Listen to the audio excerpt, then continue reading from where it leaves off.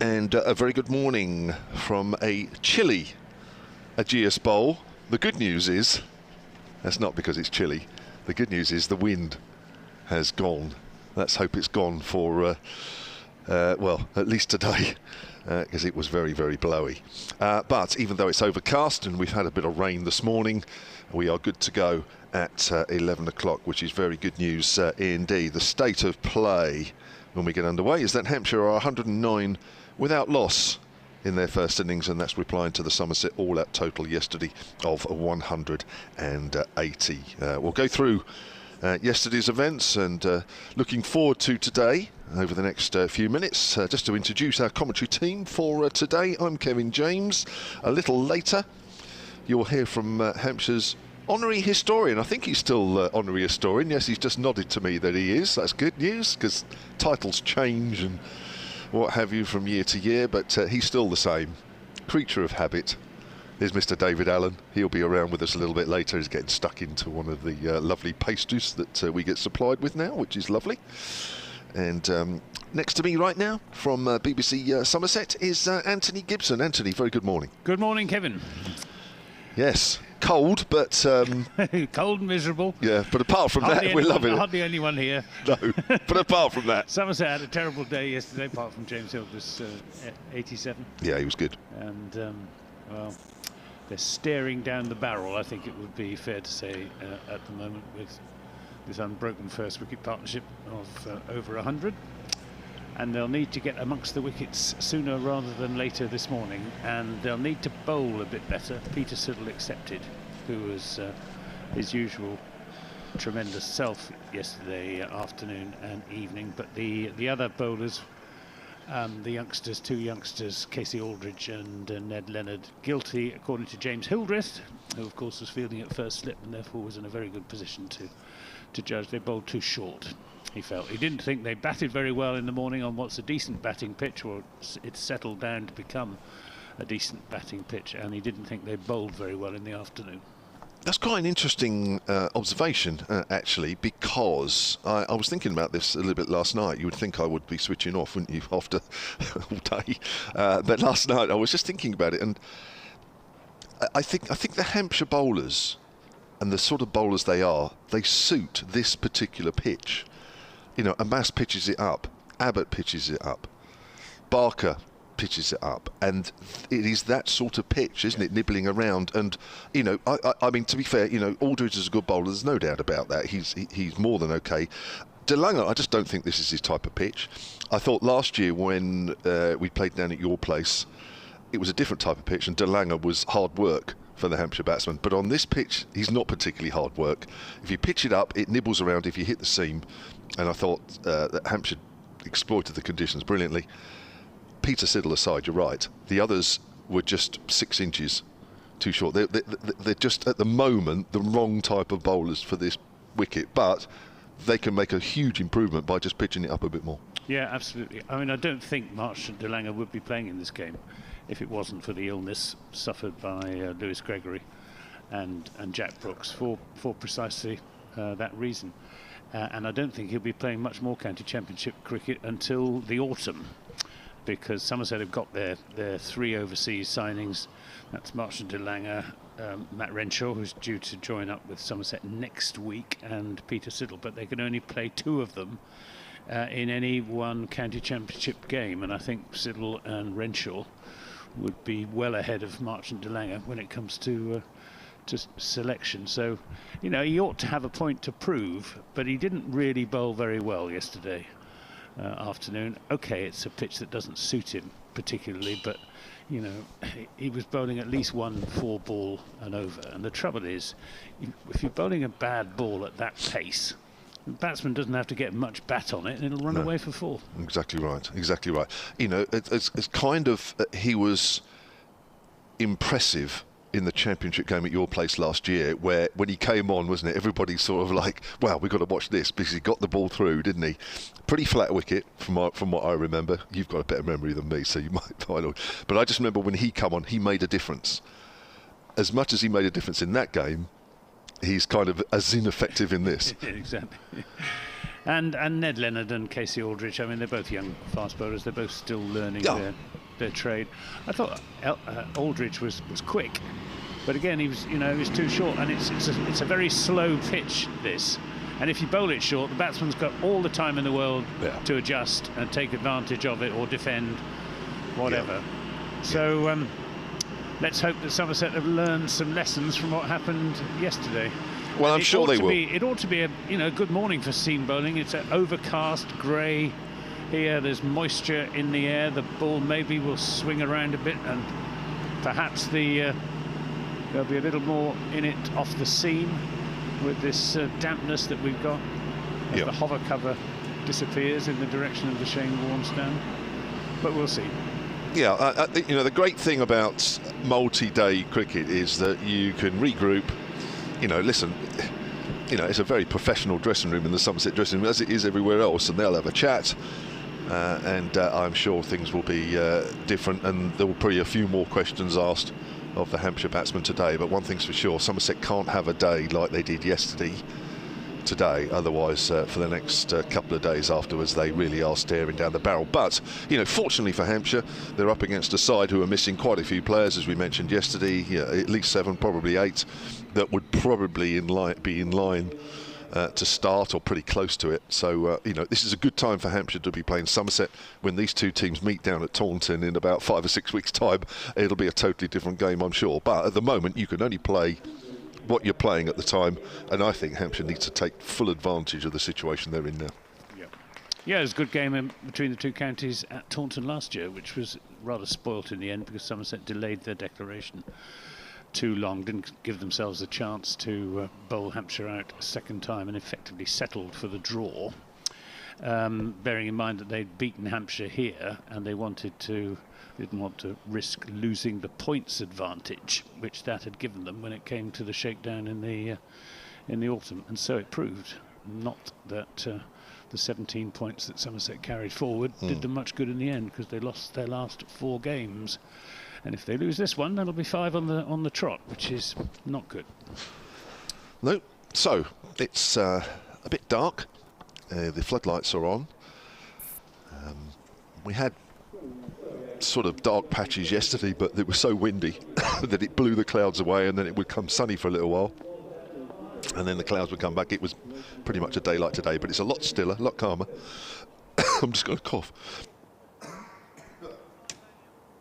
There you go.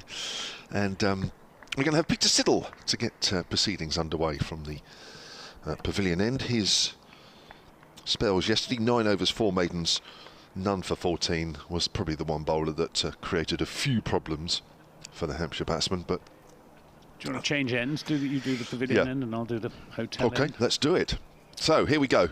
Peter Siddle with his blonde hair, which is taking a while to get used to. And he's going to be bowling right arm over to Ian Holland, who's on 41 not out. Joe Weatherly, his opening parter, is 65 not out. We did say last night that we were going to try and find out when was the last 100 opening stand between these two. It's at Cheltenham, when Weatherly got runs, and immediately we're underway, as that's off a thick outside edge, goes out to gully, and there's no runs. I did mention yesterday that Joe Weatherly's only half-century last season came at Cheltenham, so obviously that opening partnership between him and Holland. Thank you, Dave Allen. Dave's so good, that's why he's here. He's quite reassuring. He has all the stats. I have some, but not as good as Dave's.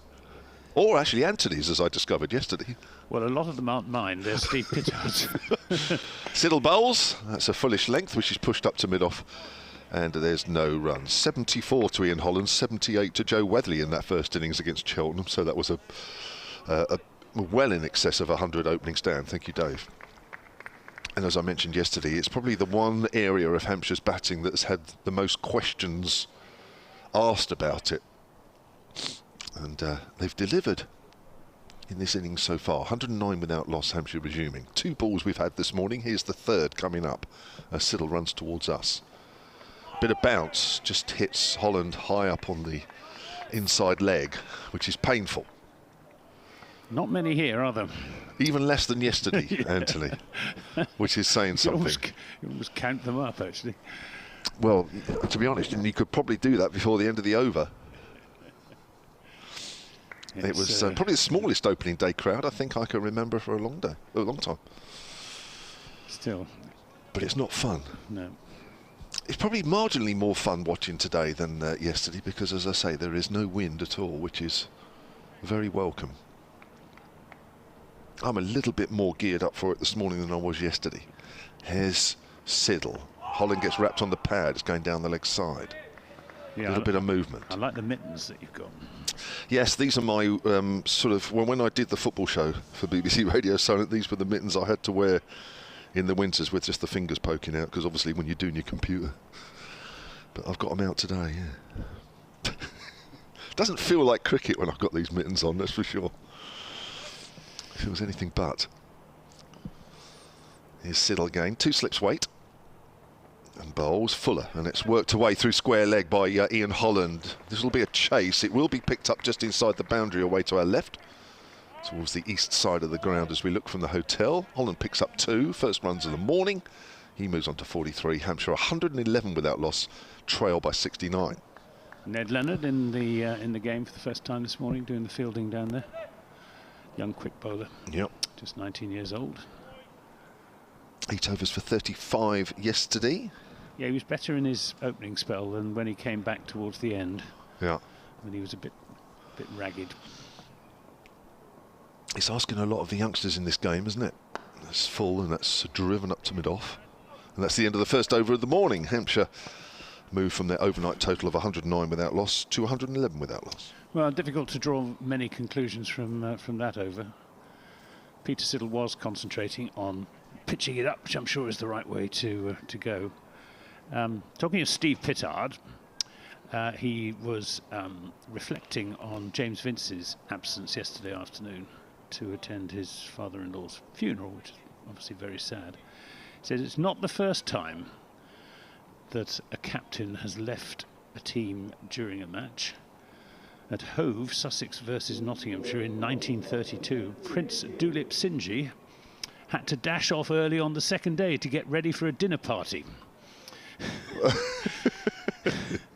Whilst Gloucestershire's amateur skipper Bev Lyon once took time out because he was in desperate need of a haircut. What? Here we've got Casey Aldridge coming in to bowl to Weatherly, full of length, and I think Jason Kerr will have had a word with his quick bowlers and told them to pitch it up. That's certainly the indication from that delivery from Casey Aldridge. And Peter Siddle's fondness for bananas we mentioned yesterday. And here comes Aldridge again in and bowls, driven nicely away through the offside by Joe Weatherly. First boundary of the morning, over pitch this time from Aldridge, outside the off stump. Nice juicy off stump half volley for him to tuck into, and he did so very effectively. Yes, Steve Pittard said that there are at least 2 documented first-class instances of fielders taking a catch whilst clutching a banana. What? Lewis McManus is one of them. Oh no, he relates how James Tomlinson achieved this nifty feat, perforce one-handed at fine leg. Really? Yeah, apparently. It's in cricketers' who's who. Aldridge in a bowls, beats. Oh. Well, he did beat him. Did take the pad? Yeah, nip back. Nip back. Let's have a look at the replay. Yeah, it did. It was quite a good shout. It might have been a little bit high. Might have been a little bit leg side-ish as well. But good pace, and the fuller length there certainly paying off. But this evidence is already, this over is already evidence that they've talked about bowling fuller. Here he comes again, turned into the onside this time by Weatherly. It'll just be a single as Siddle does the fielding down at deep backward square leg. Score moves on to 116 without loss. What else have we got? Yes, the other instance occurred in a test match at Dakar in 1969 when the New Zealand fielder Bruce Murray appealed for a catch, but the umpire refused to condone such monkey business and called dead ball. In fact, Murray had been running towards the umpire to hand him the banana thrown on the pitch by a spectator when the ball came his way. So there you are. Unbelievable. Bananas in cricket. Thank you, Steve Pittard. Here we go. This is the test of the fire and waste alarm system. There's no need to take any action. Right. No need to take any action.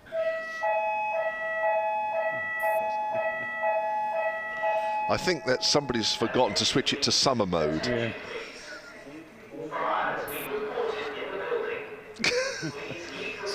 This is the first instance I can recall a public address system stopped play. I think this has happened once or twice in the past. Let's hope that's it. Yes.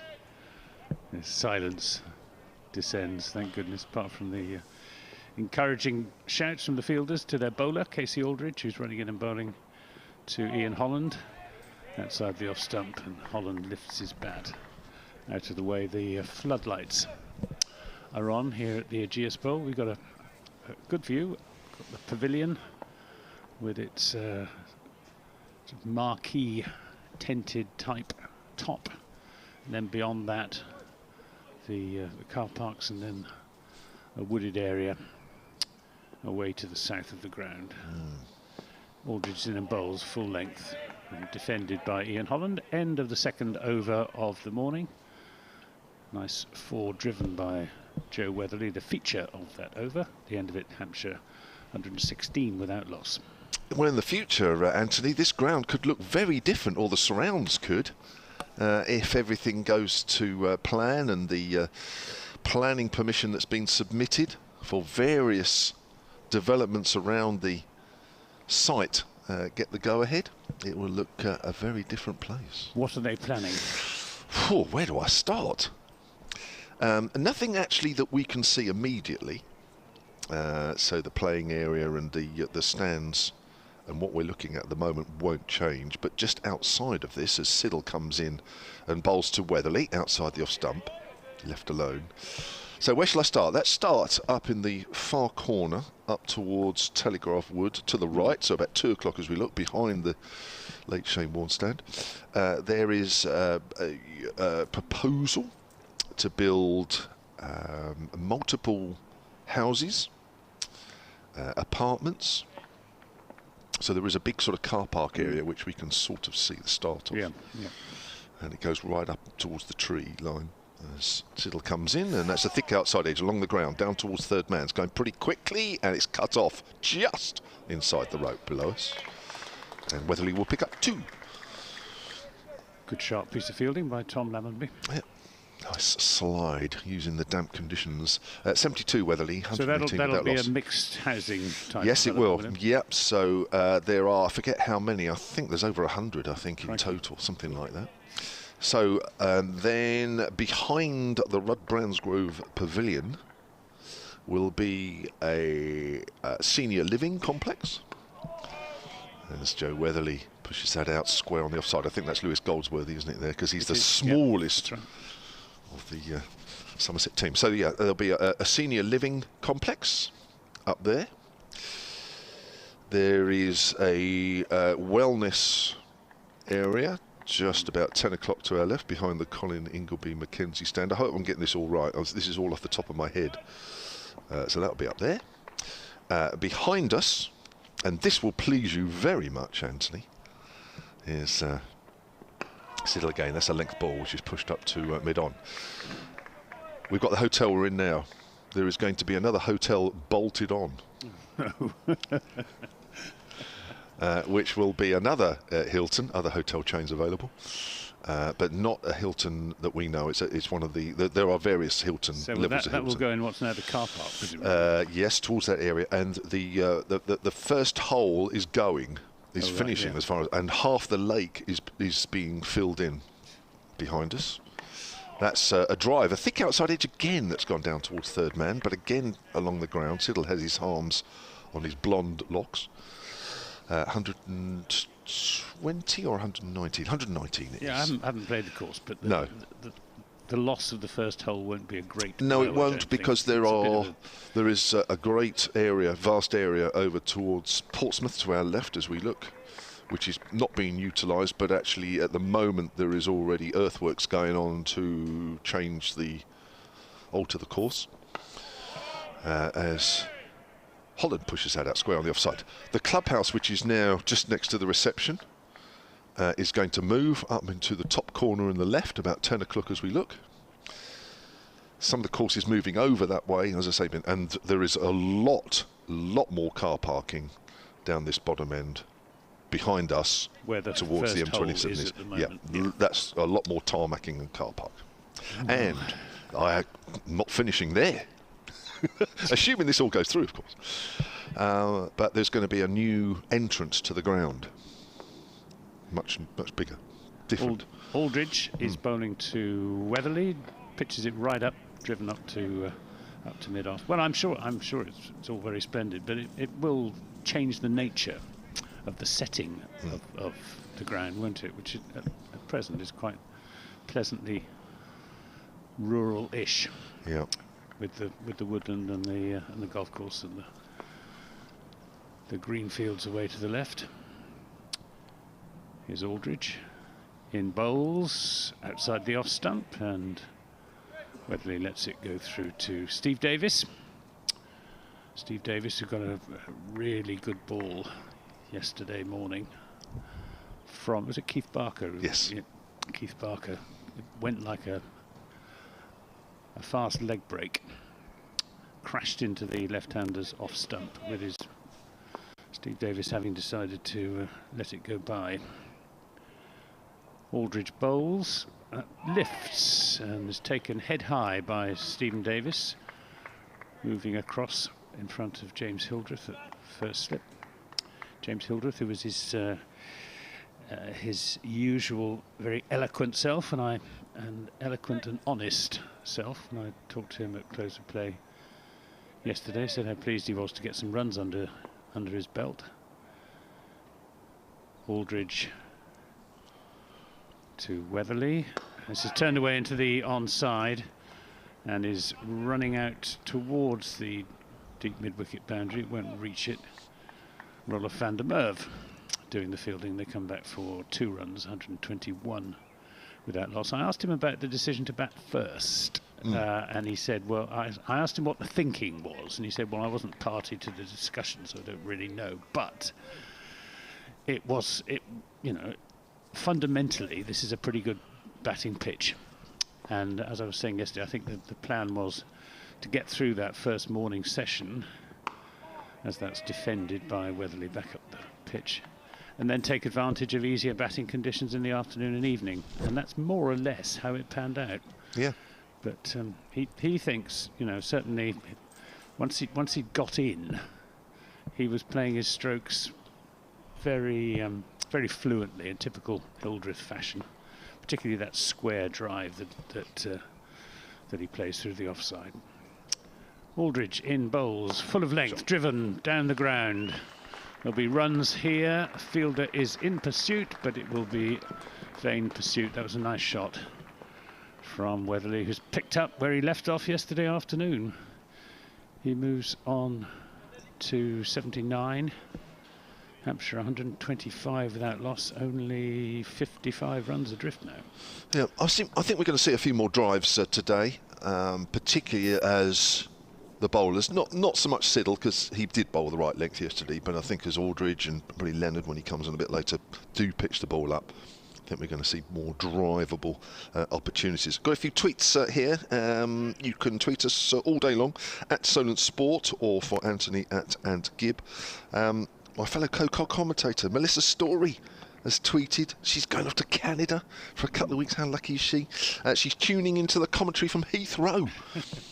That's nipped back from Siddle and hits Holland high on the pad. That's happened a couple of times already this morning. What better way to spend your time, she says, when you're 3 hours early for your flight? I watched Breakfast TV this morning. It was mainly focused about Manchester, and they were saying make sure you get there at least 3 hours before your flight. But I think they've got real problems up there, haven't they? I'm not sure 3 hours is enough there, but I think Heathrow's a little bit easier. It certainly was when I flew from there about 3 weeks ago, but Have a good flight, Melissa, and look forward to you joining our commentary in about 3 or 4 weeks' time. As that's cut away, but straight to Goldsworthy at backward point by Ian Holland. John Ryan at Somerset Sports says it's been 3 years, but it's good to be back, and he's tweeted a picture of the cricket here. I can't see a spectator in that photo, John. There are some here, but there aren't many. So don't. He's managed to find a corner of the ground where there are absolutely none at all. And I think that's just slightly to our right, although there's one there now. So that was tweeted about 3 or 4 minutes ago. So somebody has actually sat in a seat in the last 3 minutes. Here's Siddle. Length ball, which Holland pushes forward to, goes out in the covers. Mike Martin, morning to you at Somerset Sports, says, morning. So happy to hear live cricket again. Long winter. Feel this is a big season for Joe Weatherly and Felix Organ. Really hope they kick on and fulfil their potential. Keep up the excellent commentary. Thank you very much. And John Hayes, who is a Somerset supporter, says hopefully our bowlers will be on fire today.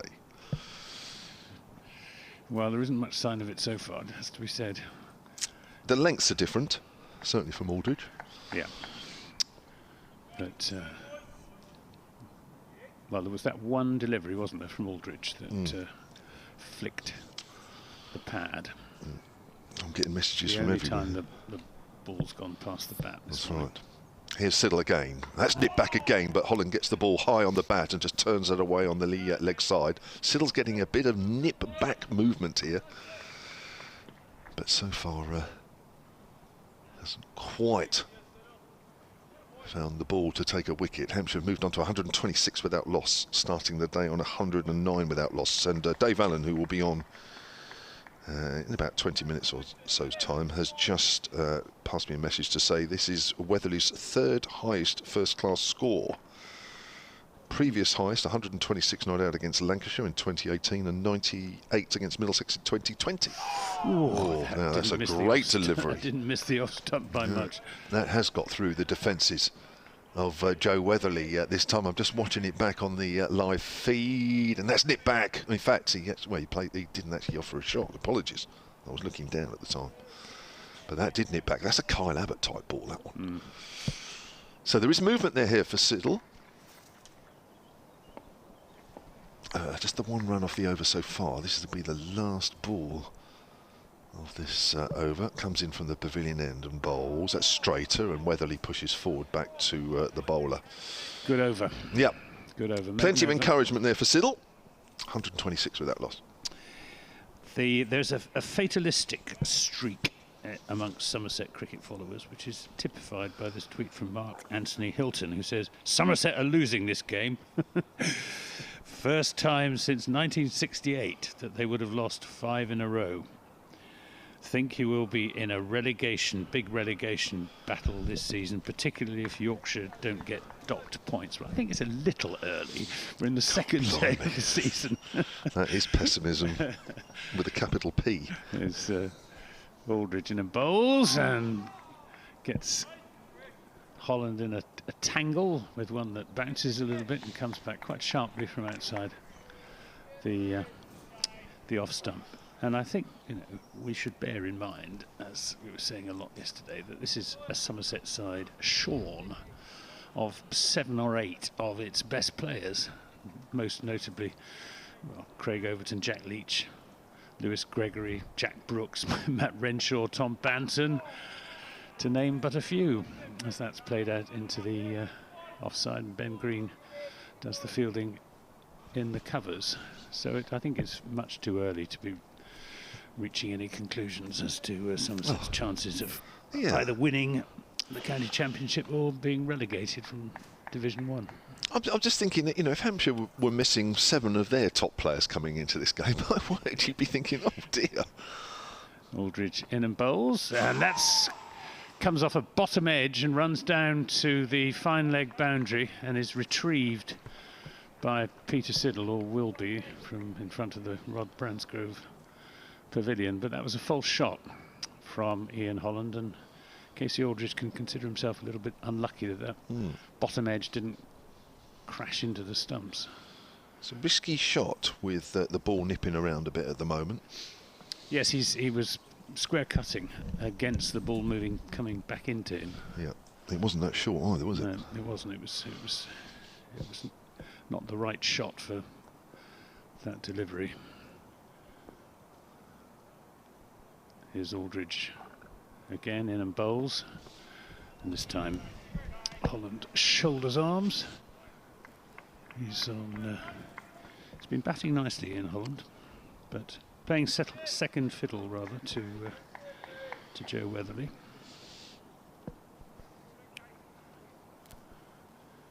Floodlights are on. Not sure that they're adding much to the quality of the light, which isn't too bad even without the floodlights, but it is grey and chilly. This is played down into the pitch by Holland, scotching the bounce that he was anticipating from Casey Aldridge, who's a tall fast bowler. Can extract plenty of bounce. Holland waits. Aldridge bowls, turns it into the onside, but doesn't get a run.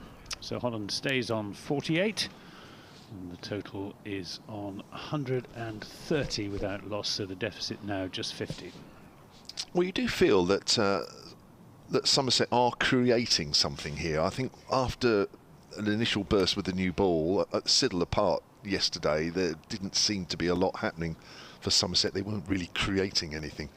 Definitely a little bit more hope for them this morning. They have pitched the ball up a little bit further, and there are one or two mistakes being made out there, but so far Hampshire are managing to keep their opening pair intact.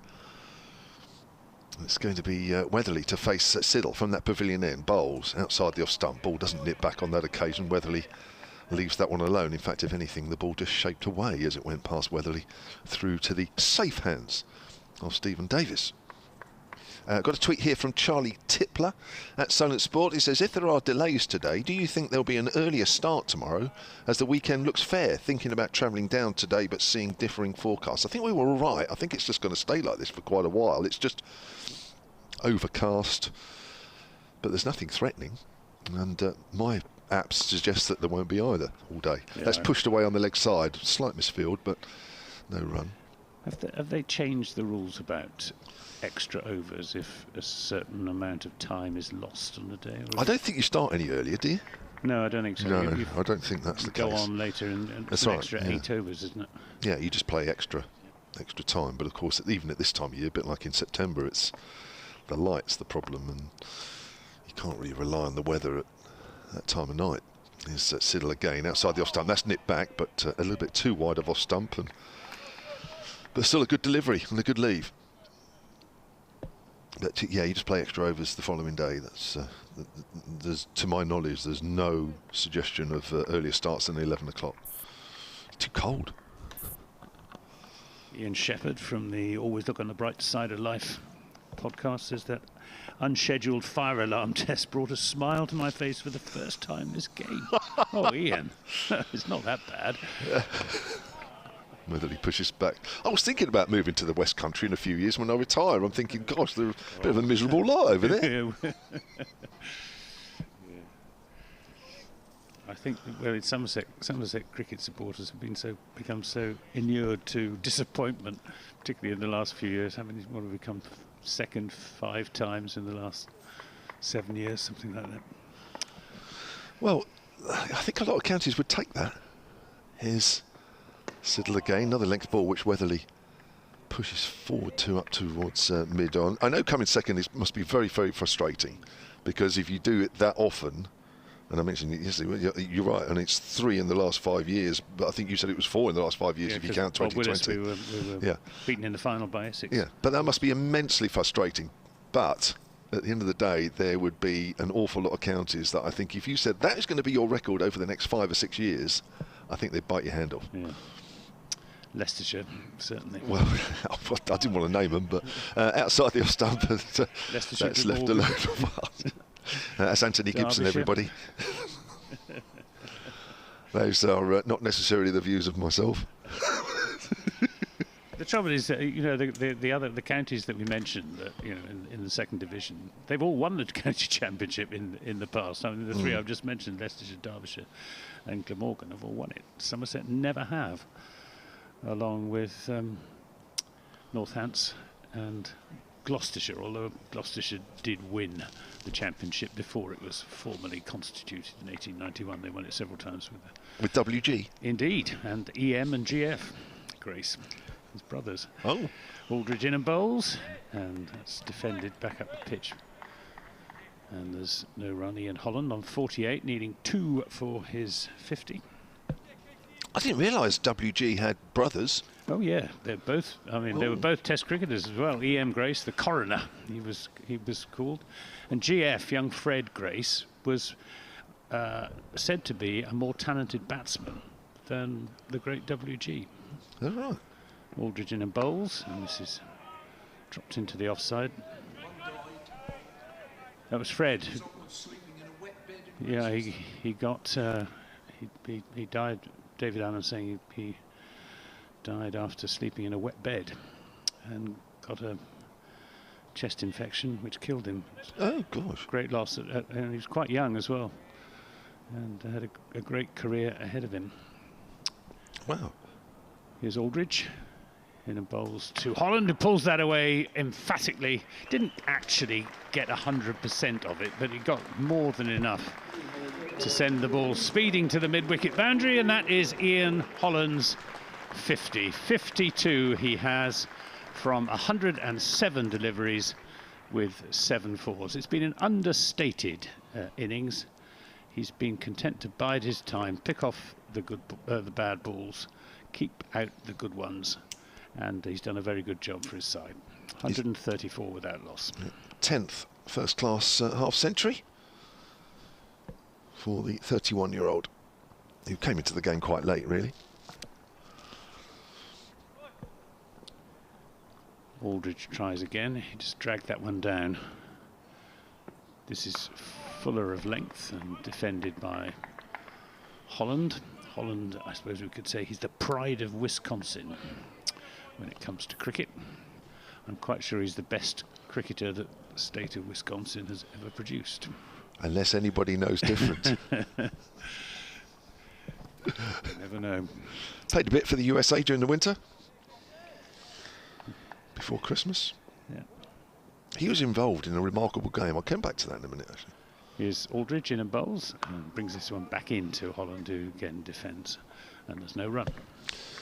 He was telling me he played in some World Cup qualifiers during the winter before Christmas for the USA, and I forget the exact game, but one of the games he played in, it might have been Canada, in this T20 game, and I saw the video of it actually. Aldridge to Holland there in bowls. Oh, and takes him on the pad, maybe a little bit of inside edge as well. No appeal, but a good delivery. Didn't bounce as much as some. That last one from Aldridge. End of the over, 134 without loss, with 79 to Weatherly and 52 to Holland. Apologies if it wasn't the game against Canada, but I'm just looking it up, and it probably was, where both teams finished on 142 in this World Cup America's Region qualifier in November. And I watched the video at the end, and I think it was the... who batted first? It looks like Canada batted first, so it must have been the Americans. It was 142 each, and it must have been Canada who thought that the game was all over when that's Siddle bowls, and that's pushed forward, that square on the offside by Weatherly, start of a new over. And I think they thought that when the last ball was bowled, that was it. And as they ran off to celebrate, America ran through for 2. Oh, no. And tied the game. Well, there you are. It was very, very bizarre. And these people were running on the pitch saying, well done, you're brilliant. It was yeah. There was oh, that's right, yeah. The game was tied, and then there was a 1-over eliminator, and the USA won it. That's turned up to mid-on. Have to hurry here. Throw comes in at the bowler's end, but Weatherly's home. Ball misses the stumps. Total moves on to 135 without loss. De Lange got his hands on his head as if to indicate that if he'd hit the stumps, it would have been close. So the umpires obviously didn't call dead ball. No. And the ball didn't settle in the wicketkeeper's gloves, which That's is right. Yeah. And then there was this, usually the moment when the ball becomes dead, isn't it? and there was this total confusion afterwards when the Canadians realised what they'd done, but obviously for a while they didn't know. Very bizarre. A bit like the Somerset Hampshire game here in the don't remind me 2010 T20 final. That's turned away on the leg side. There's big gaps on the leg side now with a couple of fielders out on the boundary. Holland will pick up 2, and he will move on to 54 now. I think Marcus Trescothick is still haunted by that. Because if he'd known the rules, known the laws rather, then Somerset would have won. And but he didn't, and the umpires actually waited to see if Somerset were going to take the bails off. But they did. They didn't. I think one of the umpires was Rob Bailey, if I remember rightly. Short ball, which Holland ducks underneath. That's quite a good bouncer. Called one for the over, or one of them for the over. A couple of tweets. WW1 on this day is the Twitter handle. At Silent Sport, greetings from Holland. Looking very much forward to the new season. Let's hope for a thrilling and successful season. Thanks for the commentary, everybody. For first class, he says, all the best, Martin. Thank you very much. Paul Williams on the subject of Heathrow Airport, which I mentioned. My fellow commentator Melissa is flying from this morning. That's driven square on the offside by Holland, and there's no run. We came back home from South Africa via Heathrow last week, and it felt so poorly organised compared with previous times. Good day's work from Hampshire yesterday, so really hope we can press on today. He must have been a bit unlucky, Paul, because I mentioned I passed through there about 3 weeks ago and got through quick. No problem both ways, so maybe you just got a bit unlucky. Thank God we didn't go through Manchester. I'm going to do a quick 30-second update in a moment. There's Siddle bowls outside the off stump. Gets good carry, doesn't he, from a length. End of the over 137 without loss. Well, no breakthrough for Somerset this morning. It's facing a long and wearisome day in the field, I fancy. I think there's a worry that, having chatted about pitching the ball up, and you know, that should produce more results, and it nearly has on a couple of occasions this morning already, that if you don't, you then get frustrated, and then again Siddle aside, because he's far too experienced, then the bowlers might just revert back to type. Quick 30 seconds soon here coming up. Well, so far so good this morning for Hampshire, replying to that Somerset total of all out 180 yesterday. They began this morning on 109 without loss, and after just half an hour they are 137 without loss, so both openers are still out there. Joe Weatherly is 80 not out, only made 1 half-century last year, so a good start for him. And Ian Holland has just gone past his half-century, started the day 41 not out, reached his half-century off 107 deliveries, his 10th first-class 50 of his career.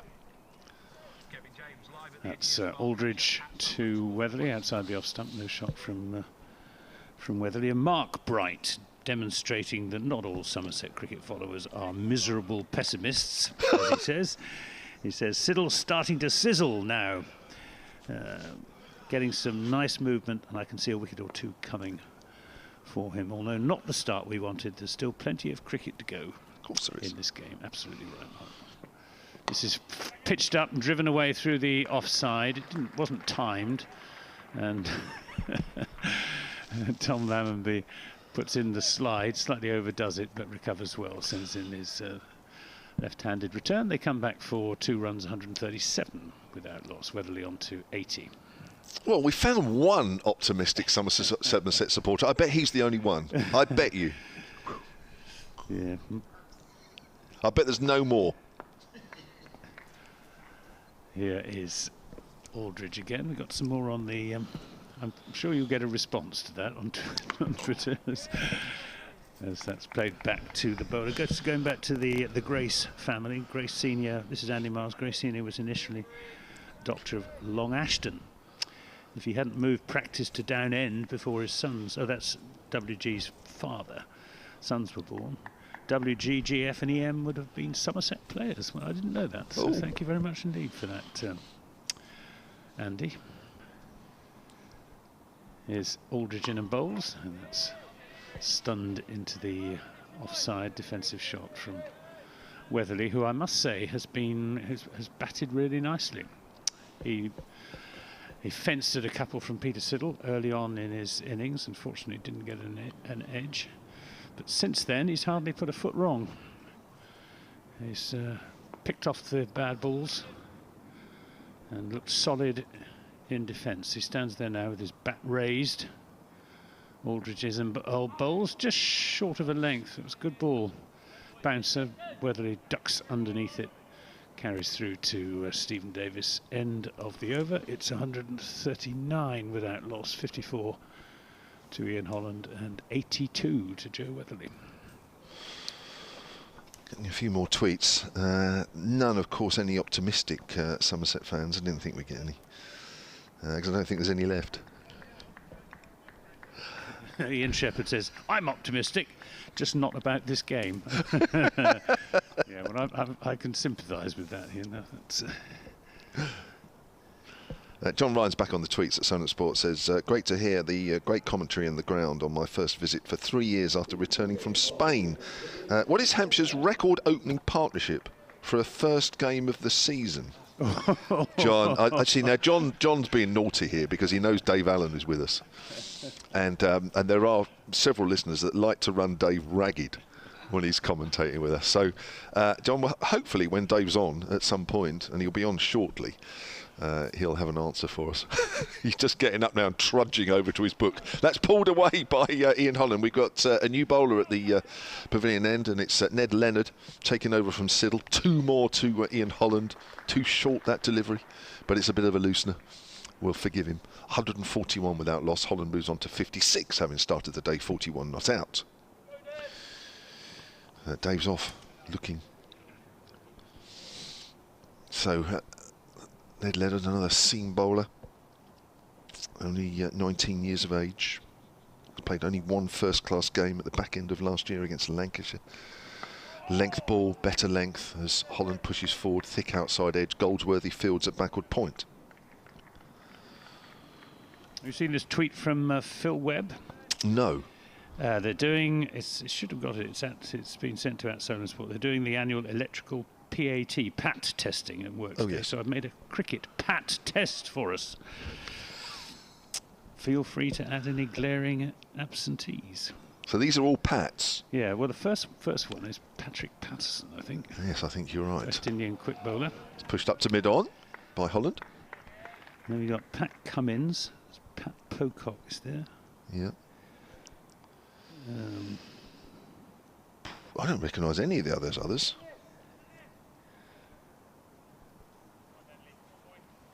David Allen, I'm sure, will. Yeah. He's been copied in, I think, on the tweet. There's a Yorkshire player there, Pat.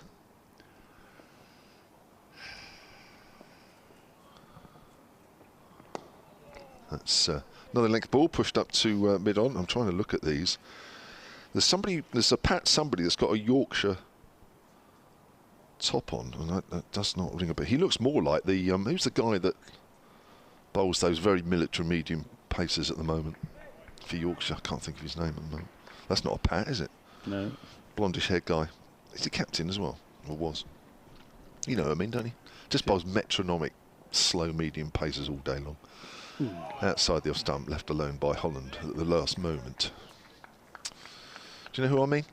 No. He just runs in off about 15, 12 paces and just bowls medium pace length balls for about 6.5 days solid. Dave? No, I can't think. People are shouting at me, listening, Yorkshire saying medium pacer. Yorkshire medium pacer just bowls medium pace below. Huh? Yeah, he's captain, isn't he? What's his name? That's cut away by Holland. He's found the gap just in front of point, and that's racing away. And the 3 fielders after it who won't catch it. And Ian Holland picks up another boundary, moves on to 60, and the Hampshire total is 145 without loss. They are 35 runs behind Somerset's first innings. I really cannot remember his name. Somebody help me out, please. When I mention it, or when somebody says it, you'll go, oh, of course. I can't believe you two haven't got it. Oh, of course. Patterson. Yes, Steve. It's Steve Patterson. But it's not a Pat something, is it? That's what's confusing. So that must be Patterson. Looking at that, he's called. Yeah. Yeah. So that's obviously that was a little bit of a curved ball, wasn't it? That one. Do you want to do one more over, then Dave will come on? Yep, I'll do this over from Tom Abels coming into the attack. First bowling change of the morning, 145 without loss. Hampshire replying to Somerset's 180. And Joe Wedley on 82, and Ian Holland sort of catching him up at the moment. He's on 60. Wedley having had more of the strike than Holland. Tom Abel had a bowl yesterday afternoon and didn't actually bowl particularly well. He was rather expensive. He bowled 3 overs for 20 runs. Here he comes then, into bowl to Weatherly. Slip in a gully, close catches.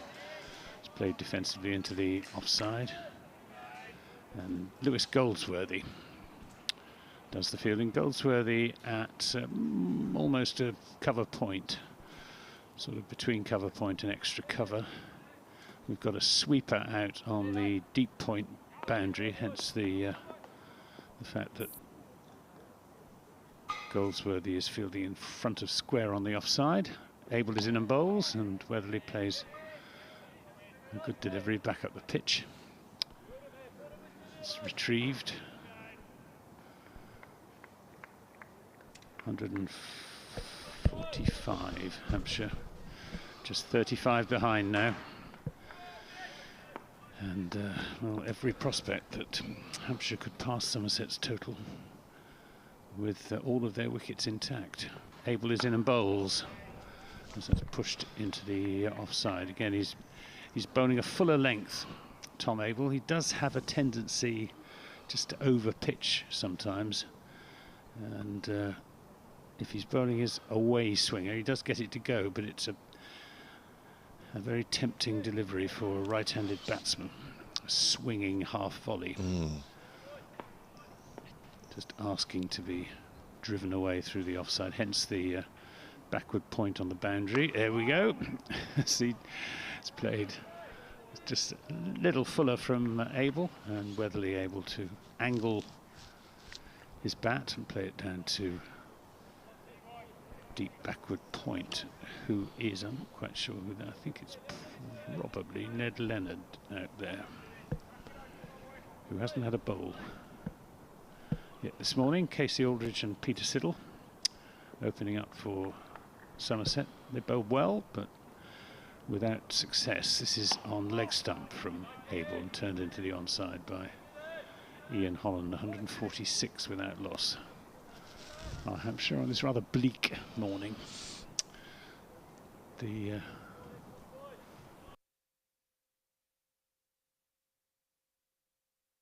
overhead, but no sign of rain. There was a little bit of rain overnight, but the forecast is pretty much set fair for, well, not just the rest of the day, but the rest of the match.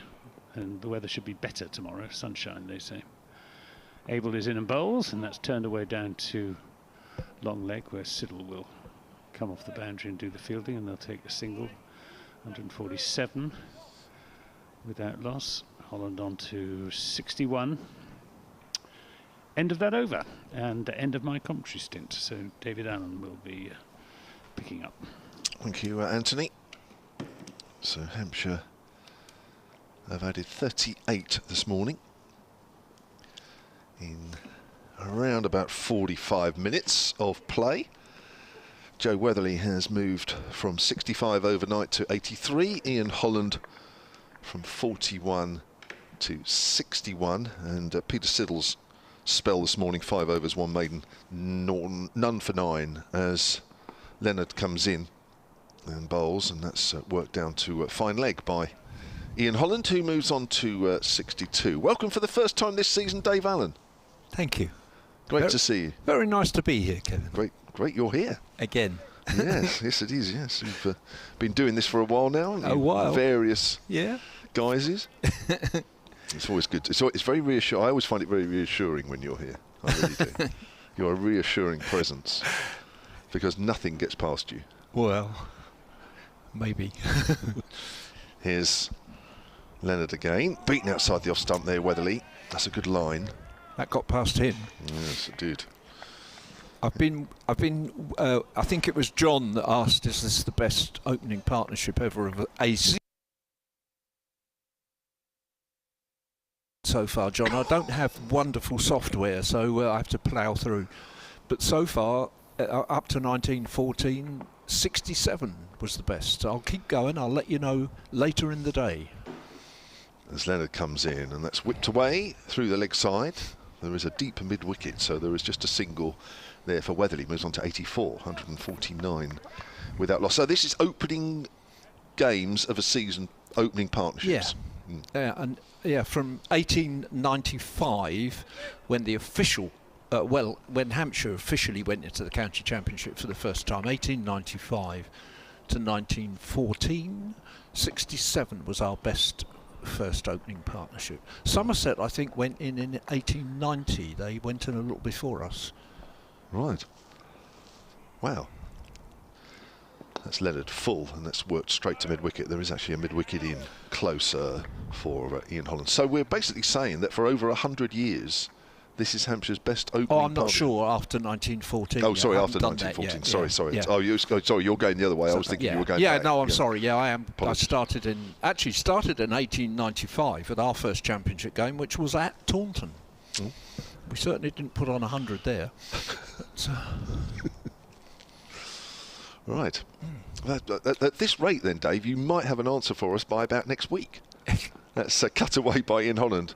Mind you, actually, to be fair, it's straight to Goldsmithy at point. To be fair, you only had 5 minutes to work that out. Yeah. So you did what? How many years in 5 minutes? 16, was it? 16 years in 5 minutes. No, 19, 20 seasons, yeah. In 5 minutes, right, okay. So when you come back off commentary, it's about lunchtime. Yeah, about lunchtime, I think so, There we go. Be easy enough. I'm sure it's a great question. It nice is. Question. Requires a bit of work, doesn't it, as that's pushed up to mid-on. Length ball there from Leonard that completes his 10th over of this Hampshire innings, his second over of the morning. He has none for 43, so his 2 overs this morning have cost 8 runs. And Hampshire are 149 without loss. They trail Somerset on the first innings by 31 runs. It's a pretty handy position. I was talking to 1 or 2 people last night that were just hanging around the pavilion, those that sort of braved it right until the end. It was pretty cold, to say the least, by the end of play. It was cold during play, but when the sun totally disappeared, it was my word, it was very wintry conditions. Wrapped on the pad there, Weatherly's trying to whip that away. Start of a new over from Tom Abel, but I think everybody said, wow, you know, for a first day of the season, it was a pretty good one for Hampshire, wasn't it? It was, but I've got some cheering news for the pessimists in Somerset. I want to cheer you up a bit by saying that Hampshire have actually become very effective first game team. Yeah. Abel bowls, edged, past second slip. There's no second slip. And that's gone quickly to the third man boundary at the top end of the ground here, the pavilion end. I'm not sure whether second slip it would have carried, but it was a genuine edge, and that's 150 up for Hampshire. It's come up in the 46th over of their innings, and it's taken 170 minutes. Do you remember 3 years ago, 2019, Essex here? Mm. And we scored 303 for 4 on the first day of that game and stuffed them by an innings. Innings in 87. And who won the county championship at the end of that season? Essex. Yeah. Well. Yes, actually, Essex looked in disarray in that game, if I remember rightly. Yeah. Well, they didn't lose another game all season. So that's to cheer Somerset up. That's interesting. Oh, he's playing a missing outside the off stump, so nearly got an edge there, Weatherly. He was on the back foot trying to crack that away through the covers, and that can't have beaten the outside edge by very much. They need a second slip in now, surely, and the second slip is moving in now. Have to. It didn't have the width to play that, really. No, he didn't. Playing across that a bit, wasn't he? But, I mean, what's happening in this over, you have to have a second slip in there, and there is one. Let's hope from a Somerset point of view it's not stable door and all that. That's pulled away. That's too short and it's in the air. And in fact, it's gone through an area where the fielder's just come from. at mid-wicket. I think it would have gone over his head anyway, but he got right underneath that, did Joe Weatherly. That certainly wasn't out the middle of the bat. Got a little lucky there. One of the things that strikes me here watching Abel is it's not dissimilar to when they brought Holland on yesterday morning. Similar kind of bowler, similar kind of pace, and doing what you said earlier in terms of this pitch. Yeah. He's had Weatherly in trouble those last 3 balls, really. He has, hasn't he? Definitely a false pull shot, that one. 155 without loss. Here's Abel again. It's outside the off stump, a little bit fuller this time. Trying to induce a drive, but Weatherly on that occasion not accepting. But you're right. It is a pitch just to nibble away. You know, it's a good pitch for this time of year. Tigger Miles has come back, actually. Who's hello, Tigger. As good a statistician as yourself. Well, he's a better statistician. Is he a better one? Yeah, he doesn't know as many stories, I suspect, but he's a better statistician. Oh, gosh. By a mile. Outside the off stump, a little closer, but again Weatherly leaves alone. End of the over. And Hampshire are 155 without loss, trailing by 25 on the first innings. So Tigger Miles says at Somerset Sport, in 2011, Jimmy Adams and Liam Dawson had a partnership of 171 in our first match against Durham. However, this was in the second innings. So does this count? Well done, Tigger. Well, it kind of counts, but I mean, unless Tigger does have all sorts of software for checking out opening partnerships and things. I'm not sure how far it goes back yet. I keep making him find new things out. He's now going to try and do this Hampshire strike rate bowlers thing that I sent you. You did, yes. Yeah, but he's going to do it just for Hampshire.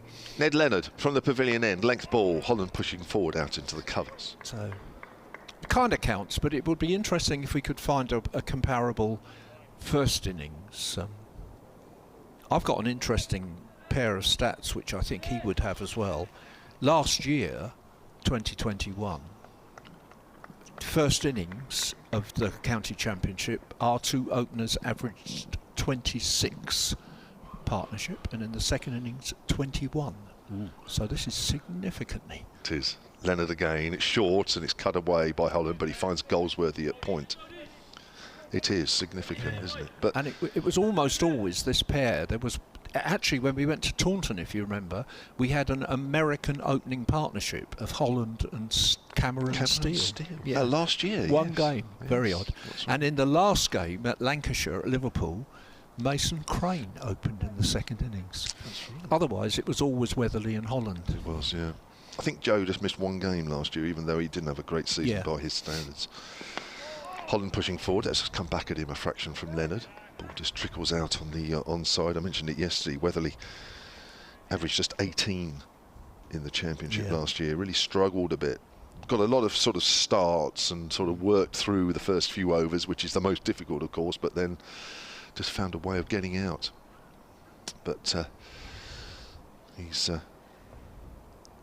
looks different in this game at the moment. I don't want to speak too early, of course, because from a Hampshire point of view, we're all hoping that he keeps going. Here's Leonard again, right arm over from that pavilion end. That's worked up to mid-on. A little stronger this time by Ian Holland. Mike Martin's also on the case at Somerset Sport. He says Hampshire have had plenty of 200+ opening partnerships for the opening game of the season, but many of them were against Oxford University. Oh, yeah. I was only looking at county championship, I have to be honest, but yeah. Finding the record one in the championship might take me a while, he says, to find out, but it's a good question, he says. Yeah, and you said that earlier, didn't you? Good question. Leonard again with 2 slips to Ian Holland. Gets nipped back. Another nip backer there, which wraps the pad of Ian Holland. He's had a few nip backers this morning to face as Ian Holland.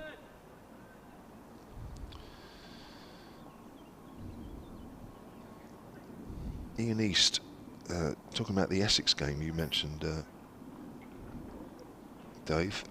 Ian East at Somerset Sport says, pretty certain I remember the Essex commentators and supporters moaning about how bad their team was when they got well beaten at the Ageas. That was the game you mentioned, didn't you, a few minutes ago. Here's Leonard again then. Comes in. Holland drives through the gap at extra cover. Lovely shot. That would probably have enough legs to take it over the rope, and it does. And Holland moves on to 66. And the Hampshire total at the end of that over onto 159 without loss. They trail in the first innings by just 21 and in a pretty commanding position. Ian East goes on to say they went and won the title that year. That's right, yeah, Dave mentioned. That's a long way to go, and Somerset are a good side. Well, they are, but as we've mentioned many, many times, that they are well down in terms of numbers to select for this game. It's at least 7 and maybe 8 that would have been in contention of this game, and probably most of those would have played.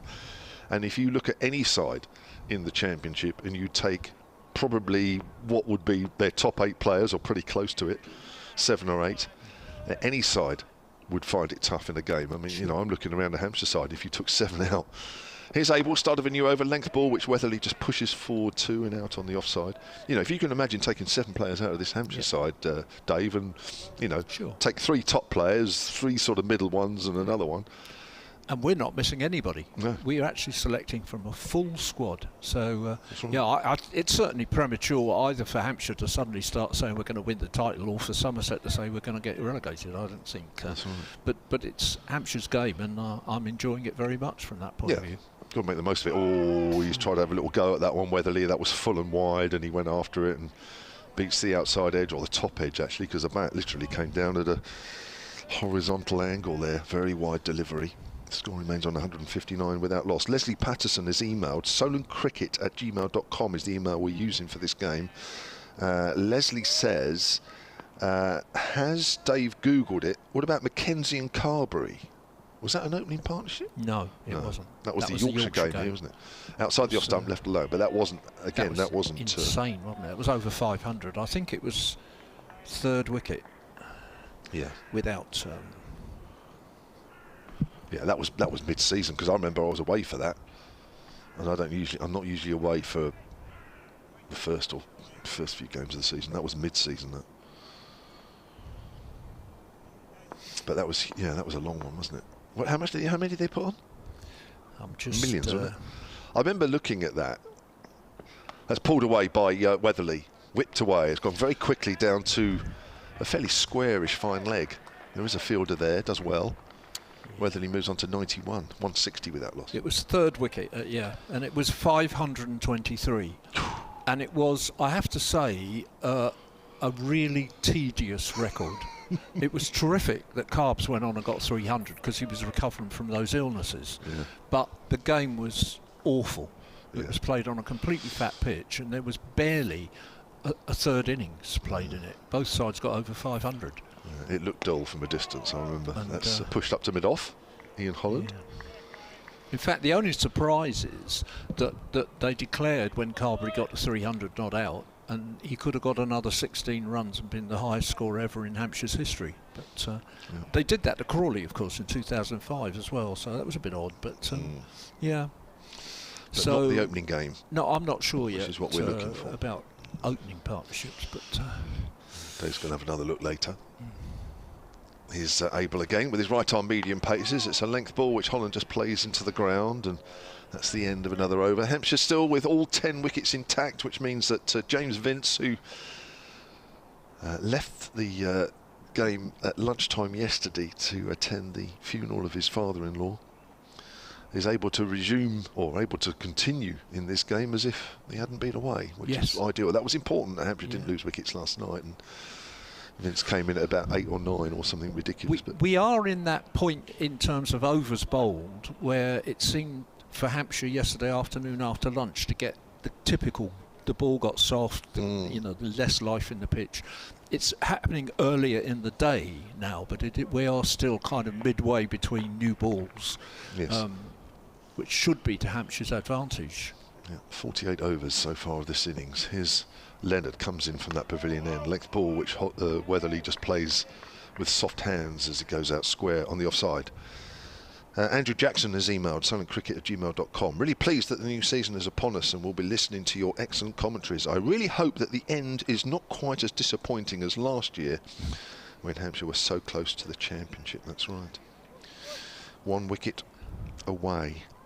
I wonder about that. I talked to somebody yesterday about the disappointment.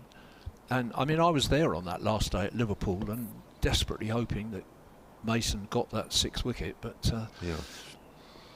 Oh, that's bounced and that's hit the glove of Weatherly. That has totally surprised him. Fortunately for him, the ball just ballooned in the air and went out in front of square on the offside. But where did that come from? I don't know. That was extraordinary. They've gone up there to look at the wicket. What I was wondering, you were talking earlier about people taking second place or not and so on. What I was wondering was whether it somewhat eases the disappointment if you're a real old guy like me and you've seen us win the championship. You know, whereas if you hadn't, Liverpool last year mattered so much. Length ball, which Weatherly pushes forward to the bowler. I haven't seen it for a long time, of course, but you know, I was lucky enough to see both Hampshire Championship winning sides. But you finished second in your first year at Hampshire. 85. Yeah. So you remember disappointment or? I don't remember playing a lot of championship matches that year. I played a few, but not many. No, because I can't remember being. Were we actually that close? As Weatherly pushes out on the onside. Penultimate game, Roger Harper hit Raj into Northam's Road for 6. Oh, right. Yeah. And won them the game, and they were 9 down, if I remember rightly. And it was another one. Yes. And that wouldn't have won us the championship, no. but it would have taken us to the last game. Yeah, I remember that game was particularly contention. disappointing. I remember that. Yeah, that's right. I remember that. But the actual title itself, maybe that was, maybe as a result of that game, it was all the excitement was taken away, maybe. Yeah, that's right. I remember that game, I don't think I played in that game, if I'm honest, but I do remember it. That's pushed out to mid off by Weatherly. Whereas 2005, it was more a matter of anger, wasn't it? Because we were really miffed that Kent had set up that game against Notts, and by the time Notts came here, which could have been a great decider, they'd already won the championship. That's right, and Hampshire won. And we hammered them, didn't we? Absolutely hammered them, Yeah, only time we've ever scored over 700 and won it by an innings. That's right. But it was too late. Leonard again. Always chipped up in the air, but just one bounce up to mid-on, De Lange.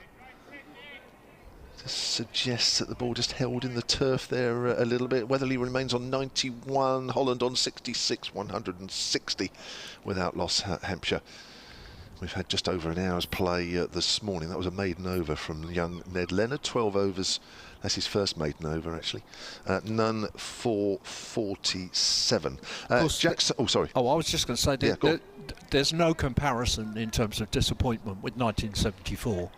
When we lost the title by 2 points, when the last day of the penultimate game and the whole of the final game was washed out. That's a nightmare. And we lost it by 2 points. It was ridiculous. We were easily the best side in the country. We'd beaten Worcestershire by an innings a month earlier, and they won the title. It was desperate. I don't blame them, but it was desperate. Abel starts his 7th over, wide of off stump, and Holland watches it go by. Yeah, no, that when you can't do anything about it, you can go out and play and lose, then that's fine. But we were beating Somerset after 2 days, and it was just awful. Yeah. A little earlier, we got a tweet with some pictures of some Pats, and of course Patterson playing for Yorkshire sort of foxed us initially, but we got there. That's pulled away by Ian Holland. Too short there from Abel. That's going out towards the deep square leg boundary for 4. Holland moves on to 70 now, and the Hampshire total to 164 without loss. Closing in on that Somerset first innings total. Hampshire now behind by just 16. Yes, that you got it, Dave, on your Twitter feed. All right. It is... now, that's a funny thought. I never used Twitter except at cricket matches, so... Well, I looked at your Twitter feed earlier and I thought... used it for months. I thought, are you still alive? I've probably got it here somewhere. I don't know where it is even. Here we are. Abel. Oh, a bit of bounce there. Holland thought about playing at it, but didn't at the end. I'm amazed. I got a tweet from Joe there saying, what a jolly good day, but I don't know.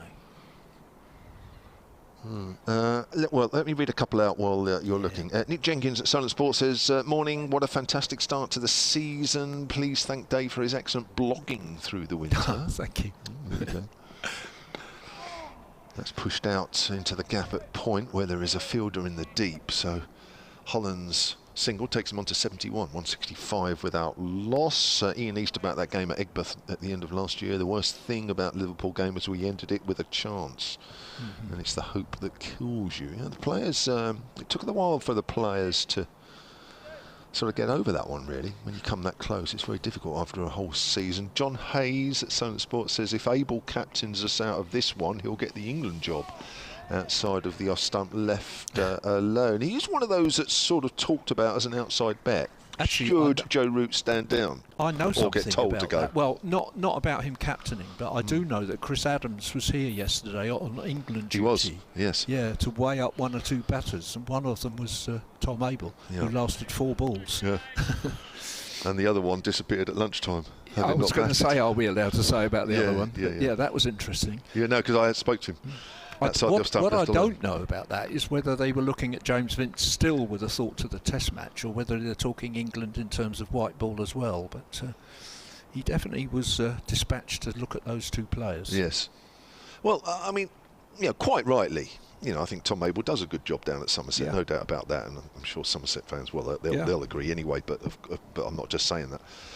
1 or 2 names have been bandied around, haven't they, as regards who could take over should the new person at the UCB say, right, Joe, your time is up, we want a fresh start. And there are some names that are outside. There's a core of names, isn't there? I mean, Stuart Broad's been mentioned, and how much life has he got in an England shirt? You just don't know, do you? Pick someone who's an established England player, or do you risk someone who might not get the runs either? This is it. Let us continue from the pavilion end, that's wide of off stump, and Ian Holland again shouldering arms. Well, I mean, the argument I hear about Stuart Broad is that, would that be a short-term appointment? Because, how long is he going to play for? But it's so different from when I was first watching county cricket, and you had Cowdrey at Kent, May at Surrey, Smith at Warwickshire, Close at Yorkshire. There's no obvious ones, is there, really? Unless Nick back there, and Holland just takes the bottom hand off the bat as he works that behind square on the leg side. They'll turn for 2. He now is on to 73, and it's 167 without loss. Dexter at Sussex, and all of those were established county captains, and they were all good Test players. So you could put any of them in and give them the job. And there is not now the same situation. We don't have county captains who are also established England players. No, that's right. But going back to the sort of Abel situation, and Chris Adams here yesterday has worked, or tried to work on the leg side there. Ian Holland again, he gets wrapped on the pad as he does so. Tom Abel, quite rightly, and all the sort of the names on the outside of that could come into the frame, and I think that if you're going to mention Tom Abel, then James Vince would be equally in that sort of bracket. Because they both have good records at county level. Vince has become really good captain. Yeah, really good in first-class cricket. So I think they would both have an equal say of things. Leonard Bowles, that's cut into the ground off a bottom edge there by Ian Holland. Anthony Gibson's going to come in at the end of this over for Dave, and then Dave's going to move over to me. Just as I say that, Tigger Miles is back on the tweets, Dave. He says in 1992. Paul Terry and Tony Middleton put on 246 for the first wicket in the first innings of the first match against Sussex. And I remember that. That was at the old ground at Northlands Road. So we have an answer. Thank you, Tigger. Leonard Bowles outside the off stump, left alone by Ian Holland. So we're coming up to around 70 minutes of play this morning. Hampshire have taken their first innings from 109 without loss through to 167 without loss. Somerset did pitch the ball up a little bit more. I say did. I guess on the whole they have, but it hasn't brought the rewards so far that they might have expected. Leonard again, bowls. That's a lovely shot through mid-wicket. A little bit too straight, a little bit too full from the youngster. And that is just about going to reach the rope, and it does. And that's a boundary to Ian Holland. Nicely played off his pads, and he moves on to 77 now. The Hampshire total on to 171 without loss. Anthony Gibson will be disappointed in the time that he's been away that there hasn't been a wicket. but that might change. Anthony will take up commentary and Dave Allen will move alongside him. Thanks, Kevin. Yep. Tom Abel's been bowling better in this spell than he did last evening. He's bowled 4 overs for 14 runs and been a little bit unlucky. Beaten the bat on a couple of occasions. Bowling at a full length, bowling outswingers for the most part. He's going to try again now. Bowling to Weatherly at 171 without loss, and this is driven away through the offside. There's a sweeper out there at deep backward point. Marchant de Lange, that is. The unmistakable throwing action of Marchant de Lange. In his youth, he was a javelin thrower, and you can see that in the way he throws and also in the way he bowls. All tremendous shoulder power that he has. It's brightening up a bit. It is. There's a bit of blue sky away to the southwest as well. As Abel bowls, and that's just dropped into the offside off an open face by Ian Holland for another single. 173 without loss, so just 7 runs short, and not that far short of the highest partnership for highest first wicket partnership for Hampshire against Somerset here at the Ageas Bowl, or the Rose Bowl as it was in its previous incarnation. As Abel is in and bowls, and this is pushed again into the offside. It's a very similar shot to the last one, and again it brings a single, 174 without loss. And that was Jimmy Adams and Liam Dawson. I think 2011 they put on 181. I'm sorry, I didn't mean to interrupt you. I think that's the highest ever against Somerset. I think quite possibly, not just here. Yeah. Well, Somerset will be hoping that that record is not eclipsed. Yeah. But it's not very far away at the moment. As Abel is in bowls outside the off stump, no shot from Ian Holland. Yes, there's a prospect of rather better things. It's not quite as cold and damp as it was first thing this morning. No. It was very, very bleak.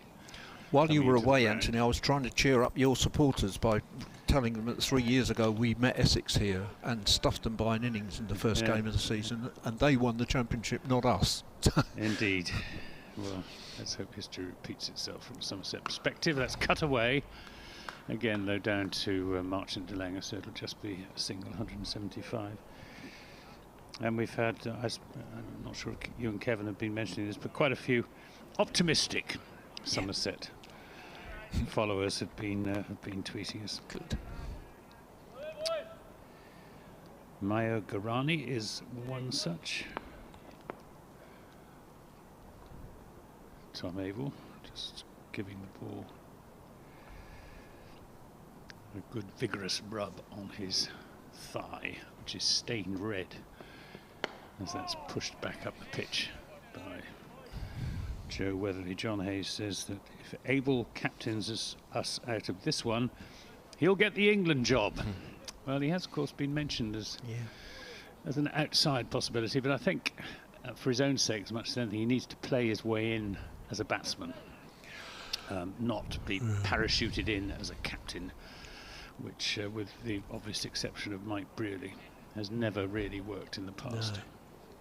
And there were circumstances around Brearley that worked in his favour, the impact of the Kerry Packer revolution on other sides and so on. Yeah. The arrival of Botham and Gower, you know, that gave him a terrific side. But yeah, I think it would be tough. If you know, if they didn't win 3 or 4 games and he didn't get runs, he would get such awful press, and it would be all, just unfortunate. Well, when he was made captain of Somerset back in 2016, it triggered a horrible run of form, which ended up with him dropping himself for a game up at Scarborough, and Lewis Gregory being given the captaincy. But he's certainly earned his spurs as a captain since then. But the other option is that he comes into the England side as a just as a batter, and they give the job to Broad, or they keep Root there or whatever. Oh well, I'm sure in the can. first instance that I'm sure that's the scenario that one would like to see. He's got to get some runs first. Yeah. I mean, he scored a lot of runs in the first half of last season, midway through the season after the game against Hampshire at Taunton. He was averaging 63 and a half. Here comes De Lange in and bowls, brings that one back into Holland. Good pace, good bounce, but no reward. 175 without loss, just 5 short of Somerset's total of 180. The skies are lightening all the time. They are. Floodlights are still on. If they've put the floodlights on, do they have to keep them on? No, I don't think they do. I think it just takes time to get them on and get them off, and perhaps until they're certain. This is pulled by Holland, and a very, very good stop by Ned Leonard down on the boundary. I think if the television cameras had been here, it might have been just a split second when he was in contact with his hand was in contact with the ball and his foot was in contact with the rope. Yeah. But we'll give him the benefit of the doubt. He Yeah, saved I his think side so. 3 runs there. Sorry, 2 runs. They took 2.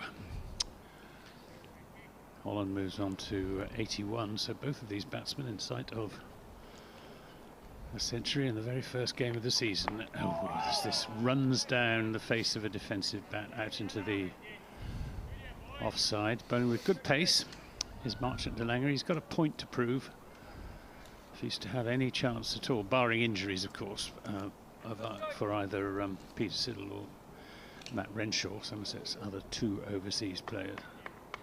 He's likely to be the unlucky one. I think of these 2 batsmen, the centurion that it would mean most to. That's defended into the onside this time by Ian Holland, no run. Has got to be Joe Weatherly, because it's some 4 or 5 years since he got his only championship 100 at Old Trafford. In fact, you know, he's already got his highest score ever here, so it's not a huge Hampshire crowd to see it, but at least some people are here. It's a disappointing crowd, even given the weather. As De Lange bowls, bouncer, and Holland just ducks underneath it. Not at all bothered. I mean, what are the crowds like here? Game in, game out. Do you get decent crowds, or is what we've seen the last couple of days a bit typical? Well, I think there were more yesterday. Yeah, there still weren't very many. There's a suggestion it was about 1,000 yesterday, but there's far fewer than that today. I would think about 300 probably. I got a feeling, you know, that the weather and the weather forecast did for today to some extent. I mean, I'm not sure about here, but for sure when I got up in Portsmouth this morning, it was pouring with rain for some time. And Tigger Miles has tweeted again to say we can stop looking now, and the figure for 1992 against Sussex, which I remember seeing as well, I think Kevin was playing and I was watching, Tony Middleton and Paul Terry, best opening partnership of the first match for Hampshire ever, so they've got a little way to go yet. They've got to get about another 70. And Anthony will be hoping that we don't set that record today. Not just Anthony. I think there are a lot of people in Somerset who'll be hoping that Somerset start picking up some wickets just to lift the spirits, raise the morale. Got some spin coming on. First spin in the Hampshire innings will be bowled by Roloff van der Merwe. His slow left arm. That record, of course, was in those days when the balls hardly had a seam on them. The pitches were as flat as anything, and people like Jimmy Cook were scoring about 5,000 runs in a season. Here's van der Merwe in and bowls. Full toss, driven up to mid-off. Shy at the stumps from Lammonby, who misses, as he missed with a run-out chance yesterday afternoon when he came sprinting in from extra cover. He kicks at the turf in frustration. They completed the single. It's 178, just 2 runs short now. 94 to Weatherly, 81 to Holland, who's on strike. Van der Merwe bowls. This is a better ball. Played defensively by Holland. We've got a slip and a leg slip. I think that's Aldridge at slip. Van der Merwe bowls and Holland stretches forward. Now, you've seen a lot more of him than me, Anthony. Tell me about a leg slip for a slow left armer. What is that about this batsman, or is it about some way? He gets a bit of drift. Okay. I think that's sort of drifting the ball in to the right-handers. That was a good example of it there. He doesn't get much turn. Okay. So I think he's as likely to pick up an edge with the drift into the batsman as the turn away from the right-handed batsman. He's a fine, combative cricketer, is Rolf van der Merwe, and that's a good ball. Well played by Ian Holland. Lots of encouragement from the Somerset fielders to their bowler, as is usually the case.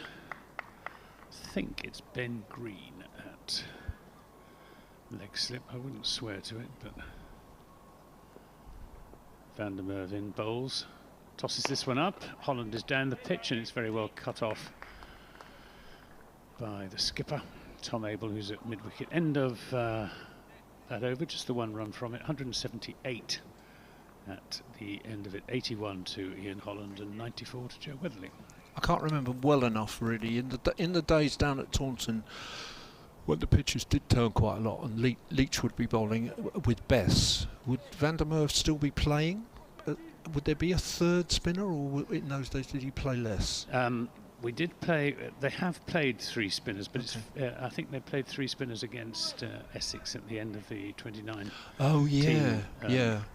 season when Somerset forfeited their second innings. But I mean, Van der Merwe is worth his place in the side almost as a batsman and a fielder. And this is Martin de Lange almost gets that one through. You heard the roar from the big South African as came off the thick inside edge. Joe Weatherly's bat into the pads. Weatherly has slowed down quite a lot. He was a long way ahead of Holland at one point, but I guess it's the nervous 90s, perhaps. He waits now, bat raised as de Lange is in bowls. You can feel the wrench of that mighty right shoulder from Marchant de Lange. He doesn't really use his run-up, de Lange. It's all in the shoulder rotation. Strong man, strong shoulders, strong arms, and a strong personality. He's a very popular figure. Here he comes again in bowls. Takes Weatherly on the pad. That was going down the leg side. And again, he's bowling well to a batsman in the nervous 90s, not offering him anything in the way of easy runs, keeping the pressure on, as Somerset must do. It's going to be a very good test here today of Somerset's out cricket on a pitch that isn't offering very much. De Lange bowls at bouncer, and Weatherly ducks underneath it. Quite a quick bouncer as well.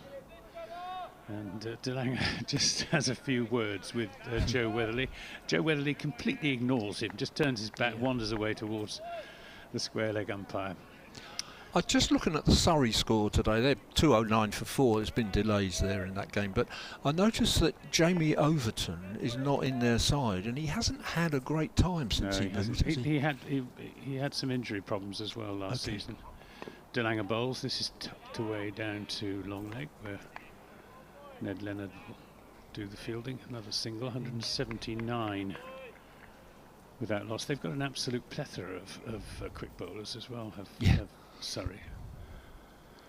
So he's how much red ball cricket he'll play, I don't know. I mean, he's in danger of becoming sort of primarily a T20 cricketer. De Lange bowls, and Holland makes a late decision not to play a shot at that. Probably just as well. Went through at good height, good pace to Stephen Davis. So Another unsuccessful over for Somerset. Hampshire 179 without loss, 95 to Joe Weatherly, 81 to Ian Holland. Essex going well. Both their openers got hundreds, of course. 3-2-5 for 5, but so what have they got? They've taken 3 bonus points, so they are currently level top with Hampshire. Although Hampshire not far off a first batting point now.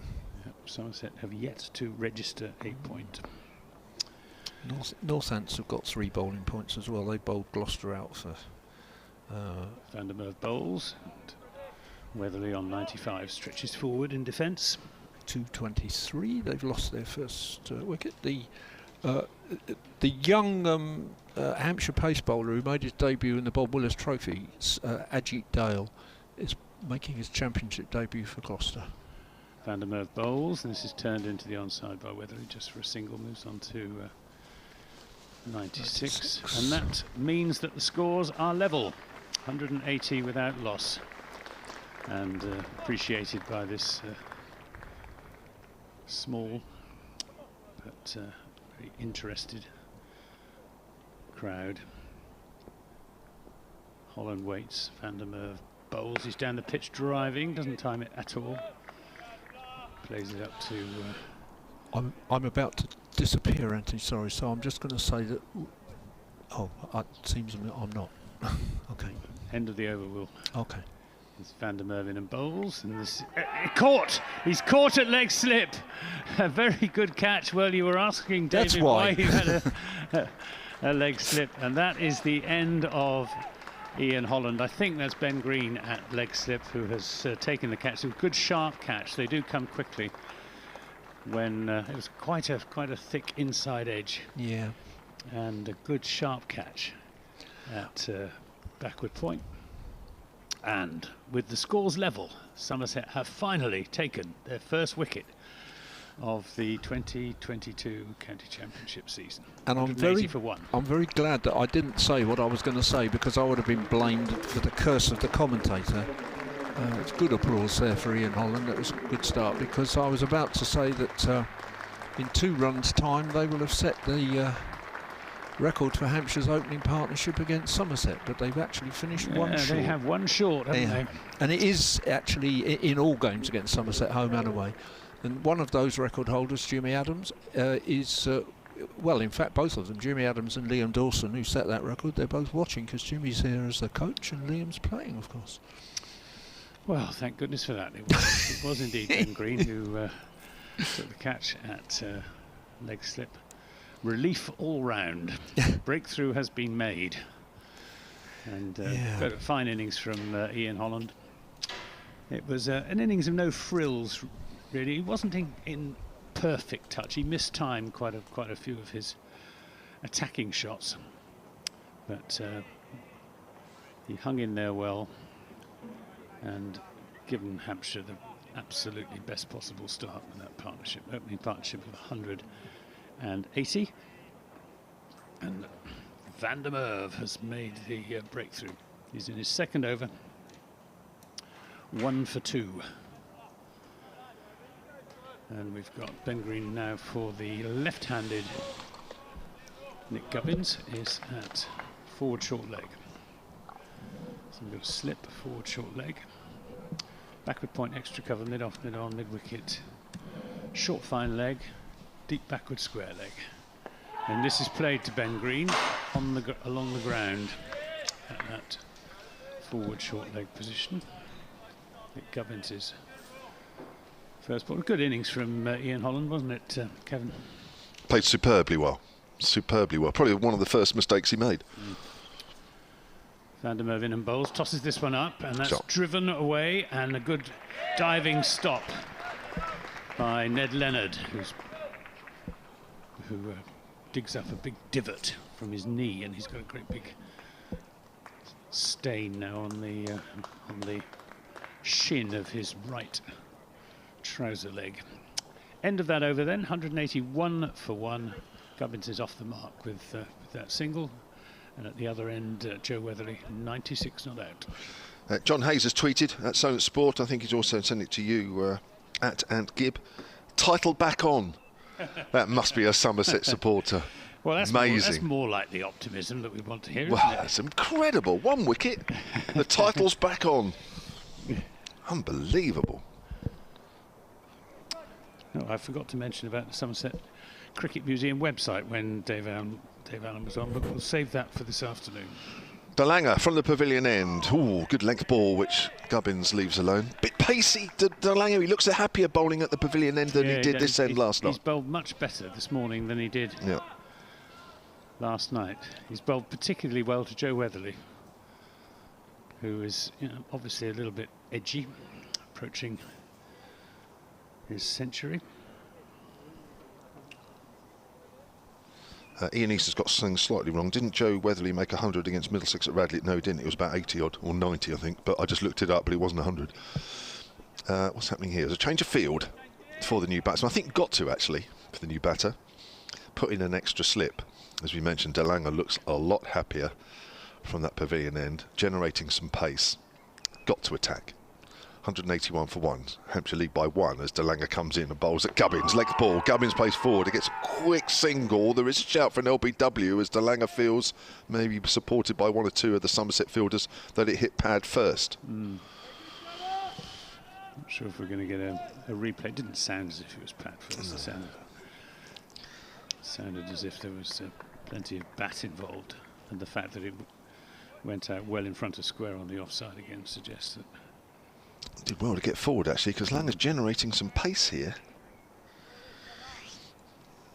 2 slips for Weatherly, who's on 96. Here comes De Lange and bowls, and short ball, he gets hit on the chest and it ricochets to second slip. Wow. Presumably wearing a chest guard. Well, it sounded like it, didn't it, really? Either that or he's been in the gym 24 hours a day for 6 months. What a sound that made. Yeah. It's almost like he's wearing a sort of a wooden chest guard, the way it, I think I've quite heard that before, bouncing off somebody's chest. Here's De Lange again, bowls, and Weatherly works that away down to fine leg, but it's straight to the field here. He'll only pick up a single, moves on to 97 now, and away from the strike as Hampshire move on to 183, lead by 3. Exciting stuff here with the bowler and with Weatherly so close to 3 figures. Yep. Somerset hoping that 1 wicket may turn into 2 or 3. But Hampshire still on course, one would think, for a big lead. And Somerset are going to have to bat and bat and bat in their second innings if they're to save this game. Hard to see them winning from here, I think it would be fair to say. Still a long way to go, isn't there, really? The Somerset fans are obviously waking up all of a sudden. Mark Long says, into the tail now. 1 brings 10. That's pull shot. Good pull shot there, and that's gone through mid-wicket. Lovely shot, Nick Gubbins. De Lange falls over on his follow-through at the same time. But that's is a shot of a man who's in pretty decent form. Get that well in front of square and along the ground. Yeah, I think he tried just to put in a little bit extra there, Marchant De Lange, and lost his shape in the process, and the result was a short ball that didn't really get up, and very nicely dealt with by Nick Gubbins. Yep. Obviously, the alarm call around Somerset is probably around. People wake up at about 12:30 in the Somerset area. So if you're another one of those that have suddenly just got up this morning and seen a wicket and got excited, tweet at and Gibb. Don't bother tweeting at Solent Sport. Here's De Lange to Gubbins. Ooh, length ball, my word, that's close to off stump. That's either a very, very good leave or a slight misjudgment, because that was very close to off stump for my, in my judgment, and I think by De Lange's reaction as well, he thought so too. End of the over. 187. Here's a quick 30-second update. Quite exciting here at the moment because Hampshire are in the lead now on the first innings. They're 187 for 1. They lead Somerset by just 7.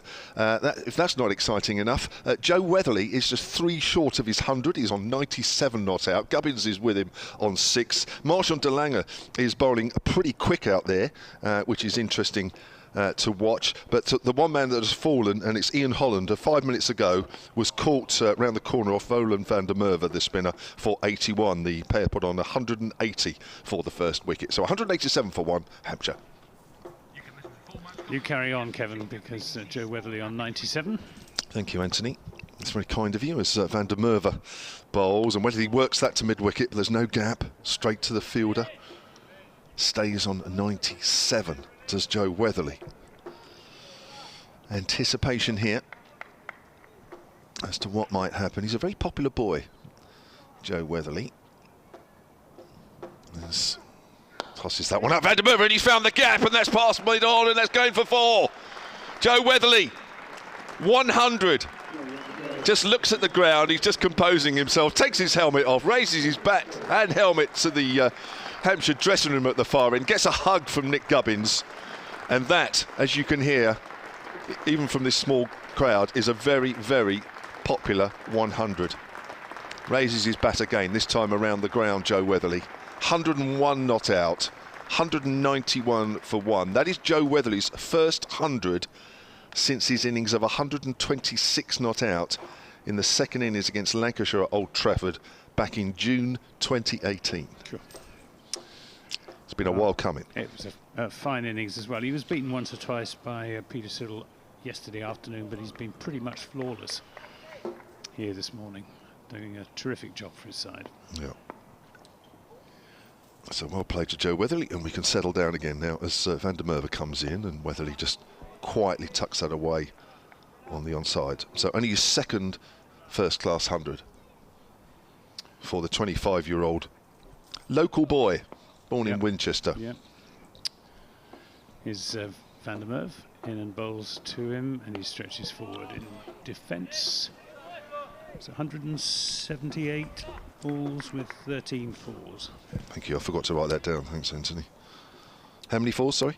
13. 13, thank you. Van der Merwe in bowls to Weatherly. It's rather squirts off the outside edge, or almost a leading edge from Joe Weatherly, but he picks up a single into the offside end of the over. 192 for 1. He moves on to 102. You know, he is the epitome, or he really defines the phrase and the saying that the harder you work, you know, things will come.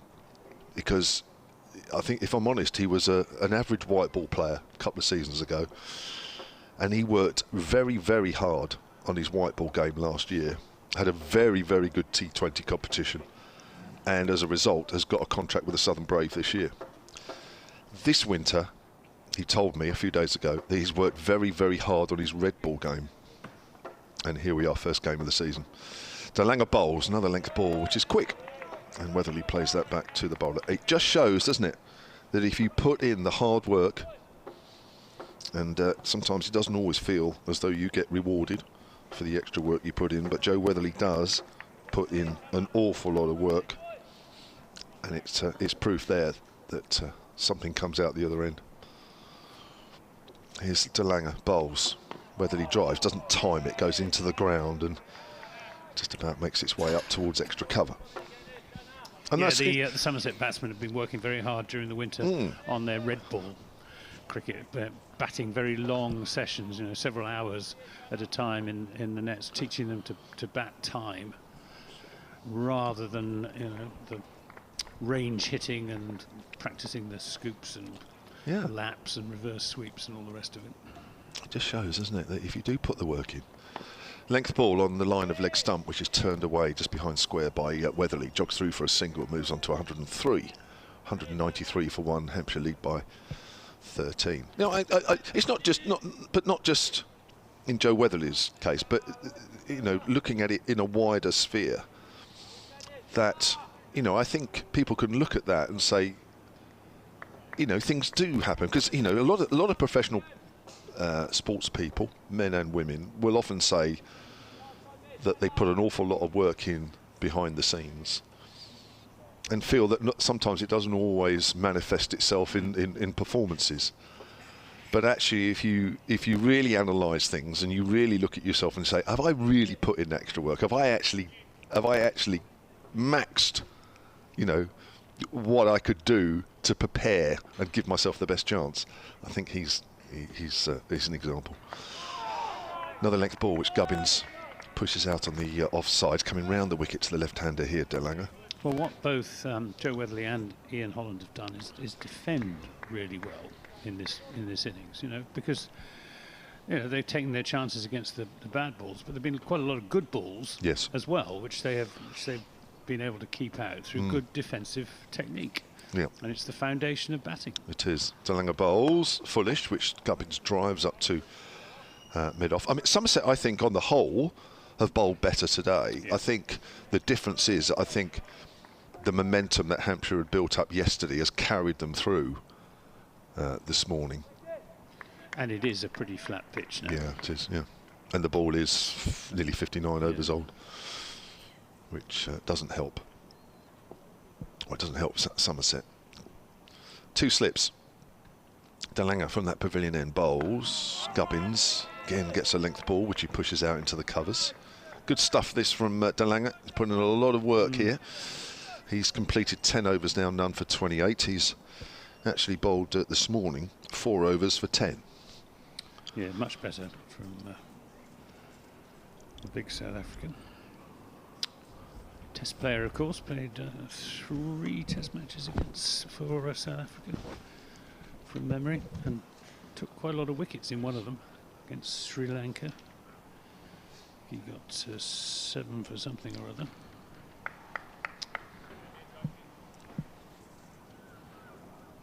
Seven for 81 against Sri Lanka, but then lost his place. He's 31 now, so another of Somerset's 30-something seam attack. Peter Siddle, who's 37. Jack Brooks is, I think, what is Jack Brooks now? He's 37, he's 38 on June the 4th. So he's pushing 38. Craig Overton still obviously in his 20s, and Lewis Gregory just 30, if I remember rightly, coming up to 30. Van der Merwe's in and bowls short, and that's cut away, but straight to James Hildreth, who's fielding at backward point. Casey Aldridge is fielding at first slip, Ben Green at leg slip, where he took the catch to dismiss Ian Holland. 191 for 1. Hampshire as Van der Merwe bowls, and that's turned into the onside by the Centurion, Joe Weatherly. Yes, Lewis Gregory's 30 on May the 24th. Let's hope he'll be back in the side for Essex next week. He's not been well this week.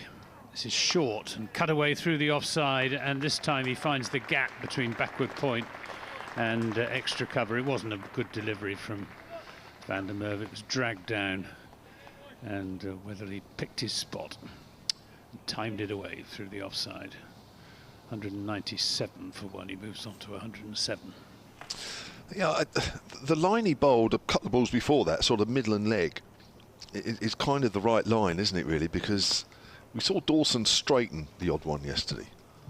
Van der Merwe in and bowls, tosses this one up on leg stump, and that's turned into the onside, but it'll just be a single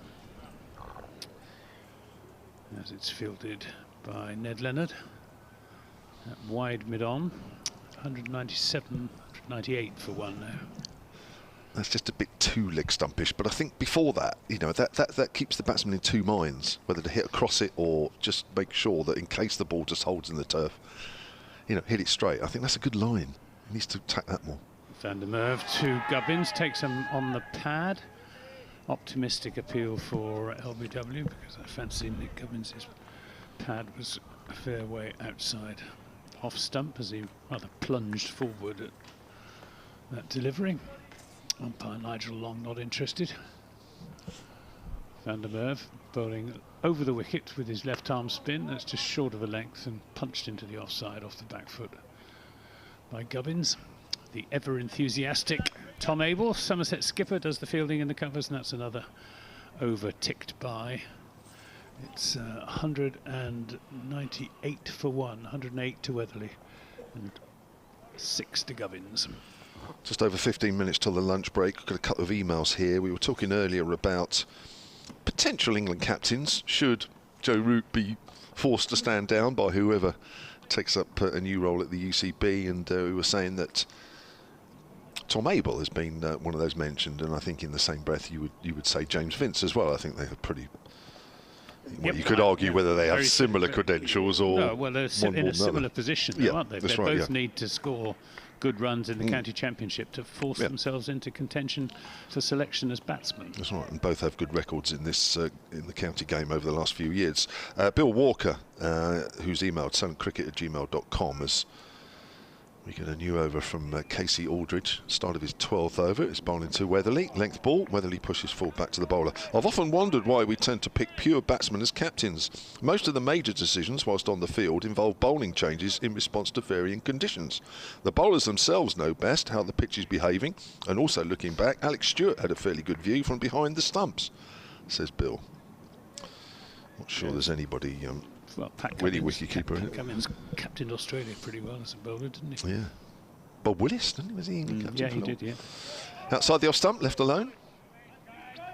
We were also talking about the development here, or the proposed redevelopment. It's not redevelopment, I suppose it's just a proposed development at the Ageas. Robert Luff emailed a little earlier and says, loving the commentary, when you listed all the developments that might happen at the Ageas, the most important in my view is the extra entrance to the ground. Yeah. Yep. I think there's going to be a bridge or some walkway as well that's part of that proposed. That's played very late into the ground and fielded at a wide second slip. This has always been a sore point for me when attending games. Also with the car parks, when they are empty and they need to be better stewarded, because it's just a free-for-all trying to get out. I'm an old school when it comes to ground names. For me, as it was originally known as the Rose Bowl, God, I don't often say that on commentary, it will always be what I've just said. Keep up the good work, says Robert Luff. Thank you, Robert. Length ball, which Weatherly again plays watchfully back for the bowler. Going back to the England captaincy, if I was in charge, I would make Joss Butler captain, because I don't think there's much to choose between him and Ben Foakes as wicket-keeper batsman. Foakes, you know, he did okay in the West Indies, but he didn't make an unanswerable case that he's a better bet as wicket-keeper batsman than Joss Butler. No, I agree. And Joss has got a really good cricketing brain. Aldridge pulled away by Weatherly, wide of mid-on. Chase is on from two of the Somerset fielders, and they're not going to catch it. That's 4 runs. Nice shot there, Joe Weatherly. Bit too short there, Casey Aldridge. And that's the Hampshire 200 up now, and that's come up in the 61st over. Yeah, sorry, Anthony. Yeah, and I mean, Joss, I think, was being lined up to be captain in succession to Joe Root by Ed Smith. And, you know, as I say, there isn't much to choose between the pair of them as wicket-keeper batsmen, and Joss has the personality and the cricketing brain. He's a natural captain, and no reason why he shouldn't be given the chance. No, that's true. Aldridge bowls, slightly short as Weatherly works that into the gap at mid-wicket, and they just about jog through for a single. Sort of walk in most of it. That's the end of the over. And Hampshire move on to 203 for 1. Weatherly moves on to 113. Hampshire lead on the first innings by 23. Andrew Jackson, I don't think I read this out early, apologies if I did. Soundcricket@gmail.com. As a 67-year-old, last year's second for Hampshire was a real disappointment. I think Dave was saying that he saw the previous 2 championships. Really pleased that the new season is upon us, and we'll be listening to your excellent commentaries. I really hope that the end is not quite as disappointing as last year, when they were so close to the championship, says Andrew Jackson, who's in West Moors. Yeah, I've had a tweet from Kit Harris, who I've worked with many times on commentary, asking about Ollie Sale, young quick bowler who's had a long-term injury. I want to know if he's back bowling. I think he's been bowling in the nets. I'm not sure he's quite match fit yet, as Van der Merwe bowls to Weatherly, who drives pleasantly into the offside, but it'll be cut off by Marchant de Lange, so it's just a single. 204 for 1, and Will Smeed Very talented young batsman who I think is in danger of becoming pigeonholed as a white ball cricketer. He's been playing in one or two of the pre-season games as Gubbins defends on the back foot, but talking to Jim Troughton a few weeks ago, who coached him last season, he said his red ball technique isn't quite there yet. You know, he's fine against the white ball on a flat pitch when the ball's not moving around, but he needs a bit more work on his red ball technique, as that's played defensively, picked up by Ben Green. But he's a hugely talented young batsman. It would be good to see him in the Somerset side sooner rather than later, but Somerset have got a plethora of talented young batsmen, and you'll need to get some decent runs in the second 11, as this is played again defensively to Ben Green, to really make the case for coming into contention for the county championship side. But yeah, vastly talented. He's been playing for the Birmingham Phoenix in the 100 and doing very well in the Pakistan Super League as well. I was going to say, didn't he play a bit in the winter? Yeah, he did. Franchise stuff. Got some good runs as well. 204 for 1. Gubbins on 6, defended that last ball from Van der Merwe, who tries again from over the wicket, tosses this one up, low full toss, but driven only as far as Ned Leonard, who has to move to his right and gives the batsman time to come through for a single. 205 for 1 at the end of that over. I think he played against us a couple of times last year, didn't he, in white ball, from what I remember? Yes, I'm sure he did. And I think he looks terrific, actually. But, I mean, I don't know. See, this day and age, you know, if he's obviously going to be a really good white ball player, isn't he? From what the little bit I've seen, you've seen more of him, of course, yeah. And Somerset fans will have seen more than me. But just the little bit I saw, I thought, yeah, this guy, pretty special white ball cricketer. I mean, this is an interesting dilemma, isn't it? Do counties then try and say, well, look, hang on a minute, that's one part of your game, but actually we need you to be a really good red ball player as well? Or might that not suit him, and then he just goes down the white ball route and actually makes a really decent living, if not a pretty good living, out of white ball cricket?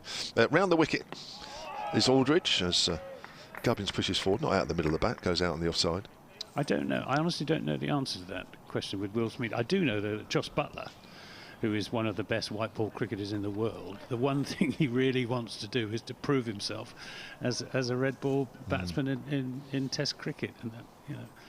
And the same is true of Tom Banton, who's been working really, really hard all through the winter on his defensive technique. Aldridge from the pavilion end. Gubbins drives, goes up to mid-on. They'll take a single just wide of mid-on. 206 for 1. So I honestly don't know with Will Smith, but you couldn't blame a young cricketer for wanting to become a T20 specialist. Right. I mean, you know, you go all the way around the world. You earn good money, and you're only in the field for 20 overs. Perfect. Instead of, you know, perfect. As, Somerset, you know, could be in the field here for a day and a half at the Ageas Bowl. Oh, it's pulled away there at Weatherly, as Aldridge was not far off from getting into his action. Not quite sure what was going on there, whether he wasn't quite ready or something going on. I was talking to one of the Millfield coaches the other day, and they said, you know, that young batsmen, schoolboy batsmen, the really talented ones, they're forever practicing range.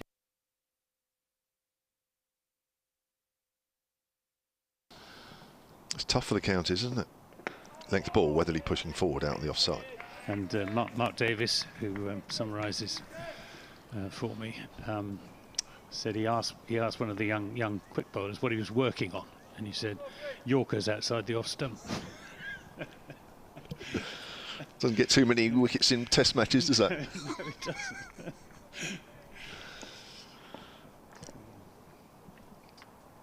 Here's Aldridge again then, right arm over. Weatherly leaves it alone. Good bounce off a length there. Through to Davis. Yeah, I'm just going to quickly just change the subject because I just want to get through a couple of these before lunch. Tim Limbach, hope I've got that right, Tim, who lives in Dorchester, silentcricket@gmail.com says, one thing I find particularly disappointing about the Somerset selection for this match is that they're unable to include Leach and Overton when in a desperately difficult situation. Surely common sense could prevail. Again, I refer you to the ECB. I'm sure a nice little email to the ECB. Well, they did ask the ECB. Leg by. They did ask the ECB when Gregory and Brooks went down with whatever they've gone down with, and Bartlett and Banton got injured. They asked the ECB if they could change their mind, if the ECB would change their mind and release Overton and Jack Leach for this game, and the ECB said no. Yeah, well, there's another one on the selection issues here as Aldridge goes around the wicket to the left-hander Gubbins. Gubbins cuts it away, it's quite close to him, goes out to point, end of the over, 207 for 1, Hampshire lead by 27. This is Matt Whitehorn. Thanks for emailing Matt. He says, hello, for the Somerset fans who feel aggrieved by their selection issues for this game. They know how Hampshire fans felt during the 2019 Royal London Cup final. Good point.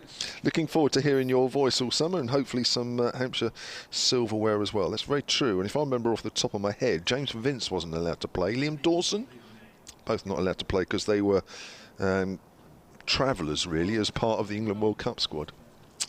Good point. Yeah. That was absurd, wasn't it? Big Lord's final. I mean, it was great from the Somerset perspective that Vincent Dawson didn't play, but it rather devalued the final, as this is Van der Merwe bowling to Joe Weatherly. It's almost as if the ECB don't value county cricket. They it's very much the poor relation at the moment, as this is driven up to long off, where Peter Siddle fields. I think it's Peter Siddle.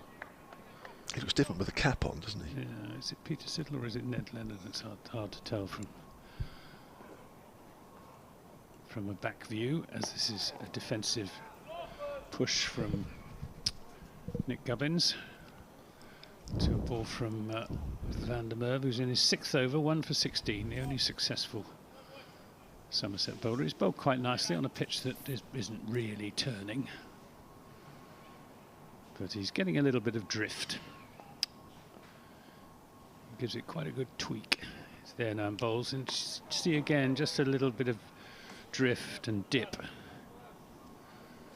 The read in the Times, I think it was the Times this morning, that the ball that Dawson bowled Hildreth with, he bowled out of the front of his of his hand, which is something that they do in white ball cricket. This is shorter and played down into the ground. So front of the hand meaning? Well, it's almost like a carom ball, I think. Where they sort of flicking it out of the front of the hand. I'm not a left-arm spinner, so, but and that was what did for Hildreth. It was a brave thing to do with the first ball of an over, first ball of a spell. Let's play defensively into the offside. It's the end of another over. Hampshire on 208 for 1, 115 to Weatherly, and 8 to Gubbins. 6 overs, no maidens, 1 for 16. Rolf Van der Merwe. How many overs are we going to? I think it's probably be the last one before lunch, won't it? Yeah, I think you're right. So it's been a good morning for Hampshire to back up a good day they had yesterday. Somerset will have hoped to have picked up more than 1 wicket. But Hampshire are only 28 runs in front. Yes, they have 9 first innings wickets in hand, but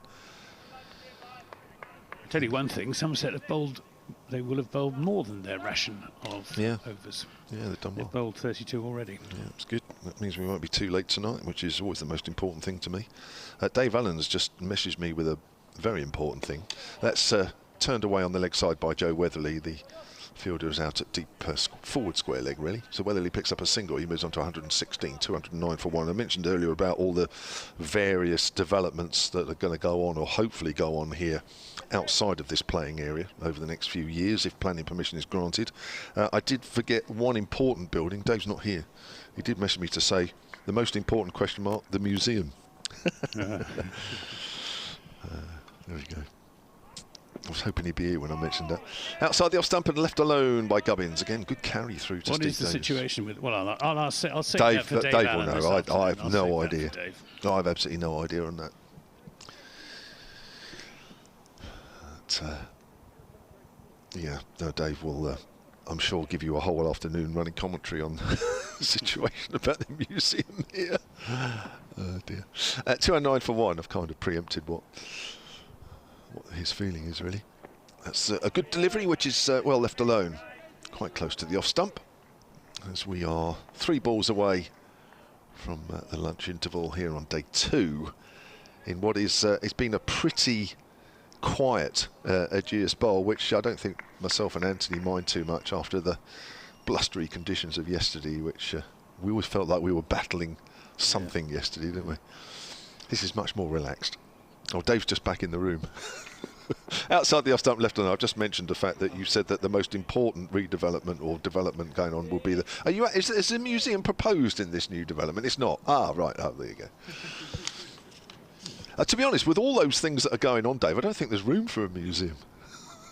I'm going to move to Somerset because they've got a really good. Yeah, he's just saying we have got a really good cricket museum, and we've got a really good cricket museum website, a new one put together by Mike Unwin, which has been getting hits from all over the world, including China. Mike Unwin sent me a printout of where they've USA, Canada, China, the Netherlands. So it's and it is a very, very good website and a very good museum, which I can say as I am a trustee of it. Are you? So oh, well, there you are. Well, interest that's, in it. you need to put that on the register of interest on the BBC. No, it's not, unfortunately, a paid position. Aldridge Bowls. Again, it's left alone outside the off stump. I'm sure the late Harold Gimblett is very big in China. Harold Gimblett was one of the finest opening batsmen that have ever played the game of cricket. He loved hitting sixes. He was an attacking opening batsman in the mould of Roy Marshall, All right. to use a Hampshire equivalent. I'm sure there's Somerset team photos plastered all over the walls of all the Chinese restaurants in Beijing. Outside the off stump, left alone, end of the over, and probably lunch. It's a bizarre note on which to bring the morning's proceedings to a conclusion. It's been Hampshire's morning, though. Hampshire's morning, what have they added? Exactly 100 for the loss of just 1 wicket. With Joe Weatherly marching in for his lunch, which he will enjoy on 116 not out. The only wicket to fall, that of Ian Holland, who was well caught around the corner by Ben Green off Rolf van der Merwe. So it's been hard work for Somerset this morning, and I suspect it'll be hard work again this afternoon. Thank you very much, Anthony. More from myself, Kevin James, and Anthony Gibson, and Dave Allen throughout the afternoon. But the applause you hear is for Joe Weatherly, who's just walking off the field of play with 116 to his name, 202 deliveries, his second first-class century. Join us again in around 40 minutes time when we'll have live commentary for you, both on the BBC Sport website and app, and also via the live picture feed via the Hampshire Cricket website and the Somerset Cricket website.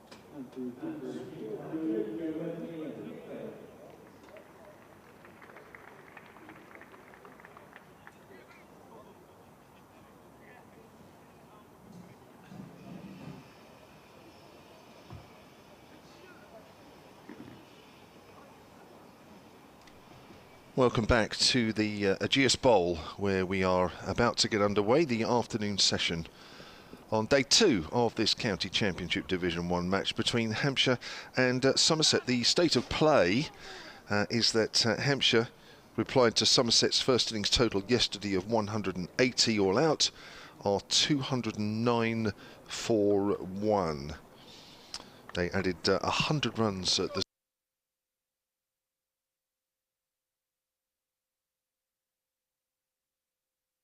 wickets standing. That one wicket that fell was around 1 hour and 25 minutes into the morning session. Ian Holland was caught by Ben Green at leg slip off the bowling of Roland van der Merwe, who's going to get the afternoon session underway. He was out for 81.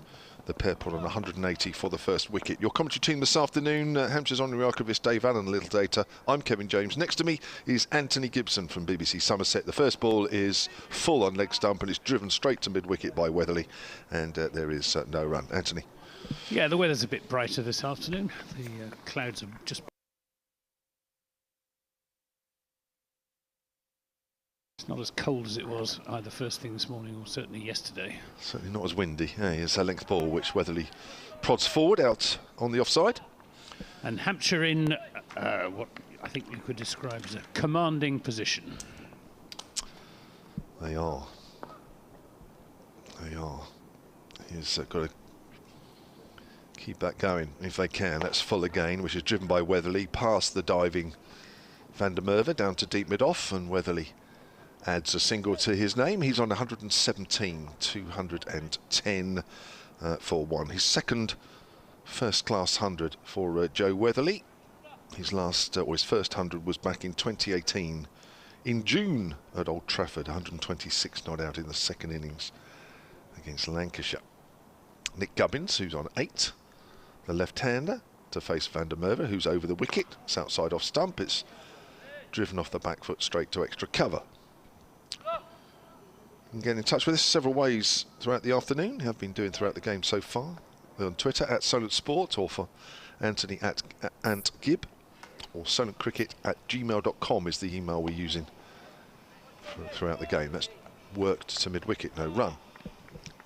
Dan Kingdom on Twitter pointing out that 2 wickets are needed in 45 overs for a Somerset bowling point. Get their county championship campaign underway. Cummins drives up to mid-off, wants a single, but it's not there. It's the end of the first over after lunch then. Hampshire 210 for 1, lead by 30. Yeah, I think Roland van der Merwe may have some quite hard work to do this afternoon. It's going to be pretty much hard work for all of the Somerset bowlers on an increasingly unresponsive pitch. There was a little bit of, well, there was quite a bit of seam movement yesterday morning, less in the afternoon, and it's just got a bit flatter here this morning. Mind you, having said that, I do think Weatherly and Holland batted very, very well in that opening partnership. They defended well, they left well, they dispatched the bad balls well, and offered nothing in the way of a chance, just 1 or 2, literally almost 1 or 2 instances of playing and missing, but they made life very tough for the bowlers. Right, we have got Marchant de Lange coming back into the attack from the pavilion end. He's there in bowls, and this is an attempted pull shot which comes off something down to long leg, and Ned Leonard sends in the return. Must have been a little bit of bat or possibly a little bit of glove. It brings Joe Weatherly 2 runs, takes him on to 119. What's his highest in first class? 126. 126, so he's not far short of that.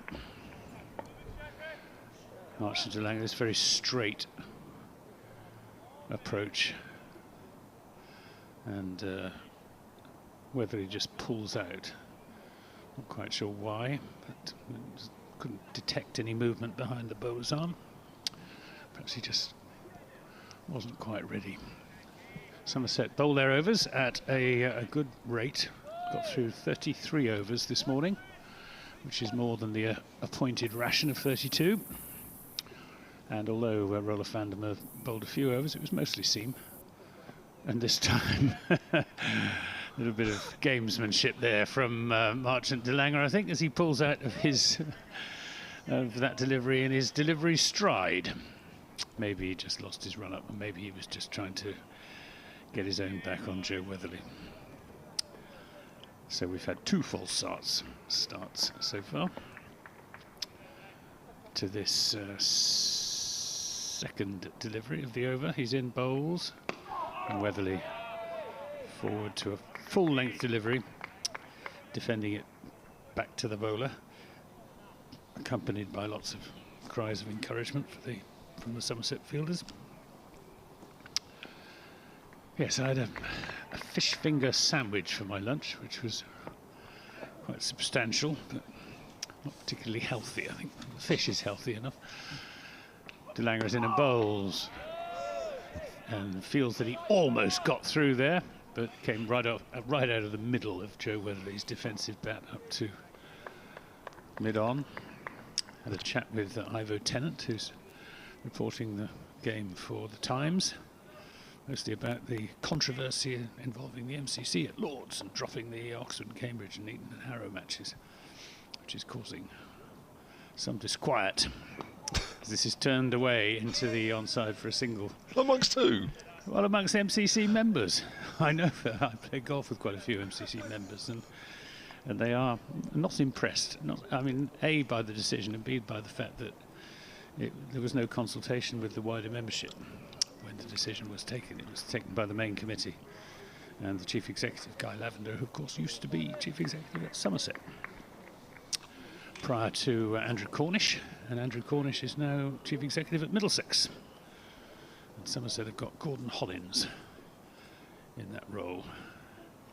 De Lange coming round the wicket rather, and that was intended as a square cut from Nick Gubbins. It comes off a thick edge down to the third man boundary, where it's retrieved by Ned Leonard. It was short and wide from Marchant de Lange, inviting the cut shot. Gubbins moves on to 12, score on to 217 for 1. Hampshire piling on the runs, piling on the agony for the Somerset bowlers and fielders. De Lange in bowls. This is rather dug out on that occasion by Gubbins. Better ball from Marchant de Lange, but again, no joy.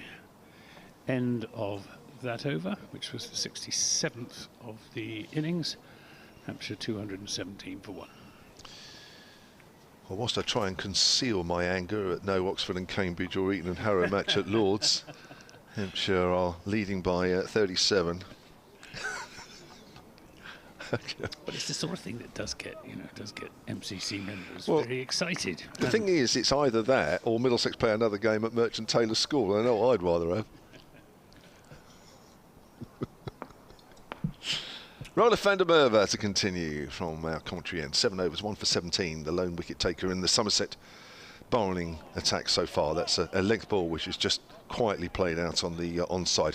Tim Limbach is back on the emails. Remember Tim from Limbach, sorry, because he's put Limbach in brackets, so I've obviously got it slightly wrong before lunch. Apologies. Another length ball which got everybody excited, which Weatherly pushes out on the onside.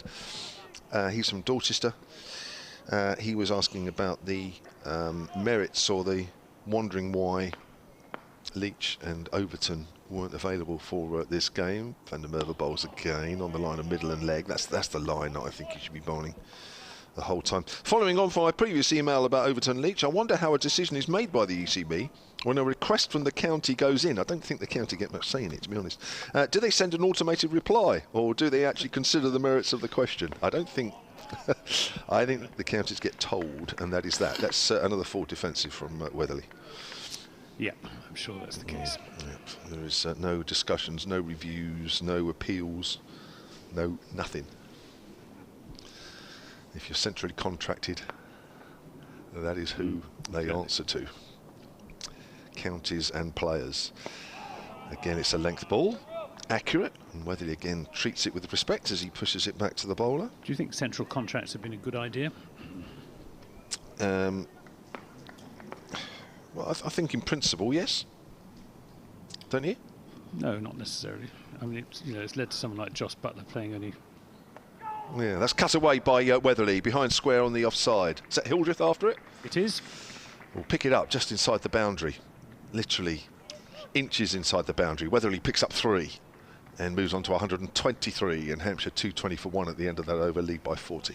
No, I pine for the days when Test match cricketers, when they finished playing in a Test match, would come back to their county and play 3 or 4 day cricket or a 1 day match or whatever. It didn't seem to do them much harm, and it would be hard to say that central contracts have produced a step change in the quality of the England Test side when you look at situation at the moment. And it does mean that batsmen in county cricket don't get exposed to the sort of quality of fast bowling, especially in county cricket, that they're going to experience when they step up to Test level. I mean, there's just almost nothing in the county championship to compare with the likes of Cummins and Hazelwood and Mitchell Stark and co. No. Whereas in your day, you had the best fast bowlers in the world playing county cricket. That's right. Here's Marchant de Lange in and bowls, and Joe Weatherly defends. Yeah, if you got through 6 months without your head being knocked off, you've done well. And it made you a better batsman. Well, it made, yeah. I mean, it was just a different game, wasn't it? It was a different game in those days. I mean, I'm a believer that the game does move forward, and I think Division 1 and Division 2 has been brilliant. I do believe that. I don't have a problem with that. Here's de Lange in and bowls. And this is pushed up to mid-off. I just think it's a different game now to the one we played. It's essentially the same. Of course it is. I mean, I'm not saying it's changed that much, but I think it was like making sure that you didn't get hit most of the time when you went out to bat. What about the quality of the pitches that you played on? Varied. Yeah. I mean, I've played in games where you couldn't tell the wicket from the rest of the square. Yeah, a lot of outgrounds. So that's iffy. Here's Marchant de Lange in and bowls, and that's edged and drops short of Tom Abel at second slip, who doesn't field it, doesn't stop it cleanly. It's retrieved by James Hildreth. But again, showing the lack of pace in this pitch, because that was quite a firm push by Joe Weatherly, and it dropped a good yard in front of Tom Abel at second slip. Pick up a single, 221 for 1. It was a different game in that if you got through the onslaught from the quick bowlers, then your second and third change bowlers you could really sort of lay into, really. De Lange in the bowls to Gubbins, who lays back and cuts that between backward point and cover, and it's going to be pulled in by Lewis Goldsworthy just inside the boundary. They think about coming back for a third and decide against it. 2 runs go on the board, 223 for 1. So now in Division 1, whilst you don't have that, or not that very often, in terms of a lot of short stuff, there is no let-up for the guys that go out to bat. You know, every bowler that comes on is a decent bowler. They are, on pitches that are particularly early season, if they're seam bowlers, are going to be quite helpful. So, you know, it was hard then, it's hard now, it's, you know, it's just in a different way. Well, it's going to be interesting to see what the review of cricket setup in this country comes up with. Yes, de Lange is in and bowls, and this is pulled down to fine leg, which wasn't exactly where Nick Gubbins was aiming, but he got more than enough bat on it, and the expostulation from Marchant de Lange. It's a top edge, really, but flew nowhere near the fielder down at long leg. Brings Gubbins 4 runs. He moves on to 18.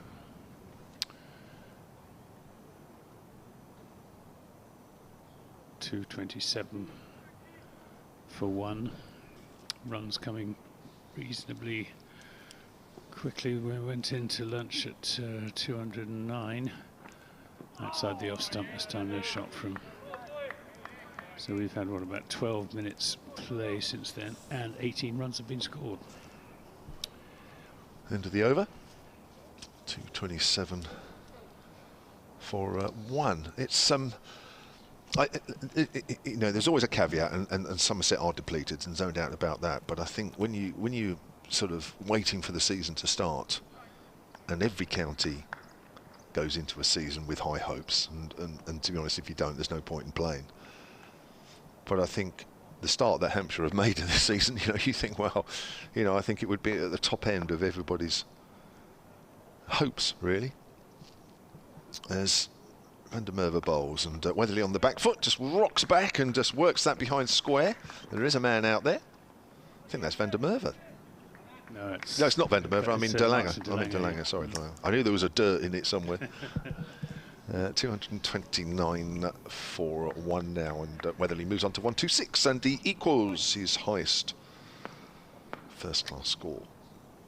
His one previous century. Can he go one better? He drives, and he can, yes. Slight misfield through extra cover, and that's his highest first-class score. And several in the crowd will know that, and that's why there is a round of applause. Well done, Joe. Weatherly moves on to... Well, in fact, the applause might also be for the 50-run partnership between these two. 82 balls. Maybe they're so knowledgeable that they're clapping both. I'd like to think. Where's the PA then? Why aren't the crowd told about the highest score for Joe Weatherly, and B, the 50 partnership? It might come at the end of the over. Who knows? It'll keep us guessing. And the Merwe bowls. Weatherly again just watchful, coming forward. Mark Tyler at Taunton would be on the ball. So Nobody is as good as Mark Tyler. he is excellent. Here comes Van der Merwe. You've been very good up until now, Anthony. The other, Dave Allen will remember this. Bill Shepherd at Northlands Road. He was absolutely brilliant on the PA years ago. Ken Weatherly's forward. He was John Arlott's man Friday. Oh, right. When Arlott was going around the country, if there wasn't a game at Northlands Road, so Bill wasn't required on the PA, he'd go with John and look after him. Yeah. Great character. Died much too young. And the Merwe bowls again. It's a length ball, which Weatherly's happy to play back to the bowler. End of the over. 231 for 1. The lead is 51. Oh, I think it's a real skill. I think a lot of people think they're good stadium announcers or just good announcers. I think there's a real skill. It's not just about putting a microphone by your Skill lips. that's not being employed here at the moment, because we haven't had an announcement at the end of the overall. Is there an announcer today? I don't know if there is there? I didn't hear one earlier. Maybe there Fire is. alarm. Yeah. Well, maybe that was it. Maybe maybe his duties have changed to health and safety announcements. Could be, yeah. Reminds me actually of an email I've had from Steve Pittard about fire alarms, if I can find it. He sells fire alarms? No, he's saying that the PA system disrupted play in Lancashire v Sussex in 1995 at Lytham, as this is played into the offside and there won't be a run. The opening over on Friday was twice interrupted by snatches of Holy Communion from the nearby church of St Cuthbert, mysteriously transmitted to the public address speakers. How does he know these things? Well, we haven't had any Holy Communion music here today, but we did have a very noisy fire alarm drill. This is cut away and bounces over the top of Lewis Goldsworthy, who I think must have got something on it because it hasn't gone out to the boundary. It's picked up out there by Ned Leonard. They'll come back for 3 runs, 234 for 1. It was at least intelligible, audible. It was very, very clear, whereas the public address announcements yesterday morning I couldn't make head or tail of. Admittedly, it was howling. There were howling gale blowing across the ground, which didn't make life any easier. No. But it is, I think, I suppose the relatively small number of spectators here today are cognoscenti. This is played back up the pitch by Joe Weatherly without a run. So they wouldn't need informing that that's Joe Weatherly's highest score in first-class cricket. But I do think, for the particularly T20s, it's good to keep the crowd informed of what's going on. Yeah. 234 for 1. Batting looking pretty straightforward at the moment. DeLange pounds in. Sort of roar from DeLange as that ball took the inside edge of Weatherly's bat and squirted out into the onside. Must have felt that he'd almost got it through. Very nearly. He's given it everything now, hasn't he? He is. Trying to push for that breakthrough. Here he comes again. Pile of sawdust behind him. He's up to the wicket and bowls. Bouncer. Too high, too short. All Joe Weatherly had to do is just bend his knees, squat underneath it. It's a good effort, though, on this pitch, isn't it? 71 overs old, the ball, and slowish pitch. He's got that one through. Yeah, he just needed to be a yard further up, so that it came at Weatherly at throat height would be just about ideal. Here he comes again. Oh, and play and a miss. Bold. Play and a miss, and DeLange looks to the heavens as if to say, what have I got to do? And on that occasion, I think he was perfectly justified. Does it again. It's been very, very hard work for the big South African. 13 overs, no maidens, none for 45, his figures. Sun's trying to come out. Richard Shelley has tweeted at Silent Sport, congratulations to Joe Weatherly on his highest first-class career score, passing his previous of 126. Could be another milestone of 2,000 runs if he can get to 173. Hope that doesn't jinx it. I didn't realise that, actually. Oh, that's right. Yes, it is, yeah. 1827 before today. Career. Roller Fendermer over the wicket to the left-hander Gubbins. There's actually some shadows on the pitch. Gubbins comes down the wicket and lifts it high over mid-wicket. And that's going over the rope. And that is 4 runs. Gubbins moves on to 25. It's 238 for 1. Hampshire lead now by 58. Chris Tregoning has tweeted at Silent Sport, do you feel the pitch will change much heading into day 3? Great knock so far from Weatherly. It never gets worse here. I can't tell you how it will play, too much, but I think one thing you can generally say is the pitch never gets worse. Here comes Van der Merwe. It's outside the off stump, but he cuts that way, and he's found that gap through extra cover this time, and that's consecutive boundaries for Nick Gubbins on both sides of the wicket. Good positive batting. Presumably Hampshire will be planning on declaring after 110 overs, I should think. Would that take them up to, what would that be, another 40 odd overs? No, perhaps a bit later than that. Give Somerset an hour this evening batting. I mean, I don't know. I wouldn't know, but I would have thought it's too early. Plus on the board. Personally, I would think it's too early to think about anything like that at the moment. But I mean, listen, that's not because I know.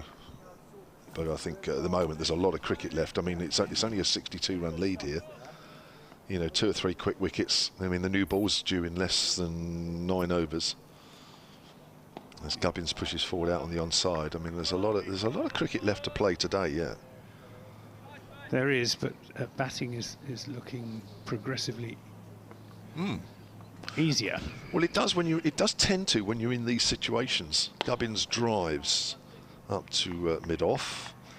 It's amazing how when you get yourself into decent positions that the match situation dictates how easy the game becomes. When you're lurching from one defeat to another, every situation feels like 10 times harder than it should be. Quick single out in the covers. Good run in between these two there to end that over. 243 for 1. The lead is 63. When you start getting in front and you've played well for a day and a half, which Hampshire have, it is amazing how much easier the game feels. So, but that can change. Couple of quick wickets with the new ball, and all of a sudden Hampshire are saying, well, hang on a minute, we were going well an hour ago, and now all of a sudden things are coming to a bit of a halt, and then the rest of the day suddenly becomes different. So, for me, it's far too early.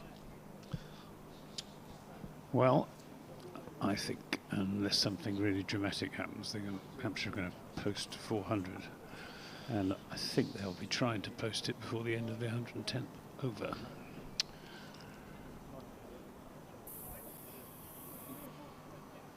But we will see. There's a conference going on at the far end. I guess that's Peter Siddle chatting to Marchant de Lange. Peter Siddle, obviously vastly experienced, captains the Adelaide Strikers. Does he captain Tasmania? I don't know if he plays did. for Tasmania these days. Yeah. The Sheffield Shield. Well, he played his last game for Tasmania was the middle of March, if I remember rightly, in Melbourne against Victoria. Now, I don't know if he was captain, but I will have a look. You're not missing any cricket, No. incidentally. Is it the ball that's being changed?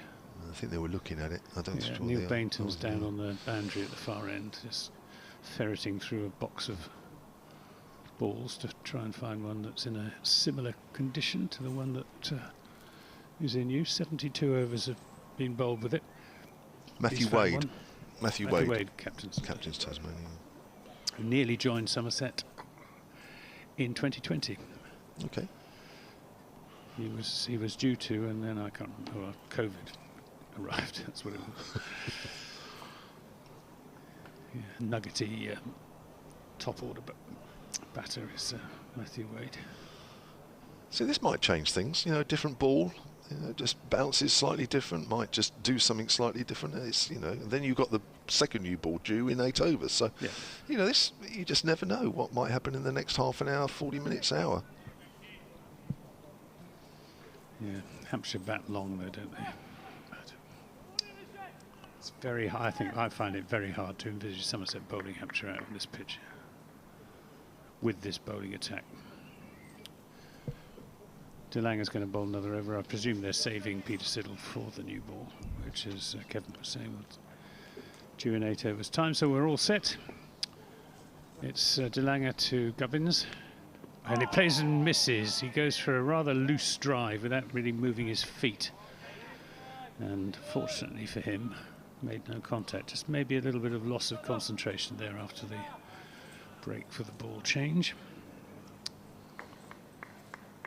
But Gubbins I think he's made up his mind to play positively. He's scored 30 from just 45 deliveries. De Lange pounding in bowls. This is punched into the offside, but there won't be a run as it's cut off by Rolf van der Merwe. At mid-off, we've got 2 slips still. Hildreth and Abel. Third man backward point, extra cover, mid-off, mid-on. Square leg just in front of the square leg umpire, and a long leg. And that square leg, Casey Aldridge, is being sent back towards the boundary, which suggests that might get some short stuff from De Lange. Instead of which he pitches that one up, it's driven away, and it will be cut off. It is cut off by Lewis Goldsworthy, just about 5 yards inside the boundary rope, in front of the Colin Ingleby Mackenzie stand, and they take 2 runs. Takes Gubbins on to 30. 243 for 1. The lead 63. Try to do the old double bluff there, De Lange. Pitch it up. No, a double bluff. Put one out thinking you're going to get. No, a double bluff would be to bowl a short one. A bluff. Oh, it's just a bluff. It's Single just bluff. a bluff. A single Okay. bluff. Here's De Lange in and bowls, and this is a full length delivery, which is very nicely timed away through the onside by Nick Gubbins, who is really getting into his stride. Brings up the Hampshire 250. 250 for 1. And I fancy Hampshire looking to put some quick runs on the board. 33 Gubbins has. I think what would be a problem for Somerset is that if Hampshire get through the second new ball and are protecting James Vince, and he comes in with the ball sort of 15, 20 overs old, I think on this pitch then you have got a problem. De Lange is in and bowls to Weatherly. Plays that up the offside. Won't get a run. Yes, I think Somerset's hopes of keeping this Hampshire total within manageable proportions rest on picking up wickets with the new ball. De Lange bowls to Weatherly, drives away for 4 runs through the offside.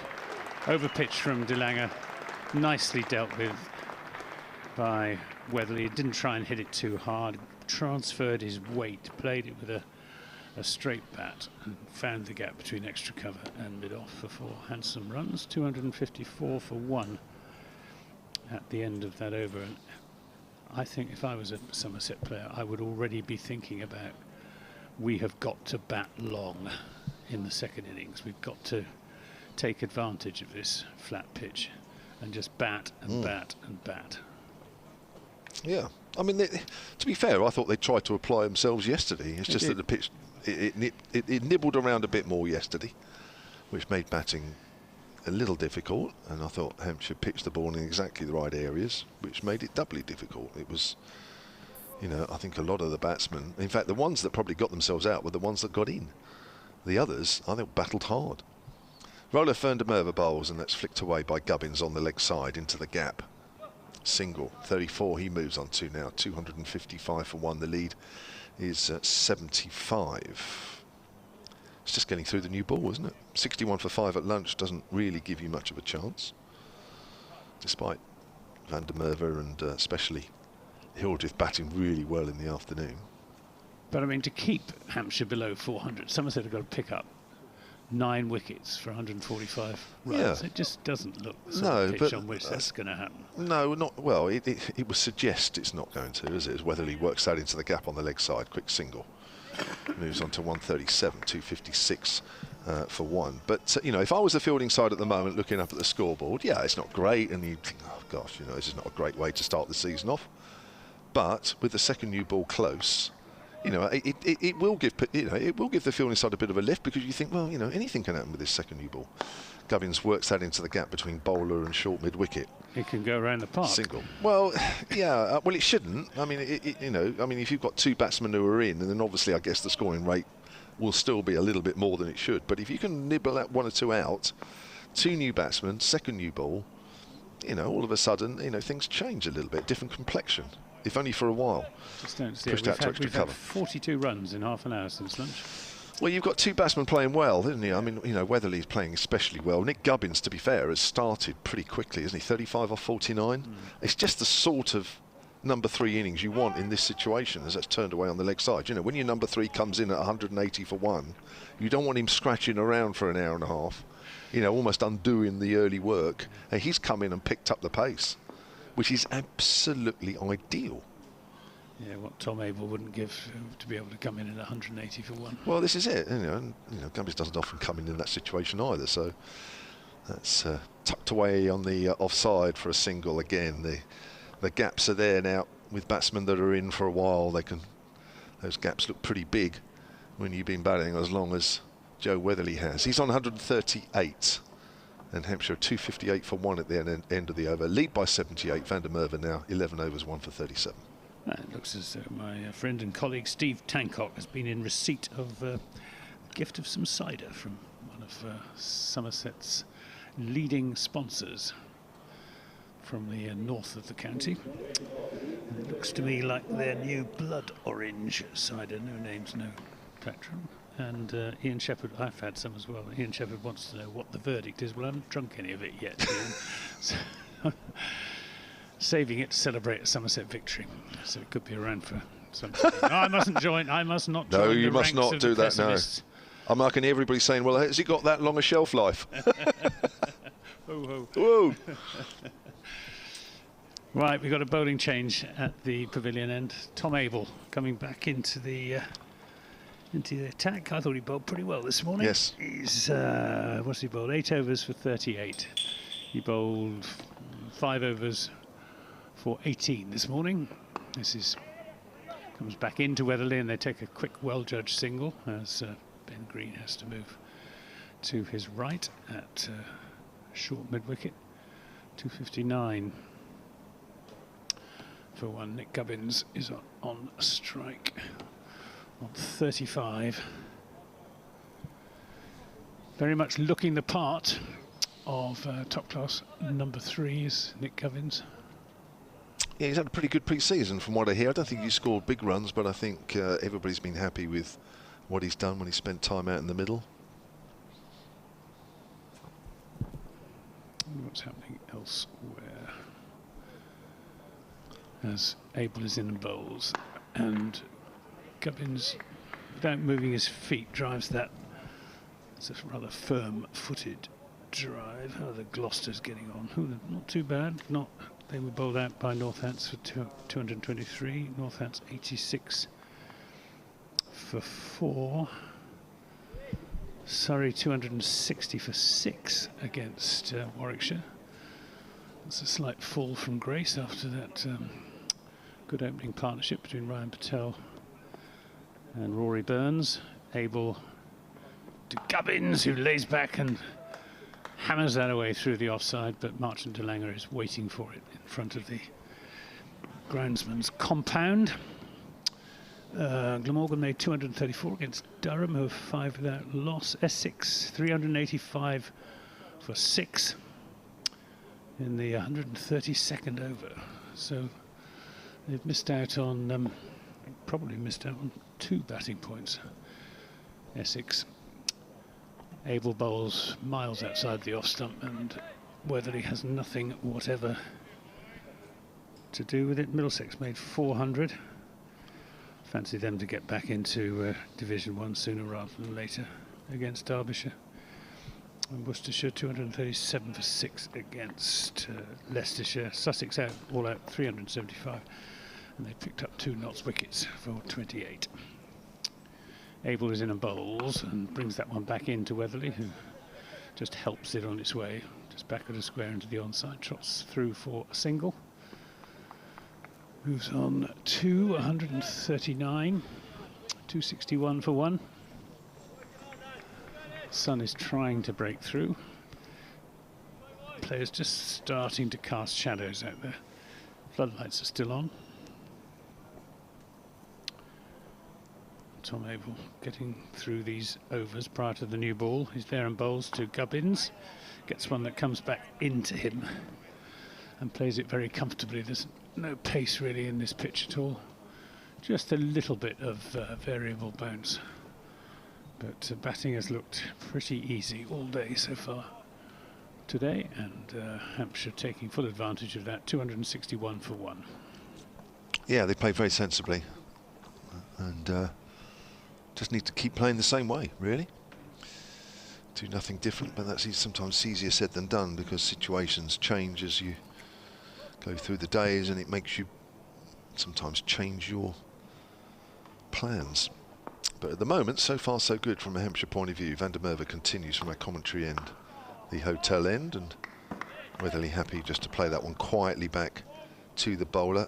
Jamel Makhlouf, hope I've got that right, has tweeted at Solent Sport. I guess he's a Somerset supporter as Van der Merwe bowls. Again, Weatherly just full defensive to that one. In fairness to Tom Abel, we were talking about England captains, weren't we?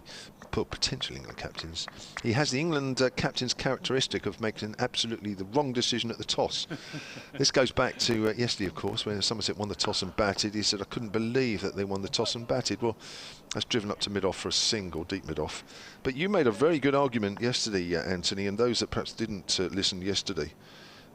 You know, in this day and age of analysts and stats and what have you, the stat that they would have looked at, and you read out, Anthony, was a pretty compelling one to actually bat first after winning the toss. Gets wrapped on the pad there, Gubbins, trying to work that away on the leg side.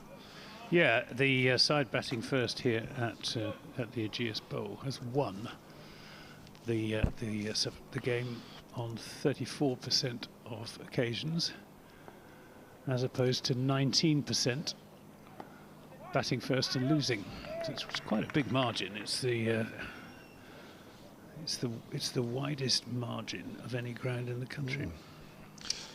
So when you're looking at that, it's difficult to go against that, isn't it, really? I mean, I know it's April the 7th, or was April the 7th, but on the whole, the pitch is played okay. It's just nibbled a bit, but not extravagantly. Do we know what Hampshire would have done if they'd won the toss? I don't know. I haven't asked, I must admit.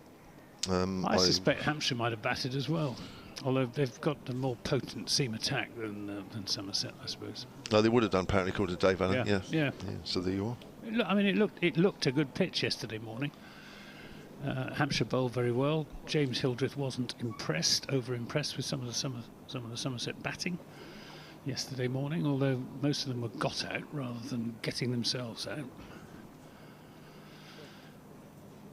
Tom Abell's going to bowl another over. Ben Green just stretching his arms as if he might get a go. Yep, he's doing some more loosening up exercises, so I think he'll come into the attack from this hotel end as Abell is in and bowls to Gubbins. Takes that on the pad. Big shout from Casey Aldridge in the gully, but never any danger there. Always looks out from gully. In perfect position to make the call. 263 for one. Gubbins on 37. I have appealed for LBW from deep square leg once. Abell to Gubbins. Oh, he's beaten, and he's caught. He's got a nick on that. Well bowled, Tom Abell. Neat catch by Stephen Davis. It's the second Hampshire wicket to go down. It's Gubbins who's gone. Court Davis bowled Abell for 37. Hampshire reduced to 263 for 2. A bonus wicket with the old ball. Yeah, again, it's in the right areas, isn't it? I'm not sure there was much movement, if at all. Maybe Nick Gubbins playing slightly inside that one with the right armour coming round the wicket. Sometimes you can do that as a left-hander. I don't know, just looking at on the replay, may just have straightened a fraction on him. Doesn't need to straighten a lot to find the outside edge. I think that's a pretty decent delivery. Yeah, good ball, wasn't it? And that, that's what I was saying earlier, that it's an old ball, although it has been changed in the last few overs. But so close to the second new ball, it'll be 3 overs due after that. Hampshire have lost a wicket. Now you've got the second new ball where they could quite easily lose a wicket or two. As I say, all of a sudden, within an hour's play, 45 minutes of play, things can change. Half an hour ago, Hampshire could do absolutely no wrong. They're still in a very good position, and even if they lose another wicket, we'll still be in a good position. But, losing that now just put a little bit of pressure on, A, not to lose another wicket before the second new ball's due, and when the second new ball comes along, don't lose a couple. Yeah, it does mean that James Vince will have to face the second new ball as well, with still plenty of shine on it. He marches out to the middle, just gets a low 5 from Joe Weatherly, who's not had 141. James Vince had a very good season last year, averaging over 40 in the county championship. Still one of the best batters in the country.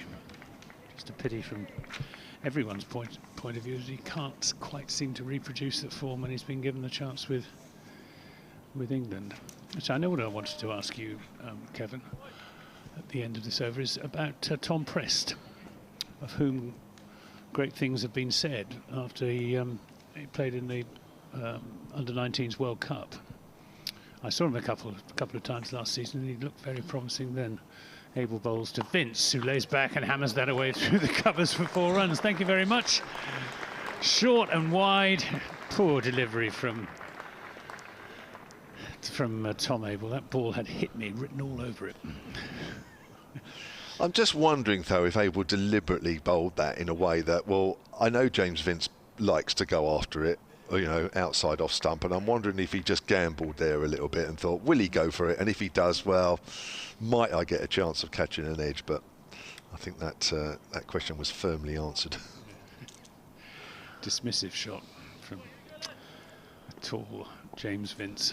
He's a commanding figure at the crease. Abell bowls to him, and he runs that backward a square. That'll be 4 runs as well. Or perhaps, oh, Lewis Goldsworthy is in pursuit, and well, touch and go there. I reckon that's probably 4. Goldsworthy managed to get his hand down to it and dived over the rope, and it's only going to be 3. In fact, if we had cameras here, there would be a look at that with the action replay. But good piece of fielding in any case. Really sprinted after it. All the practice they put in for fielding, and particularly in T20 cricket, coming into play there. 3 runs to Vince. Oh, did they run 4? They ran 4. So all in vain. All that running and diving and throwing, and they got 4 in any case. Still, he's a young man. Nothing doing there. Either Vince wasn't ready or Abel wasn't quite ready. So Vince on to 8 from just 2 deliveries. Hampshire 271 for 2. Abel bowls to him, and he runs this one just. It's good half stop by Roelof van der Merwe at second slip, and prevents the run. If he hadn't got his fingertips on that, that would have probably, it wouldn't have gone for 4. It would probably have produced 2 runs. I'm not sure there's too many occasions when I walked out to bat that within 2 balls there was a deep cover for me. Able to Vince, who again looking in good touch as ball's coming sweetly off the middle of his bat. No run on that occasion. 271 for 2, but a wicket in that over for Tom Abel, who has figures of 1 for 49 in his 10 overs. Yep, partnership of 83 for the second wicket broken there between Gubbins and Joe Weatherly, who's on 141, as we are 3 overs away from the new ball. The over rate, as Anthony mentioned earlier, was pretty good. They're +2 in front, Somerset. So at the moment we're on for 6 o'clock finish, which I'm, as you can tell in my voice, particularly happy about. Ben Green is coming on at our commentary end. This will be his first bowl of this innings. Military medium. Right. Is Ben Green. 24 years old, Ben Green. Captains the Royal London One Day Cup side. Okay. Does it very well too. I wouldn't have expected anything less from a Somerset man, Anthony. So, he's got a slip. And he's running up from about 12 yards or so. Runs away from us and bowls to Weatherly outside the off stump. He's one of Somerset's Devonians, is Ben Yeah. Green, born in Exeter. Tom Lammonby is another one, of course, Lewis Gregory. Yeah, we've had this conversation before, haven't we, about We have. the wide area Well, that we do. Somerset I mean, we cast do in. have Yeah. a big catchment area. Certainly Devon and Cornwall, and share Dorset really with Yeah, Hampshire. that's a bit. I'm not sure you should be sharing really outside the off stump, and that's left alone. I mean, you've got Devon and Cornwall. What more do you want? Well, it's You leave us entirely. Dorset, surely. Jack Leach played for Dorset for Yeah. a time, but he's Somerset through and through, Taunton boy. But, we picked up 1 or 2 from Dorset over the years. Max Waller, was he one? Don't think so. Outside the off stump again and left alone. I think he probably played for Dorset. Yeah, he has. at I know he the, has played. Yeah. I spoke at the Dorset Cricket Society a few weeks ago. Did you? I did. Oh, well, actually, I got told you did. Yes. They said you were actually entertaining. I said, "Are you sure that's Anthony Gibson you're talking about?" But they meet in Christchurch, which is, of course, used to be in Hampshire. So, Yes. It's actually at Herne, where they foregather. Yeah. That's cut away, and that'll be 4 runs. Just left the ball hanging out there a little bit too much. It's left alone for a few balls, and then this time Weatherly's decided that he'll have a go at that one. 4 runs as a result, and he moves on to 145, 275 for 2. No, somebody did actually email me and say that they said that they quite enjoyed your chat, actually. Kind of them. Yeah. But yeah, I think you've got an honourable mention. Probably we were talking about counties bringing on their young players, which Hampshire are much better at doing now than they used to be. That's He says diplomatically. Well, if you remember, there was I can't remember which game it was at Taunton, but there wasn't a single player in the Hampshire side who'd been born in Hampshire. That was one of my all-time great commentary moments. It was a one-day game, wasn't it, down at Taunton, right, where we tried to outdo each other with the amount of miles that people are being born outside of the county on both sides. That was great fun. I think it ended up with his green again outside the off stump. Score draw, I think. Well, it was. I think it ended up with you trying to justify Roelof van der Merwe as being somehow more associated with Somerset than when he was born in South Africa. Well, I tell you what, these Dorset cricket followers, to a man, supported Hampshire. But a lot of them, because we had a bit of a show of hands, had Somerset as their second favourite county. Did they? Which was nice. Oh, right. Yeah. Right, time for me to make way for Dave Allen. Thank you, Anthony. They've obviously softened their stance over there in the last few years then. 275 for 2. Anthony will be back a little bit later, once he's gone through the list of Somerset-born cricketers, which shouldn't take him too long. Like I said yesterday, really, if Millfield School wasn't in Somerset, they'd be really struggling. Here comes Abel outside the off stump, that's left alone. When I finish commentating, which probably might be sooner rather than I think, my all-time sort of favourite conversations will be with Anthony talking about homegrown players. I will always remember that over the years. Great fun. Welcome back, Dave Allen, who's very much homegrown Hampshire. Yes, I am. You are, without any question. No, there is no argument, as that's turned to mid-wicket by Vince. But I do have a beef. Well, about the fact that we have two cities in Hampshire, which I'm pretty sure are bigger than any town or city in Somerset. Portsmouth and Southampton. This is quite the opposite. Don't get Anthony started. No, this is quite the opposite of what you think I'm about to say, because I think it's quite shameful that neither of those cities ever produces any longer a first-class cricketer. Oh, tell me more. He's playing it missing outside the off stump. Ball just moved away a fraction outside the outside edge of Vince. Yes. Well, if you look at the 21st century, we've had one cricketer born in Portsmouth. There's about 250,000 people if you count Gosport, Fareham area, possibly more. One cricketer born in Portsmouth, Portsmouth area in all that time. Laurie Prettypool, who played for 3 or 4 years, didn't get a cap, didn't establish himself, and that was a long time ago. Abel again. Oh, it's bounced on Vince, and that beats the top of the outside edge this time. Couple of good deliveries there from Abel in this over. Yes, indeed. And we've had three cricketers born in Southampton in the 21st century who've come into the Hampshire side. Chris Tremlett, who had the slight advantage of being the son of a former player and coach. Yep. Sean Terry, who had the slight advantage of being the son of a former player and coach. And Billy Taylor, who we signed from Sussex. Yes. I think it's an appalling record. There's Vince, born in Sussex. Turns that away on the onside, although of course he came through the academy and young age. But raised in Wiltshire, really. But yeah, he came through.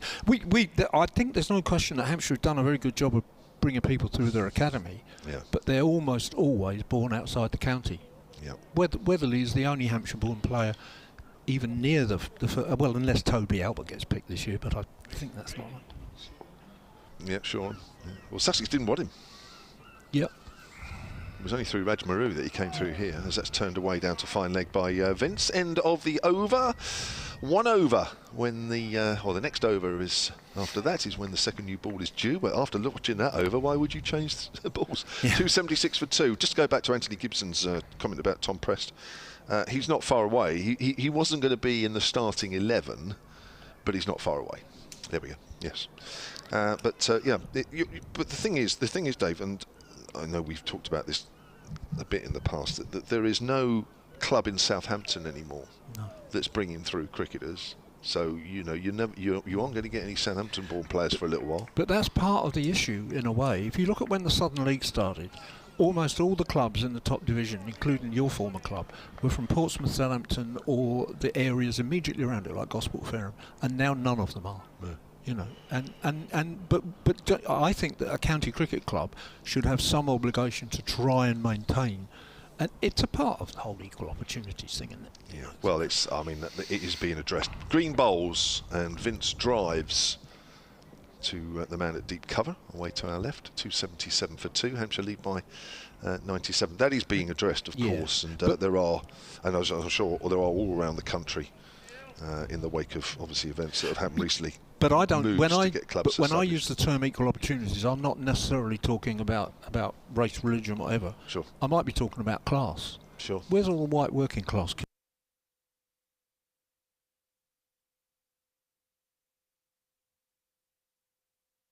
It's not exclusively about any of those things. I'd like to see more Asian kids, more black kids, more working class kids, etc. Green bowls gets wrapped on the pad there, Weatherly. Just trying to quietly play that on the onside, but it bounced a bit.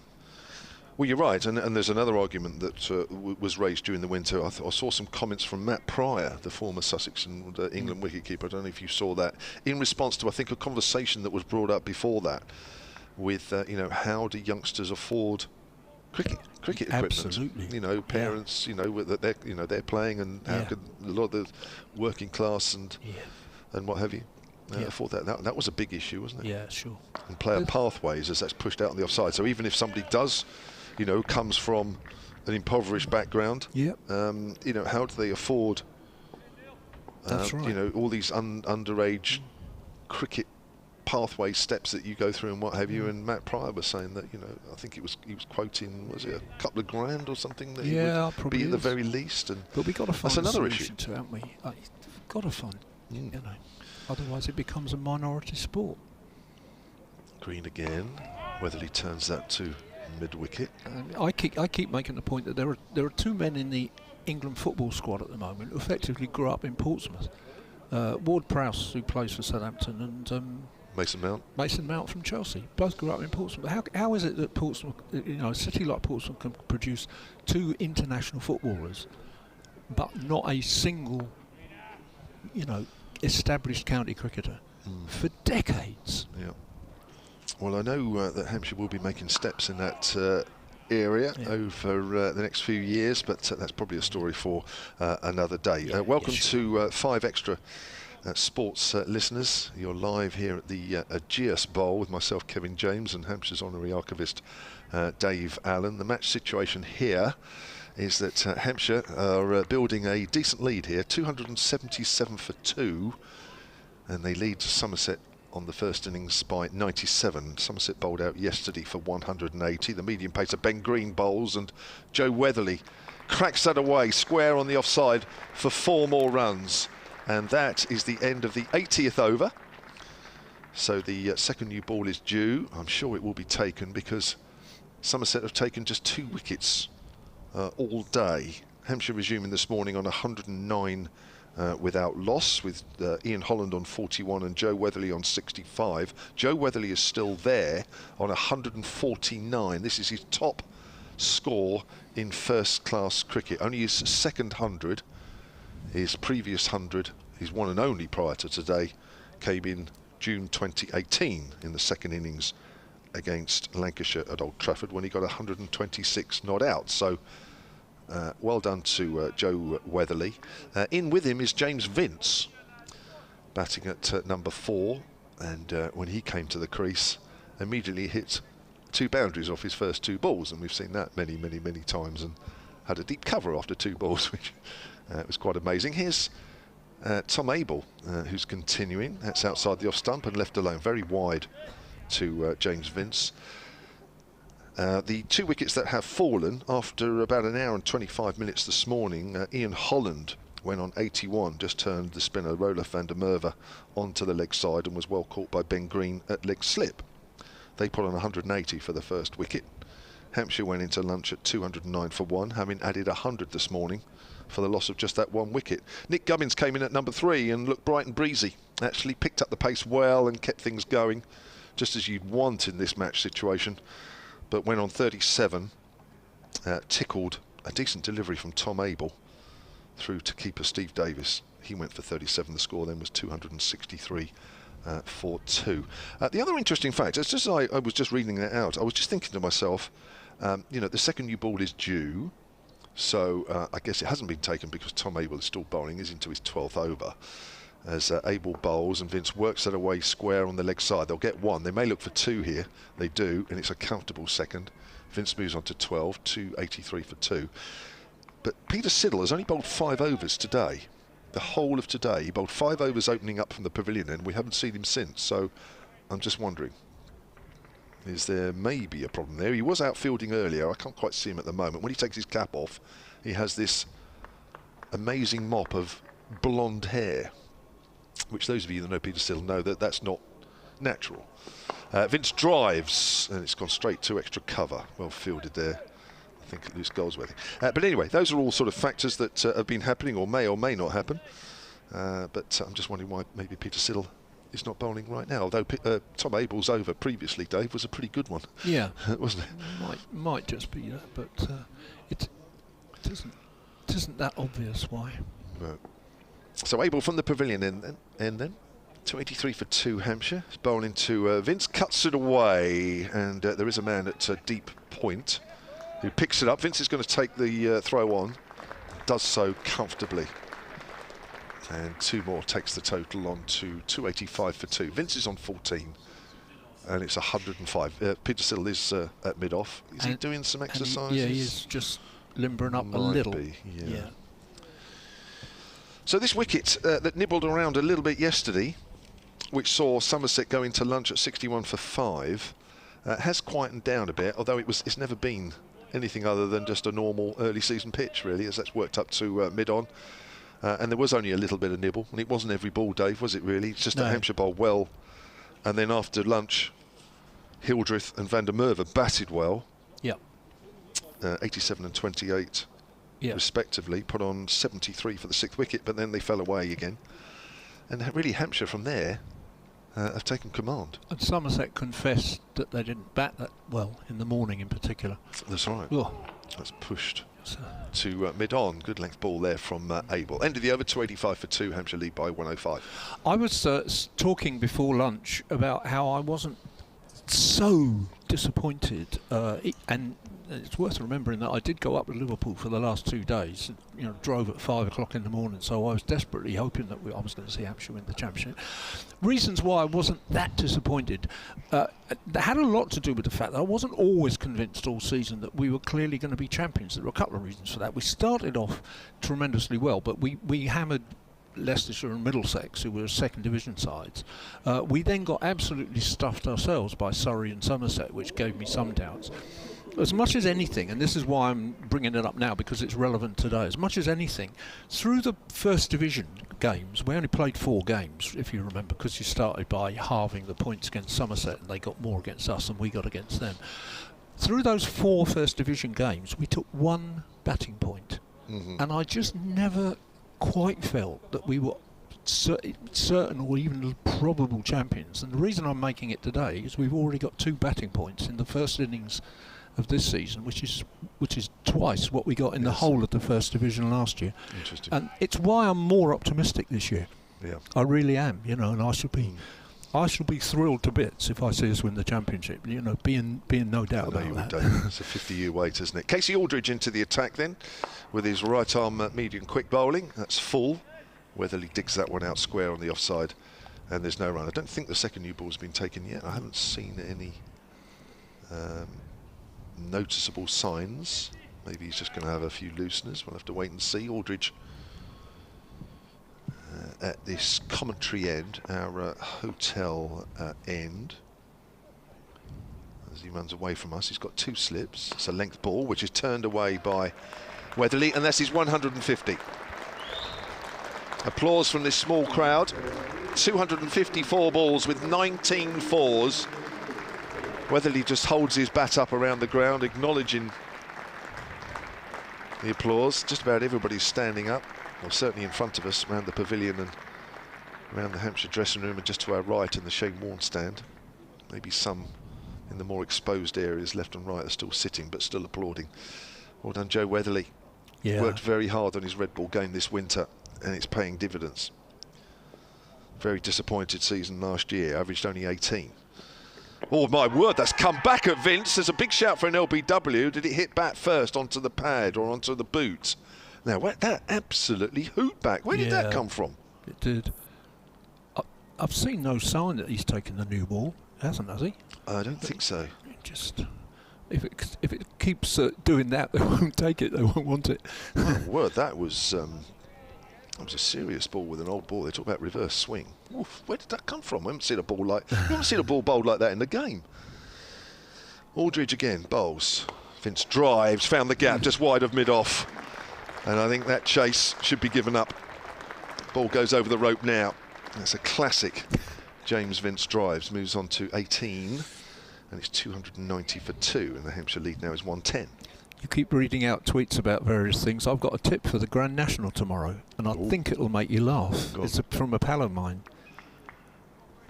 Enjoy D. Allen. Yeah. And it really is a horse running in the Grand National tomorrow. Are you putting some money on that? Well, I will. I never bet on anything. I once went to the Grand National and didn't bet on anything. But I certainly will have a tenner on that. Aldridge bowls. Vince forward. Pushes that out towards extra cover. Says it will be one of the most intriguing runners in the Grand National. Yeah. And it's owned by somebody called McManus. So that's got to be a bit of an omen as well, hasn't it? It's not Lewis, but no, who's on loan at Northamptonshire. I think he was the next guy to bat when I last looked at the Northamptonshire game. Actually, they're 5 down, so I'll have a quick look against Gloucestershire to see, as that's outside the off stump, and Vince is not tempted by that. End of the over, 290 for 2. McManus is batting. He's 10 not out currently. And has Ajit Dale taken any wickets for Gloucestershire? Former Hampshire? Yes, he has. He's taken Josh Cobb. Well, there we are. That's his maiden championship wicket. Yeah. No, it's not. Here. Well, yes, it sort of is, because he played for us in the Bob Willis Trophy, which isn't, strictly speaking, the championship. Taken on by Gloucestershire. He's picked up his first wicket, well spotted. Siddle's coming on. Yeah, so here we go then. So the new ball is it's just been signalled now. So Siddle will have first use with Hampshire 290 for 2, with 82 overs gone. The second new ball is taken. I just mentioned that's only one of a number of games, of course. Northampton's at Gloucestershire. Northamptonshire 109 for 5 currently, trailing by 114 on the first innings. That's just one of a number of games which you can pick up with live commentary on any one of the matches currently in operation. Just go to the BBC Sport website and just pick the game of your choice, and you'll get commentary equally as good as ours, if not better, up and down by the various BBC commentary teams. As well as that, on the BBC Sport website and BBC app, all the games are on the live picture feed as well, so you can watch the live pictures as well. That's pulled away by Joe Weatherly, and that's going for, I hesitate, 6. Just picked that ball up and just deposited it over the boundary at backward square leg. You could tell it was out the middle of the bat. I didn't actually follow the line of the ball. I just watched Joe Weatherly, and you can tell when a batsman knows when it's come out of the middle. Yeah. And it's pinged off the bat, and Weatherly just sort of looked at it and was kind of enjoying the moment.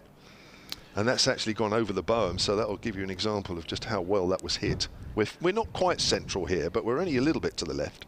Do you think it's damaged the new ball as well? Well, this is it. It won't be ideal, because that's all that sort of fancy red brick paving, isn't it, over there? So it's not ideal.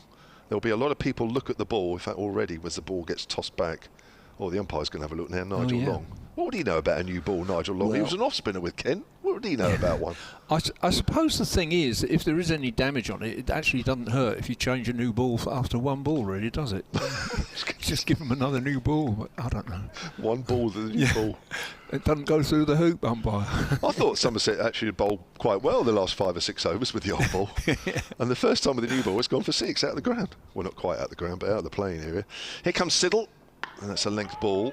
And Siddle comes through on his follow-through just to make sure that Weatherly stays at that end. He won't be happy with the fact that that would have been hit for 6, and I think Siddle wants to have a go at the rest of this over to try and winkle Weatherly out, who's on 156 now. His top first-class score, 296 for 2, Hampshire lead by 116, and Dave Allen is looking up all sorts of stats.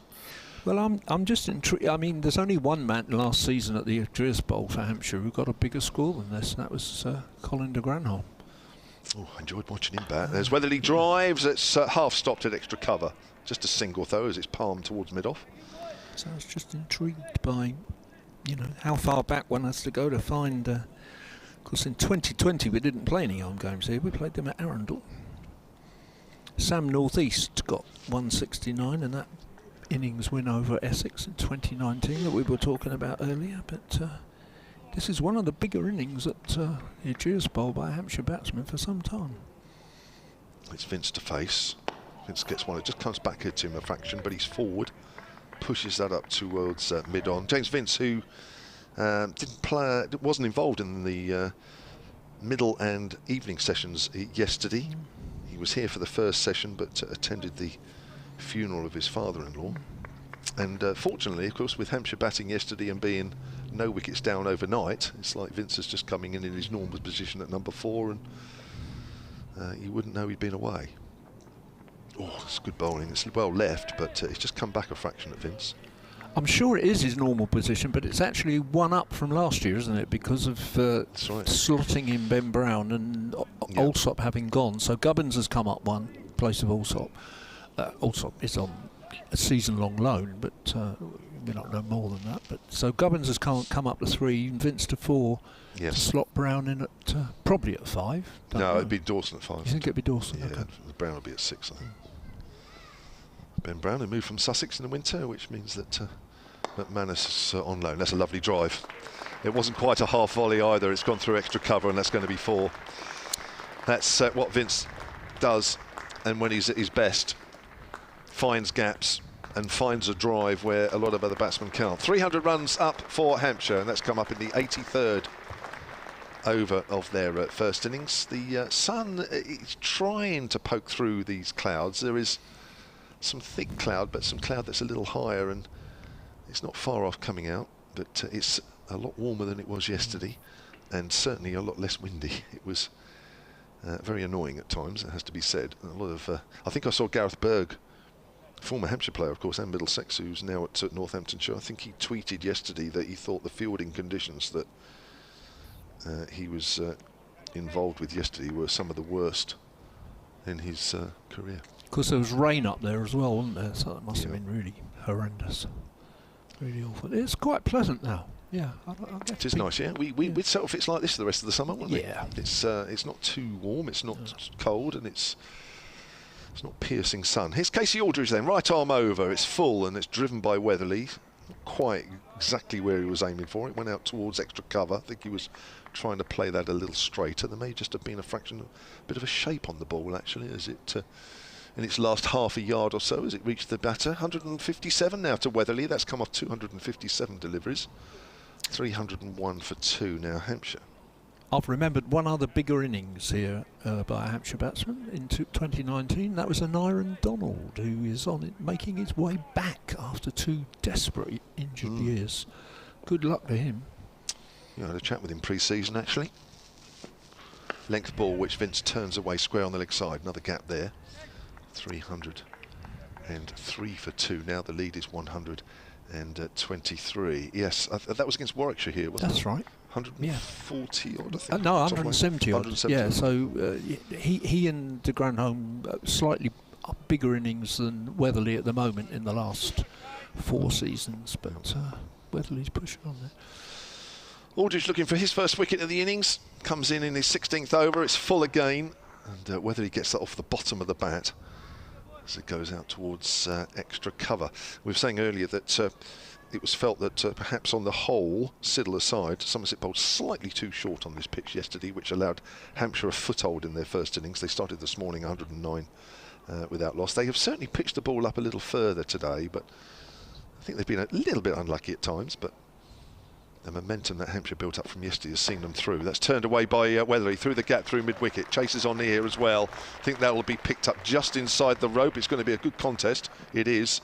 And they'll come through for a comfortable 3.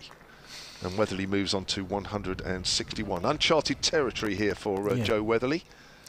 I thought it was very interesting, Kevin, when he got to 100, that he looked really quite emotional about it, about getting there, and so he just was very quiet for a moment, almost bent down staring at the ground, and then he just pulled himself up and acknowledged the applause, and it seemed to me to mean more to him than some hundreds mean to some people. Such a big thing. The 150 didn't look the same, really. Oh, what's that hit? Good Not hit ball. anything as it goes through to the keeper. Thought that might have bowled Vince. I thought that might have hit the pad, and somehow it's gone through to the keeper. Shaped away, isn't it? Cool. It's a great delivery. Yeah. And I don't mean that Weatherly didn't celebrate his 150, but I just think at that point he was suddenly more relaxed. I do think getting to that 100 after the couple of seasons he's had in the first class cricket meant an enormous amount to him. Well, I think you can sum up his season last year was he battled hard, opening the batting, sometimes got bogged down a little bit too much. Aldridge bowls just a little too wide, although it's shaped even wider. Through to Davis, and there is no run. 306 for 2. The lead is 126. I think his season would be battled hard for a number of overs. As I say, sometimes his scoring rate was slow, and by the time he got the ball that got him out, he didn't have many runs. Yeah, that's right. And hence why he only averaged 18 last year. He's a better player than that. There was one extraordinary innings he played a couple of years ago that you will have seen and I didn't, when we were awful at Chelmsford. Do you remember he carried his bat for 29 not out, which is actually a Hampshire record. It's the lowest bat carry ever. That's okay. Still 2 Weatherly, left alone outside off stump. So he's clearly got some guts and determination. And I mean, we were always frustrated. I remember you saying at the start of last season you fancied this was Weatherly's season. And it never. Well, it wasn't until he got to the T20, and then he sparkled in that and won himself a 100 contract. But this could be such an important innings for him, because the one thing that would turn last year's Hampshire side into a championship winning side more than anything else is a top order. That scores runs. Agreed. Weatherly pushes forward back to Siddle. No, agreed. It's been a big talking point, the opening partnership, for a little while, hasn't it, really? I mean, Ian Holland, who of course is not the natural opener, actually averaged 33 last year and had a pretty good season. Nigel Ashton has emailed sellingcricket@gmail.com if you want to get involved. It's the only email we're using. Of course, it's Aintree at the moment. I might have a bet on that tomorrow. I know Dave Allen's going to. I might have a little bet on your horse, actually. I reckon. Dave. It's a Dave Allen horse. He's on the back foot there, Weatherly. Can't quite squeeze it into the gap at backward of point. Nigel says, I had to go into Liverpool this morning on the Underground and saw all sorts of fashions and suits for Ladies' Day. That's right, it's Ladies' Day up there today. Not sure how long Sports Extra will be broadcasting with you. In fact, just as I've typed, you disappeared. Okay, well, that's apparently the IPL is on Sports Extra now anyway. But thanks as ever for a great opening commentary to the season. More of the same, please, over the coming months. That's Nigel in the Wirral. Thank you very much. There's a sad story about the Grand National, Hampshire. Edged, thick outside edge along the ground to point. No run. In our very first years as a county cricket club, 1864 onwards, we were run as much as anything by 2 brothers called Ede, George and Edward Ede. And George was a jockey, and he raced at Aintree on a number of occasions and was actually killed. I'm pretty sure he was killed actually in the Grand National. It was, he came off the horse and died at a fairly young age. He was still a player with us at that point. Siddle from that pavilion end, and he's almost edged as he's trying to cut that away there, Joe Weatherly. Bit of extra bounce there from Siddle, and in fact Steve Davis didn't take the ball cleanly behind the stumps. That's one thing I would say about this pitch, that it has looked like a pitch to bat on, but there is bounce and carry. There was yesterday as well. Which put you back into it, it really does, doesn't it? You're right. Yes. There's the odd ball there, isn't there, still? That, mind you, the second new ball's only a few oversold, if that. John Evans has emailed sellingcricket@gmail.com. He says, Tom Alsop has nipped back a bit, but wide of off stump, so Weatherly quite happy to leave that alone. He's 161, Vince is 23, 306 for 2, Hampshire. Tom Alsop has just caught Ben Duckett in that game along the coast there at Hove, with Alsop on loan at Sussex, as Dave just mentioned earlier. They're playing at Nottinghamshire. He didn't get runs yesterday, which was a shame. He got runs for them in their pre-season friendly games, and I wish him well. I hope he makes a go of it down there, but he didn't get runs yesterday. Going back to our conversation, Dave's going to do one more over, then Anthony will come back in, and then Dave will take my place for a little while.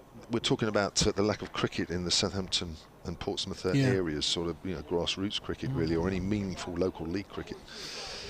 There is a Portsmouth club, of course, Portsmouth and Southsea, which I played a bit when I came down for, but there is no cricket club in Southampton. There used to be, but none of note.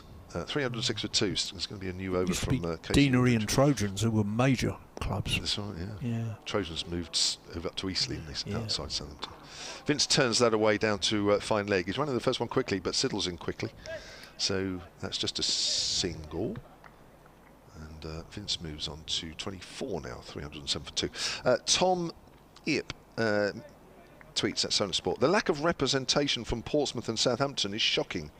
But having been dropped from the youth team as an 18-year-old in favour of a Kent-born wicket-keeper, I can tell you one reason why. Yeah, it's very sad. I mean, I think it's going to take some years to develop the situation so that people would start coming through. Yeah. But it's got to be done. Down the leg side, taken by Steve Davis. One or two got excited behind the stumps, thinking that Weatherly might have got a touch on it. Not helped, of course, by the fact that if you were growing up as a kid in Portsmouth or Southampton, I went to school about half a mile away from the United Services ground, so I'd nip up there to watch at lunchtime, after school, and so on and so on. Very few school kids can nip up to the Ageas Bowl from anywhere. School kids growing up in Portsmouth have no sense of a county side any longer, and that's a problem. It is. Weatherly just turns out a square on the offside. There's no solution to that. I'm not suggesting Hampshire should go back and play in Southampton and Portsmouth, because that's not going to happen. But that doesn't help the situation. No, there's a few tweets on that actually, Dave, which I'm going to come to actually while you're still here. I'm going to disappear in a minute. Park Kel de Porro. I hope I've got that right. That's not easy on the tweets. As Aldridge comes in again, it's a low full toss. Weatherly drives up to mid-off, no run. Says, interesting point made by Dave about the lack of Portsmouth-born Hampshire cricketers in the 21st century. The situation wasn't helped by county cricket stopped being played at the United Services ground in Portsmouth. Pompey youngsters are no longer watching county championship cricket, which is what you just said. I read his mind. You are there. But you're quite right, yeah. And of course that doesn't help. Simon Evans says on the same point, Aldridge bowls, Weatherly on the back foot, cracks that away, backward of point, but there is a man at third, square third, and Weatherly will pick up 2, 163 he moves on to now, 309 for 2. Simon Evans says, I wonder if the cricketer drought in Pompey is partly down to the end of Burnley Road games. I watched there, but the time I became a parent, it was all at the Ageas.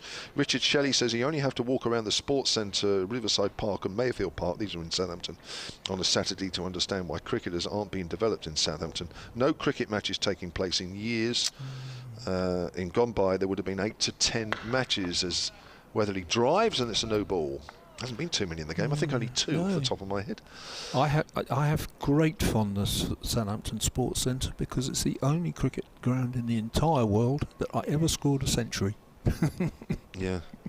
So I didn't play there very often, but I just did get my only 100 there on a Sunday afternoon.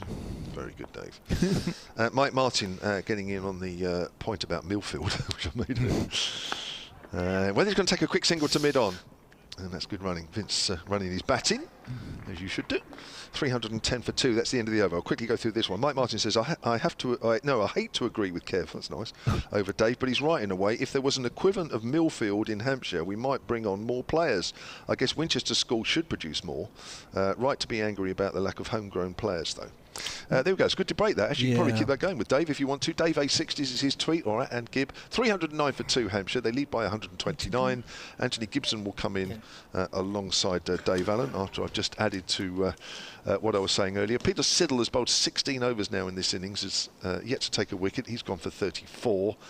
Casey Aldridge has bowled 17 overs now and has no wicket for 65. And both Vince and Weatherly came together at the fall of Nick Gubbins, the only wicket to fall since T for 37. That was 263 for 2. They are now 312 for 2. Siddle bowls, turned to mid-wicket by Weatherly, no run.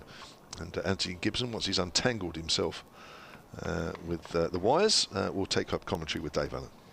Yeah, I just asked, just tweeted Polly Rhodes, a Somerset scorer, to ask, is there a sub on? Because I thought there was.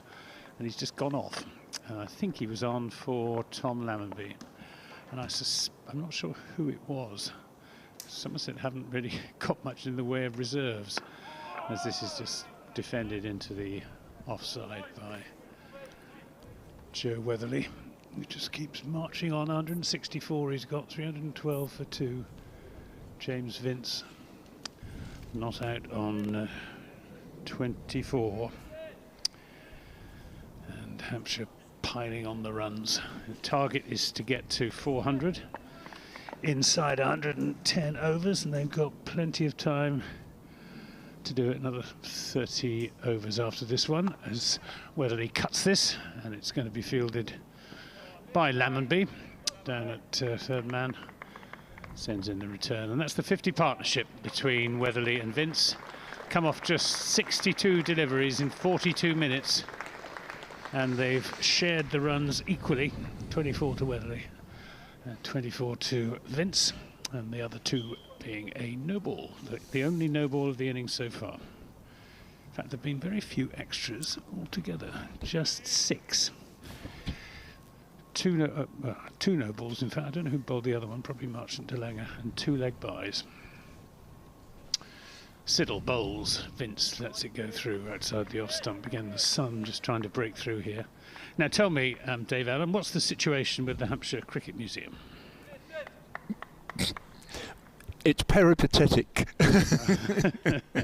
It's homeless. Yeah, we do our best really by putting stuff up around the ground here, there and everywhere, but I mean, I've been involved in it now for so long, since the late 1980s, that I would dearly love a dedicated museum. Siddle bowls, Vince drives, but straight up to Rolf van der Merwe at mid-off. But we ain't got one. I mean, is there nowhere on this? I mean, it's a huge ground. There surely must be somewhere, a nook or a cranny where the museum could be We've based. occasionally come up with suggestions. I think one of the biggest problems is that there are spaces that seem not to be used during the cricket season, but they're actually used, considerably for major events and banqueting and conferencing and so on, and nobody will give them up. Siddle bowls and brings that one back into Vince, who plays it into the onside. Siddle decides not to field it. So what we have is an archive in the Shane Warne stand, which is absolutely full of treasures. We've got things there like a bat signed by Tennyson that he used in a test match against Australia. We've got Phil Mead's bat that he made his 100th with. We've got the white ball signed by Shane Warne from the last match ever at Nortons Road. So much stuff. But it's not on display. And it's not on display. It's a shame. Occasionally we take stuff out and put it on a table, particularly if it's a rainy day. We know that there's one coming.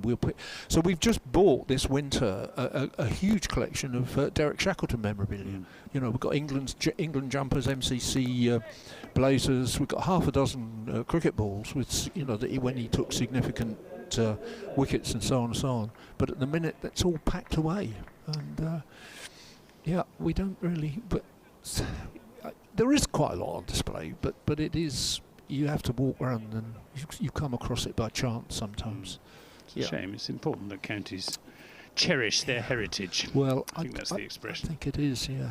Here's Leonard in bowls, Ned Leonard down the leg side to Joe Weatherly, who tries to help it on its way to the fine leg boundary, makes no contact. 313 for 2. I guess what I would say about that, Anthony, is I don't think there's any obstruction to that in the hierarchy here. I think people care about the heritage. It's just that the economic pressures here since we moved, and even before we got here, have been so intense that it's never been the priority. Leonard bowls, and this is a single. In fact, it'll probably be 2 runs, as that wasn't picked up cleanly by Casey Aldridge, and they come back, in fact, for 3. Well run. 316 for 2. I got a tweet that I need to respond to. Somebody said about homegrown players. Have I forgotten about Chris Wood? No, I was making a specific point about Portsmouth and Southampton, which are the 2 biggest cities. I wasn't saying that there was nobody ever from Hampshire that's come through, and Chris Wood is one of those people. Sean Udall was one, and there have been others, but not many. Ned Leonard in bowls. And Vince defends. Yes, of course, Somerset does have a city in its within its boundaries. Wells. But it's rather a small one. Yes. Wells. Wells is a city, exactly. Which I have stayed in more than once, in that hotel in the Market Square. Yeah, and nice. the beautiful cathedral. It Been is. to Christmas carol concerts yes, at the Wells lovely, Cathedral. Beautiful. Beautiful, yeah. It's Leonard.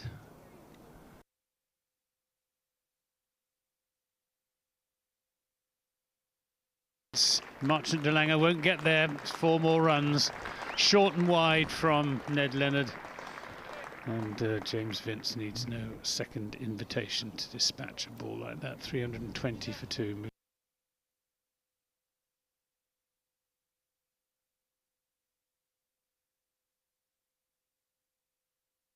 There it is. James Vince, as in the sense of pressing the accelerator. Not that Hampshire needed to accelerate, really. I mean, they've gone along, what were they, 209 at lunchtime? Yeah. So they've added 111 already in the afternoon session, as that's defended into the onside. Yeah. Just got a tweet from Ian in Lymington, who remembers Krakatoa Cricket Club in Southampton. Vaguely remember that name, but he also mentions Deanery. Deanery were really a major club, and I have to be careful about remembering who played for Trojans and who played for Deanery, but there were people like Robin Smith and Roy Marshall, Dennis Baldry, who either before or Gordon Greenwich went and played for one of those two sides, and I can never remember which is which, so forgive me for that. But Leonard bowls, and Vince plays with his bat quite a long way from his body, but times it beautifully, backward of square. Marchant de Lange had gone to deep extra cover in response to the previous shot from James Vince, so he just waited a fraction of a second longer for that one, and helped it on its way to the backward point boundary for another 4. Moves on to 32, 324 for 2, and has very much weakened Somerset bowling attack, rather being put to the sword at the moment by Weatherly and Vince. you could tell us a little bit about some of the top Somerset clubs, if you like. One of the things that intrigues me in some ways is the Southern Cricket League. Probably the most powerful club in the Southern Cricket League in recent years is South Wilts, which is based in Salisbury, not in Hampshire. You know, there are. I mean, Havant have been a superb club, particularly because they play on a public parks pitch. But mostly ours are suburban. Here's Peter Siddle, defensive shot from Joe Weatherly. Yeah, some of the Taunton clubs, a strong Taunton team, Taunton St Andrews. What's the league that? The Western League, Western Premier League, I think it's called. Bridgewater are strong this season, Western Supermare. Yep. I mustn't forget Wemden, coached by my... Wemden? Wemden. It's a village just outside Bridgewater. Okay, I don't coached know. by my friend and summariser colleague Mark Davis. Okay. Siddle bowls, and Weatherly just comes calmly forward, as he's done on umpteen occasions during this long innings. He's played some nice shots, but the hallmark of it for me has been how well he's defended. He's been in there now for 278 deliveries, 325 minutes, so 5.5 hours. It's Siddle in and bowls outside the off stump. Still some enthusiasm from Hildreth and Abel, close catches, encouraging their bowlers, but there's a slightly weary air about the their heads haven't gone down or anything like that. They're just looking a bit tired. They've been out in the field now for very nearly an entire day. Yes, 7 overs to tea, and the change was at tea yesterday.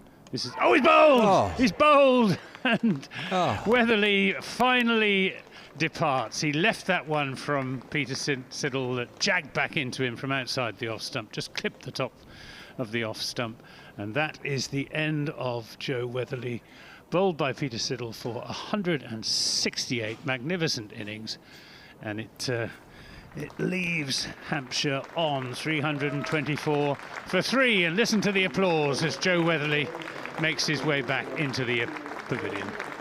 A fine knock, David. Yeah, he did very well, and James Vince quite deliberately walked across and patted him on the back and on the head. He will be so relieved and pleased about that he's, you know, after so long has played the innings that people thought he was capable of, and then it seemed he wasn't. I'm very, very pleased for him.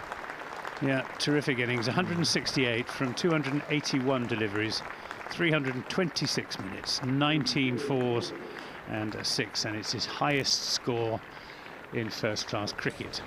And the other good thing about that wicket is that it gives Somerset a bowling point. Does indeed. So Somerset You're are off the mark. Very good. But Peter Siddle deserved that wicket. He's bowled really, really well, and he just got that one to grip. Yeah. And having said how well Joe Weatherly had defended and how well he left the ball well on that occasion, he left it once too often.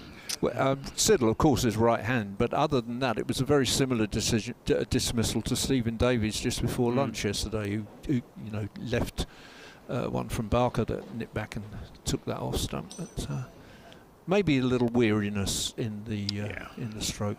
I was wondering if Ben Brown would bat at 5, and Kevin said no, it'll be Liam, and he was right. Liam it is who's in. So well, Liam likes batting against Somerset.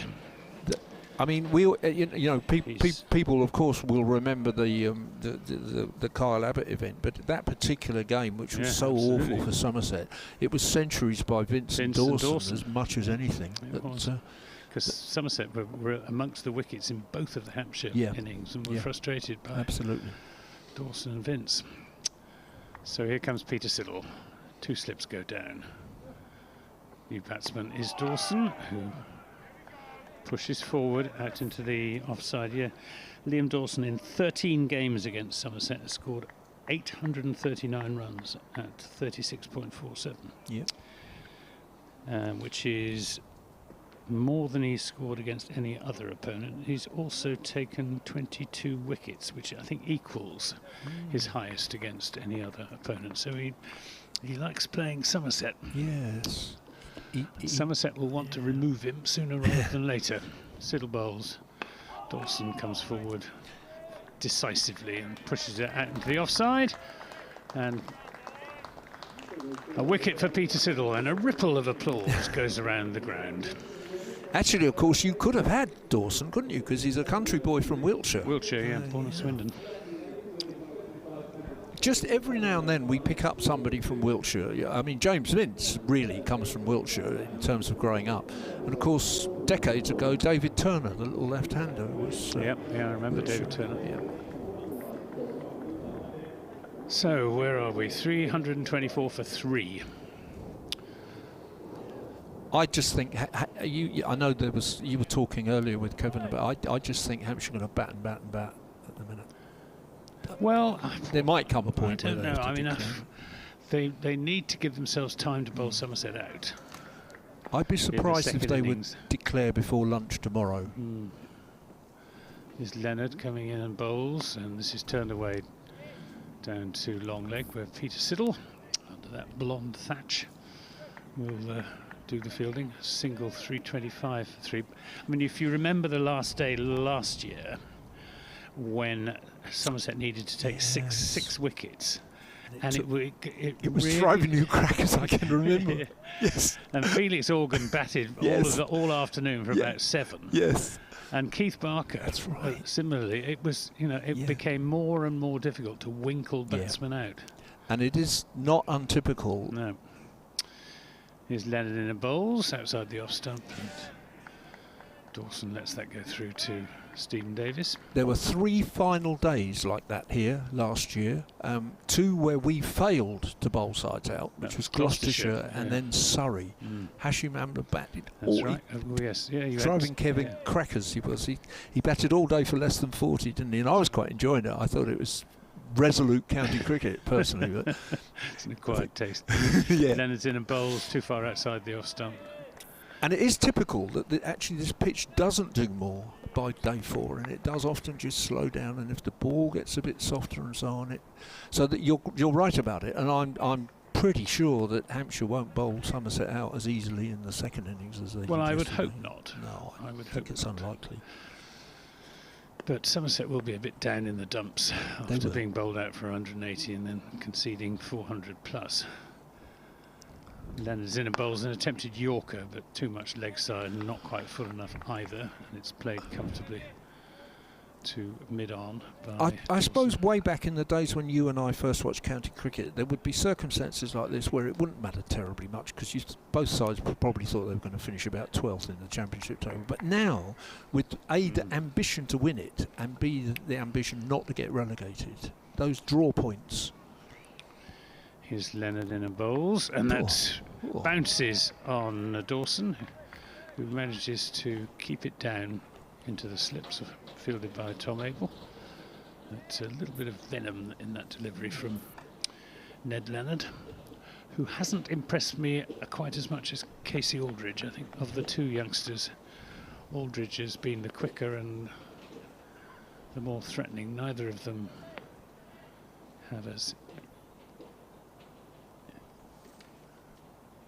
Here's Leonard in and bowls, and this is caught, brilliantly caught by Ben Green, I think that is, at extra cover.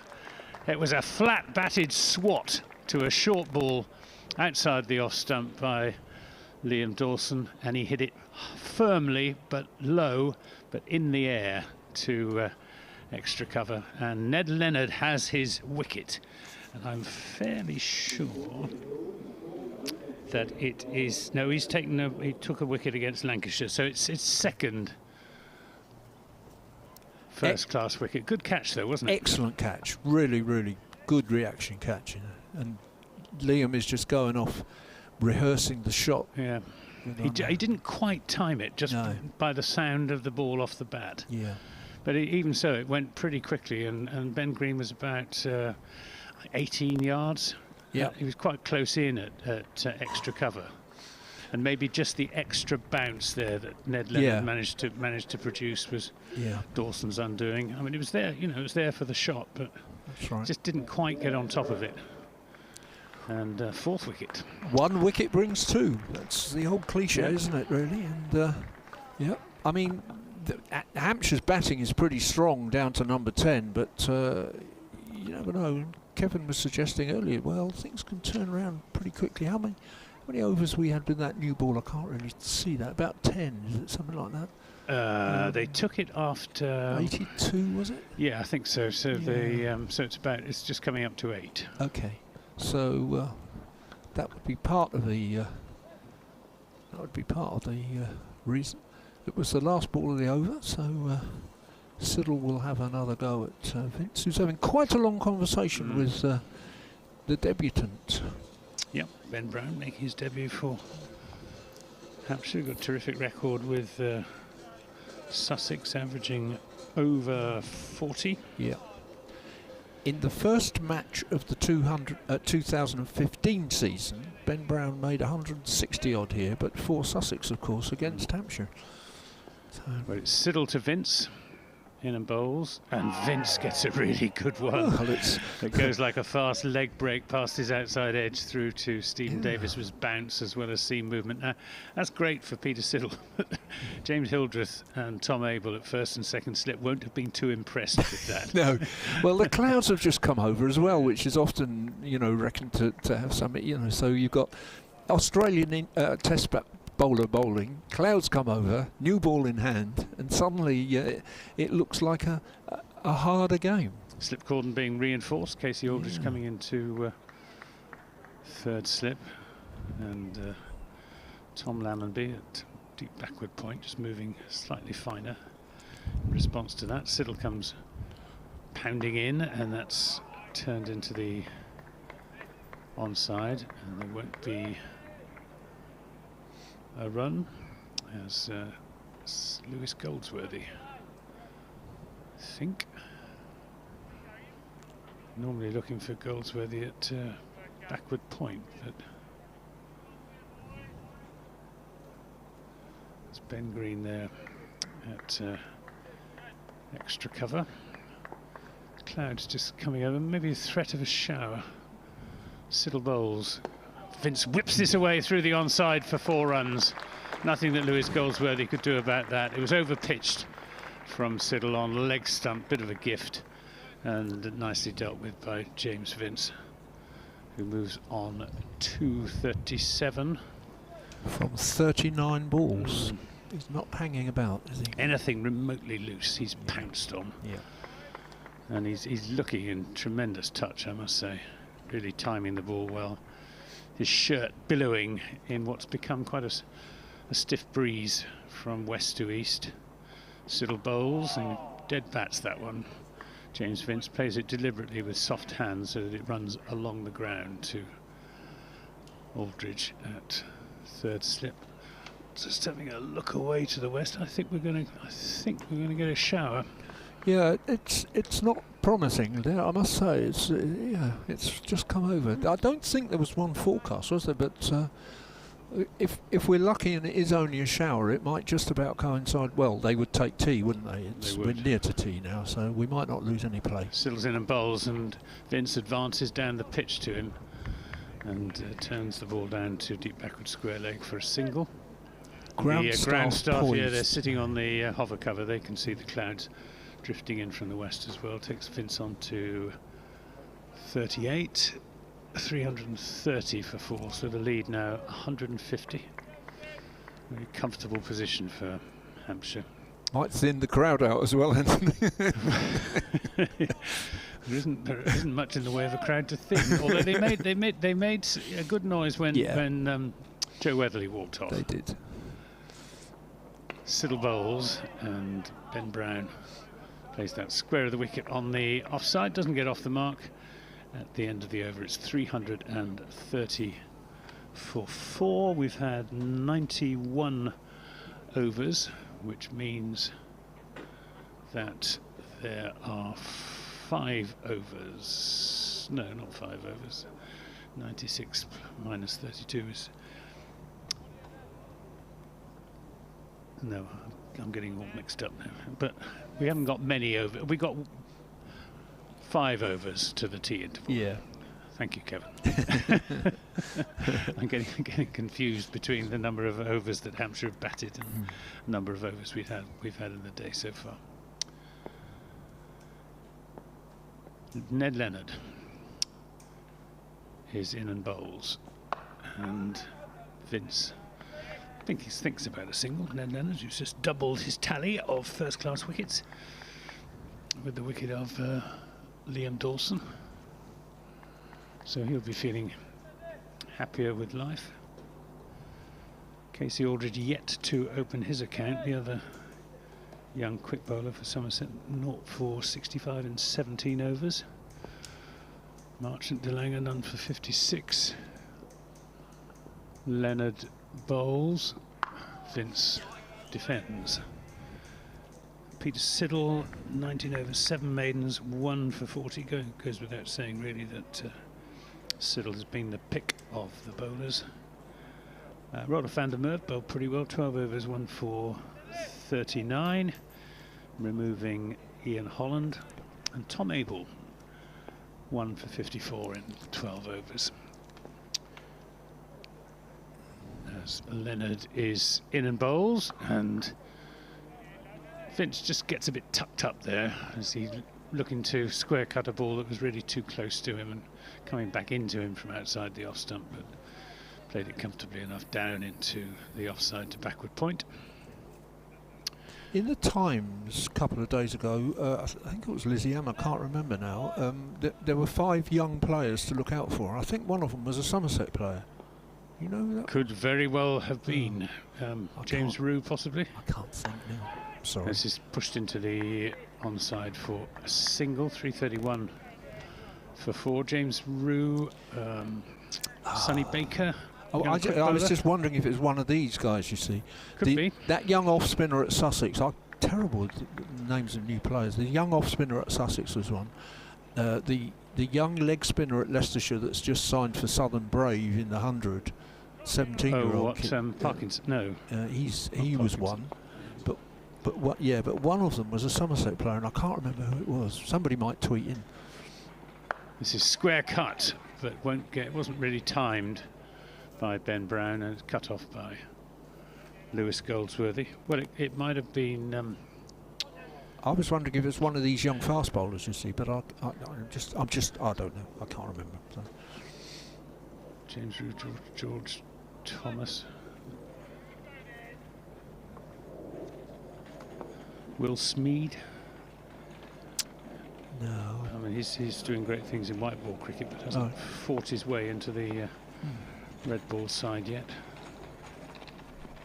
This is good ball from Leonard, bringing it back into Ben Brown, cramping in for room. He manages to defend it into the offside as Dave Allen makes way for Kevin James. 331 for 4. James Vince on 39. Ben Brown still to open his account. 4 overs to go before the tea interval, weather permitting. And there's a whacking great big grey cloud, which is certainly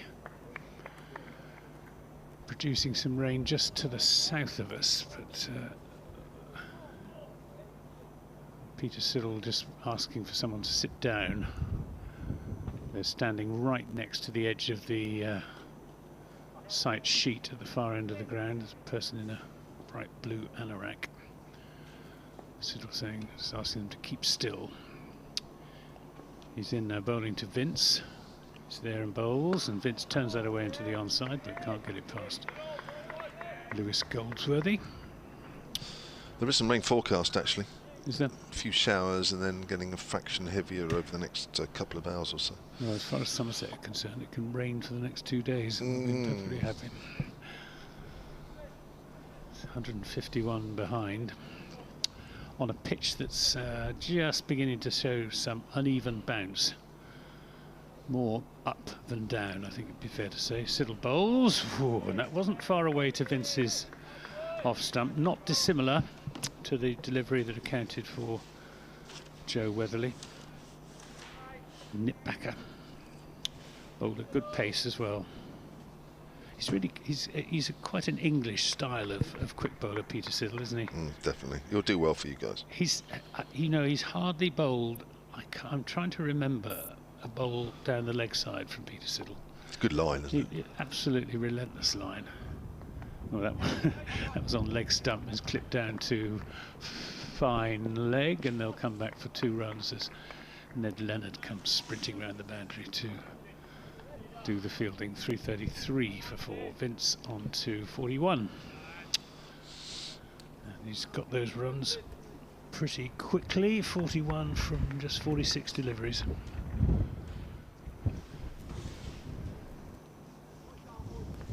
Hampshire, well, they're closing in on a 4th batting bonus point, and they'll be very disappointed if they don't get 5.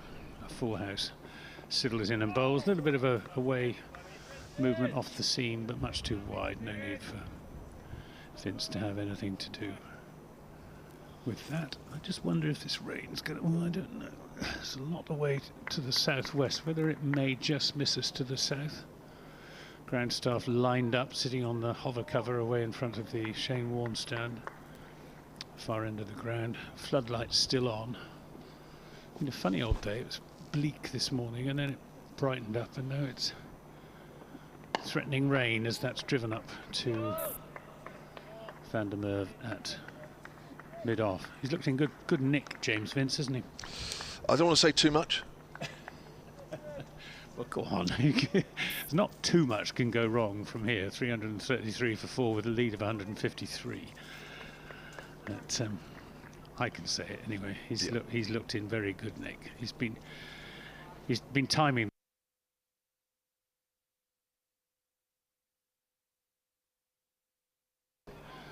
Looking to work it into the onside, and Siddle sees him coming, and all he can do is turn it defensively into the onside end of that over. 3 overs remain before the tea interval, maximum of 3. It's assuming it doesn't rain. 333 for 4.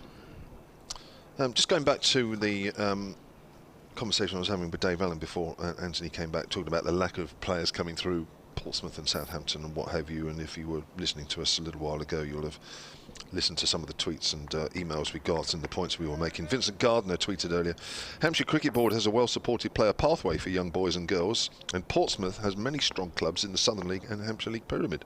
That's right, we mentioned Portsmouth and Southsea. Outside the off-stump, start of a new over from Ned Leonard. Ben Brown leaves that one alone, 333 for 4. There's a couple of other Hampshire League clubs around that area. Purbrook, isn't there, from off the top of my head? Bedhampton, I think, we're going to celebrate 150 years this year at some point. In early August, they're organising a special day. I know, because they actually emailed me about it the other day.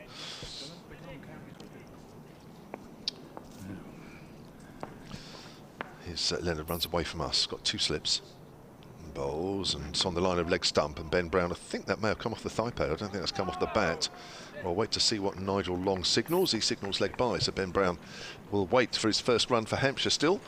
334 for 4. The lead is 154. Yeah, this is interesting. I asked Polly Rose, the Somerset scorer, whether there was a sub-fielder on, and if so, who it was. And there was a sub-fielder on for Tom Lamberby for a couple of overs, and he was a Hampshire player, Fletcher Middleton. Yep.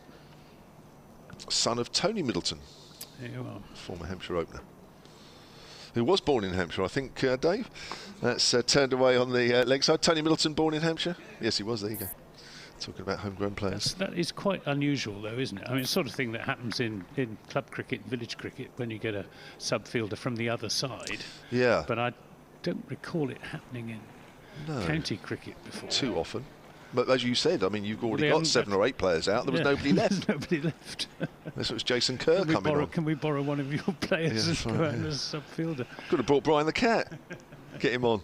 Here comes Leonard again. Length ball to Ben Brown. Just punches that out on the onside. No run. He did. I think he did actually field one. A bit of fielding to do, but not much. He was only on for a couple of overs. Yeah.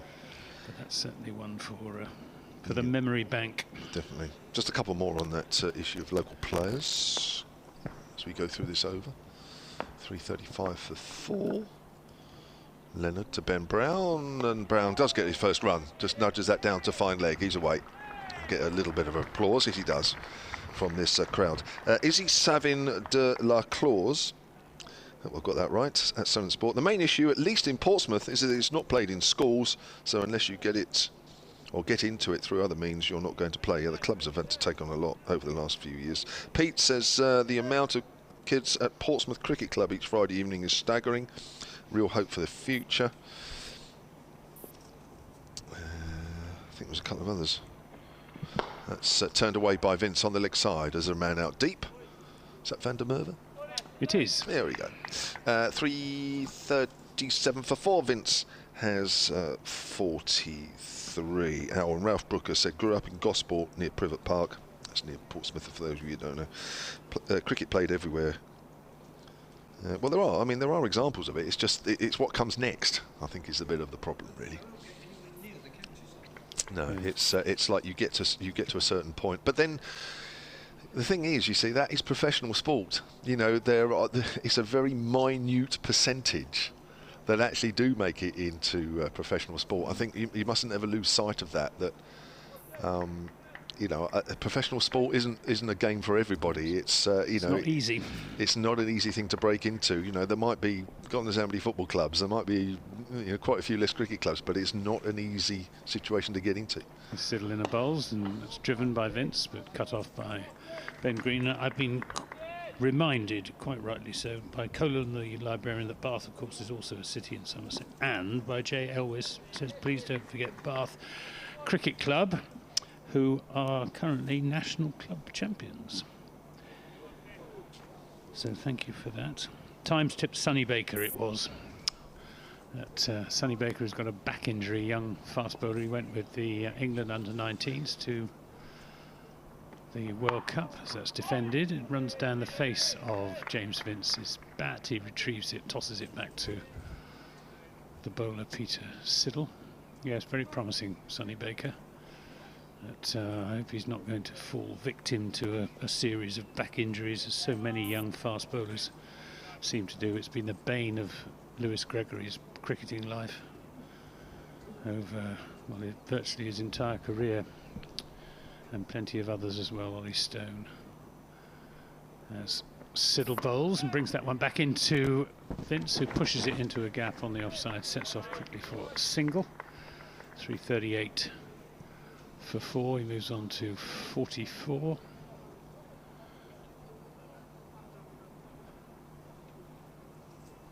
And Reece Topley as well, of course, had all those injuries, and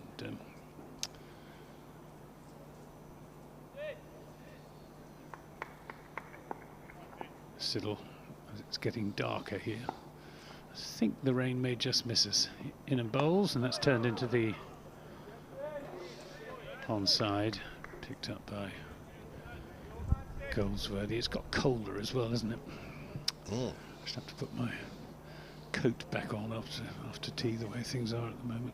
I'm down just to a jumper and body warmer, which is the least I've had to wear in this game so far to keep out the cold. It's not as cold as it was at Lord's this time last year. As this is run off outside edge by Ben Brown. Again, he played that with soft hands to keep it down. It ran away wide of a fourth slip for a single. 339 for 4. As we were sitting in, Kevin Hand and I were in a box at the pavilion end of the tavern stand, and the wind from the northwest was blowing straight in, and we had to have the doors open because of COVID restrictions. This is driven up to mid-on and there'd be no run, and it was so cold that the microphone was shivering in my hand. Trying desperately to keep the shivering out of the voice, but goodness me, that was cold. It's not as bad as that, anything like here, despite the fact that we've got a great big open window in front of us. But fortunately, the wind has been coming across the ground rather than into the box. End of that over, 339 for 4. 1 over remains before the... Is it one? Yes, it is one more over before the tea interval. To be bowled by Ned Leonard. His 18th of the innings, 1 for 69. The lead is 159. And it's Ben Brown to face as he runs away from us. Length ball, Ben Brown forward, pushing that up to mid-off. Lewis McManus, who Ben Brown has replaced. Lewis McManus on a month-long loan at Northamptonshire, has only made 15 today against Gloucestershire, if you're keeping the tabs on that.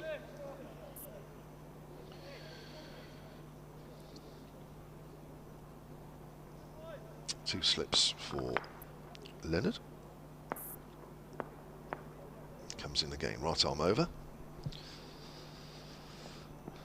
And just nips back on Brown and bounces a little bit. Wasn't quite sure where that ball ended up. It's around about where short leg stands. Still a bit of movement here. That second new ball is about 13 overs old now. Just over 13 overs. 290 for 2 the score was after 82 overs when the second new ball was called for. So 2 wickets taken with it. Joe Weatherly, when the score was 324, he was out for 168, and Liam Dawson for no score when the score was 325. Leonard again, and Brown pushing forward out towards cover point. Mark Long on Twitter, looking on the bright side, says, didn't we have a game, we being Somerset, a couple of years back, early season, where we conceded a 100-plus lead and still won? Yes, we did. As Ian Shepherd has pointed out, it was Middlesex. First game of last season when they made 313. Somerset responded with 172. So, what's that? 141 lead Somerset conceded, and they did indeed win by 4 wickets. Some optimism all of a sudden now in the Somerset camp. We haven't bowled Hampshire out yet. Turn to and the lead is already 159. With James Vince still very much there. And with, 2 balls to go until tea, and he's at the non-striker's end, and that probably will be the situation. I think you're right, we might just have missed that rain, and there's a horrible, dirty grey cloud that somehow has missed us, and I don't know how. outside the off stump, and that's left alone. We can see it right in front of us. It's come diagonally from just to our right, but how on earth we've missed that? Meteorologists would say that I'm sure there's a name for that particular cloud formation. It's like a sort Horrible. It's like an upside down hot cross bun. The sky. Yeah, it's quite, actually, it's interesting to look at, actually, isn't it? There is some rain, actually, isn't it? About 10 o'clock as we look to our left. But that's well past us. Here comes Leonard outside the off stump, and that's left alone. So that will be tea with 96 overs completed in this Hampshire first innings. 339 for 4. That was a maiden over there, bowled by Leonard. So Hampshire 339 for 4, as I say. They lead Somerset by 159. The not-out batsmen are James Vince on 44, Ben Brown on 2. Those 2 wickets I mentioned earlier. Joe Weatherly 168, Liam Dawson for no score. And Somerset at last amongst the Hampshire wickets, picking up 4 of them, and the first 3 mean that they've got a bowling point, but again very much, well, I suppose honours just about even in the afternoon session because of those 4 wickets. But Hampshire have added 130 overs, 130 runs in the 30 odd, I think it is exactly 30 overs that have been bowled. So a wicket for Siddle, a wicket for Abel, and a wicket for Van der Merwe. Join us again in 20 minutes time when we'll bring you the evening session on this day 2 from the Ageas Bowl.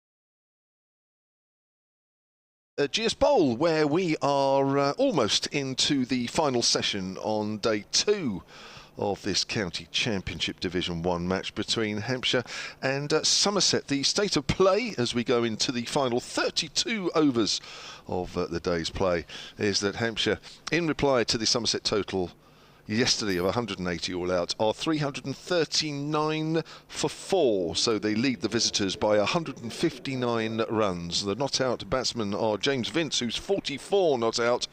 Ben Brown is 2 not out.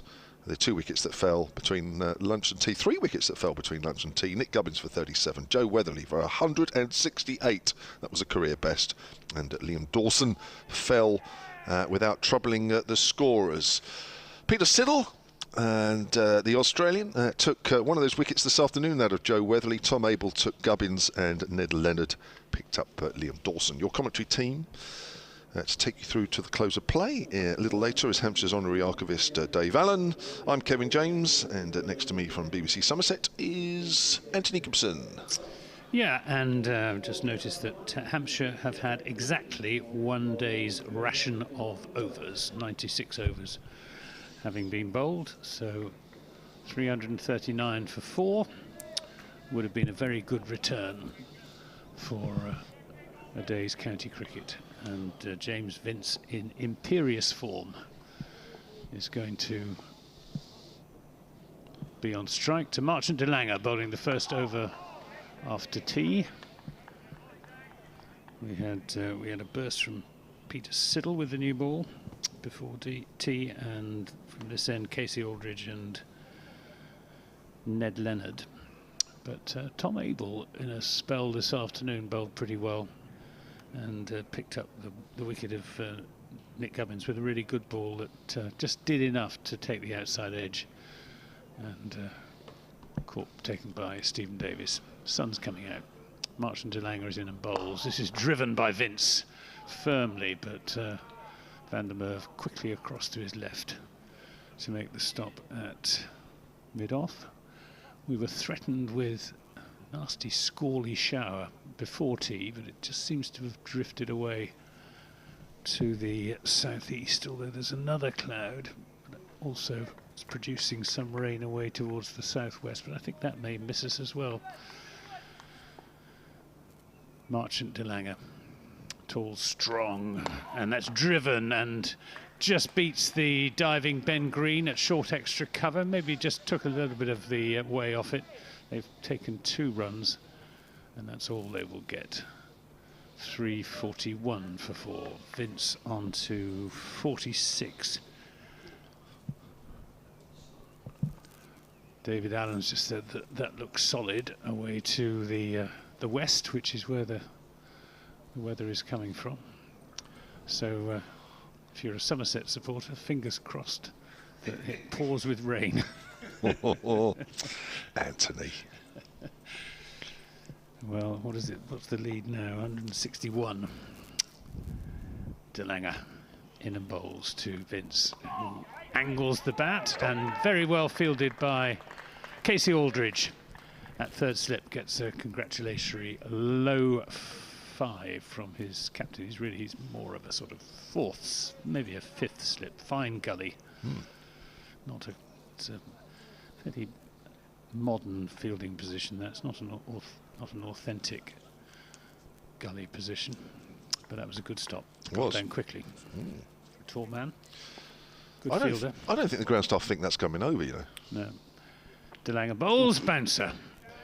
Quick bouncer as well, and James Vince ducking underneath it, but again just a fraction too short to discomfort the batsman. Is Vince, is he a hooker by instinct? He can do.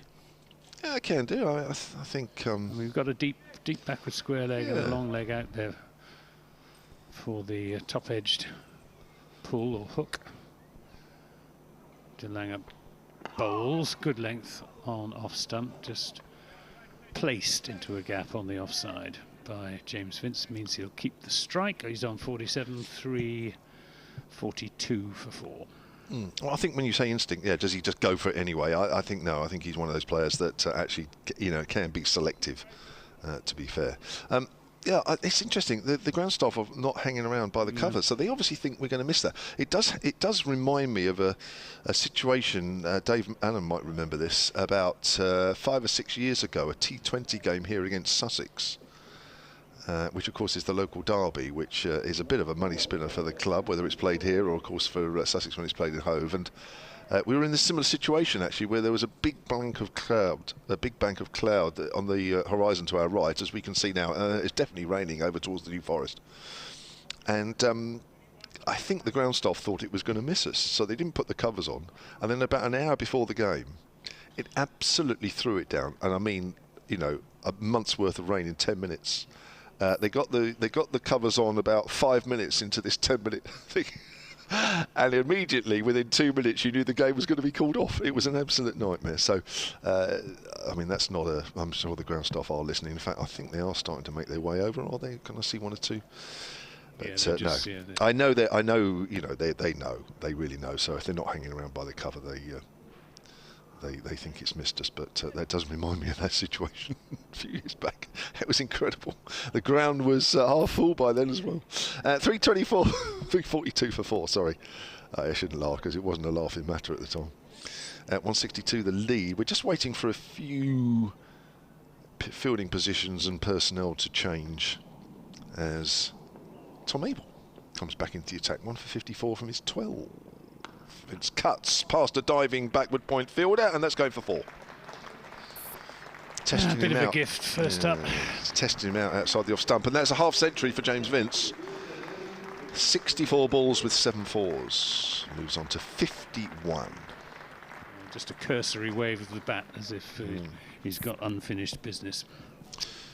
There was a lot of Hampshire fans pleased when he wasn't picked up in the IPL auction. In fact, he didn't even get out the hat.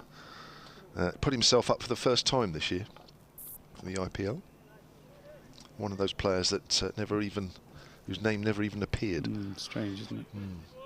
So a lot of Hampshire fans will be mightily pleased that he's starting the season. 3:46 for 4, just guides that one to backward point this time.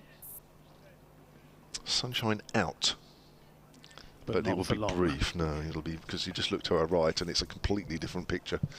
If you are in the, I would say, if you've been in the Romsey area, and certainly over that way, you'll have either had a lot of rain or just about having it. I would say actually, no, Romsey would have just missed. Romsey would have just had it, I would have thought. Here comes Abel again. Vince wants a quick single, but fieldering quickly at point. It'll be Goldsworthy when it is always there. It is. He's alert. Yeah, he's quick across the ground. Is Lewis Goldsworthy. He is. Got a good arm as well for a slightly built young cricketer. Yeah.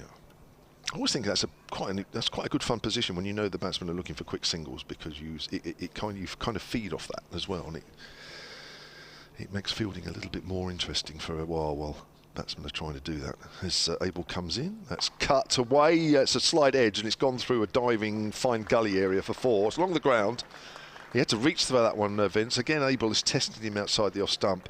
He was inviting him to make a mistake, but that's the 350 up. I'm looking at the scoreboard, and then immediately behind the scoreboard, it's absolutely black. 98th over, that's 350 has come up in. 4 batting points. 7 points in total. Good start for Hampshire. And 170 the lead. As the ball slowly makes its way back to Abel. I don't think Somerset will be in a massive hurry here. As he runs away from us. Still got the slip in. Vince gets a straighter one and takes a quick single to mid-on. And in the comfortable single in the end as well. 351 for 4, and Vince moves on to 56. You still think Hampshire are going to bat on until tomorrow? I mean, I don't know, Anthony. I'm honest, I really don't know. I mean, I don't see, if you're only 4 down and these two continue to bat okay, and Hampshire have got a reasonable batting lineup, I don't see where you think you want to bat again. So for that reason, I'd want to keep going. Somerset would be tired though, won't they? They will. After, well, more than a day in the field. Yeah. So, but I've gone past trying to work things out, if I'm honest. That's a nice drive from Ben Brown, but there is a man out at deep cover. Over the years, lots of things have happened that I thought, oh, I didn't know that was coming. I've been managed, luckily, to predict one or two things, but I think that's in a minority. So I'm going to hold off making a prediction. I know what I'd do. I would try and bat once. But then if Hampshire get to like 7 or 8 down, and the game's drifting, I would pull out. But well, these two are batting, and who have we got to come after these two? Felix Organ, Keith Barker. You know, still quite a bit of batting. I would keep going. Well, but that probably means that Hampshire will bat for another round, pull out. that's what I'd do, I have to say. Yeah, no, I'd want to get Somerset in this evening. Yeah, especially if there's cloud cover. Pick up a couple of wickets and 2 bites of the cherry. Yeah. It's because if Somerset bat anything like, they ought to put up a much better showing in the second innings than they did in the first.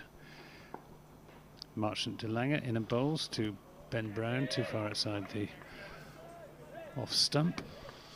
The ground staff lounging against the hover cover, but no great sense of urgency being communicated. That's that great wodge of dark grey cloud floats from west-northwest to east-southeast, roughly across the ground. It's not moving very quickly, so if it does catch us, we could be off for some time.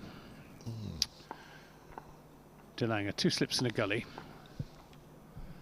Bowling to Brown, he's there and bowls. Slightly tighter line, but still not near close enough to the off stump to require a shot from Ben Brown, who's playing his maiden innings for Hampshire. The entirety of his first-class career prior to this game has been played with Sussex, where he made his debut back in 2007,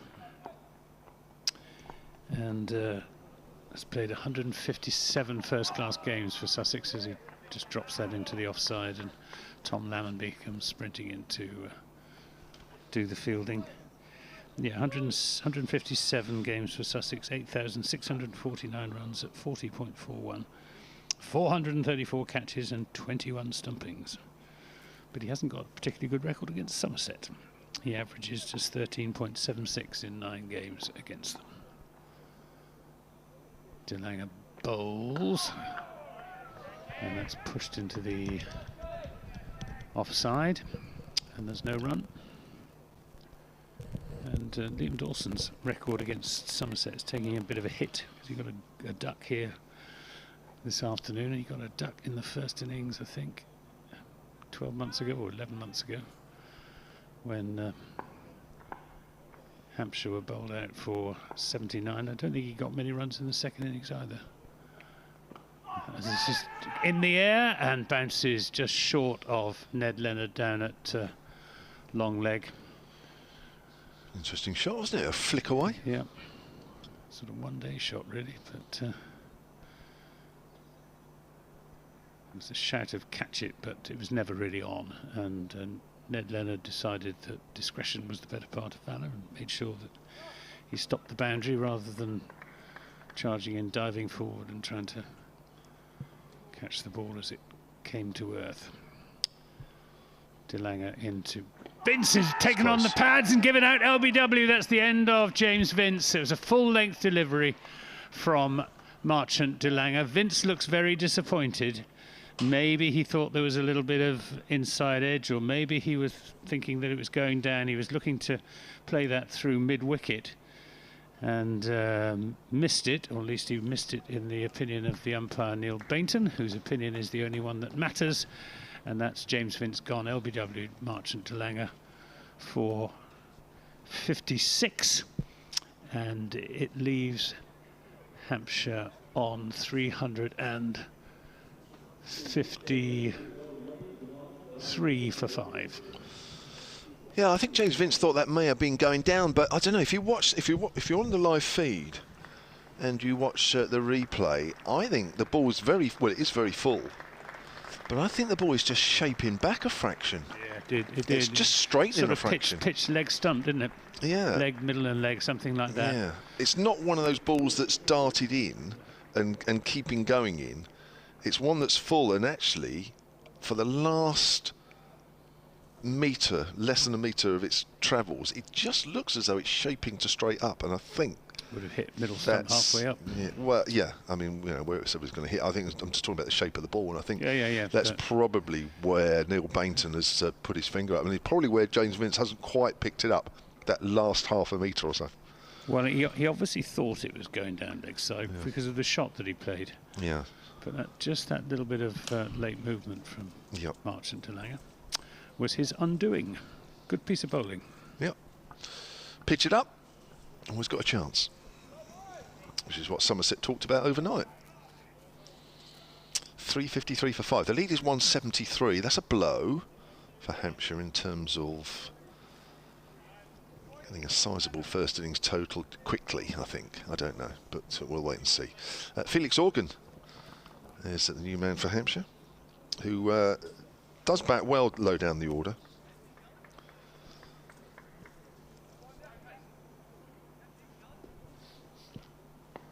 New over from Tom Abel. So Dave Allen has just calculated.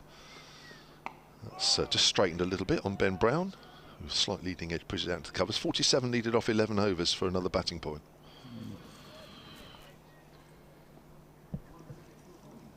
Yep, exactly. David Allen has just said 1 wicket for a second bowling point for Somerset. Michael Dodd has given us a rain update at Solent Sport. Heavy hail in western Southampton right now. Expect that to be with you soon. It's not far away.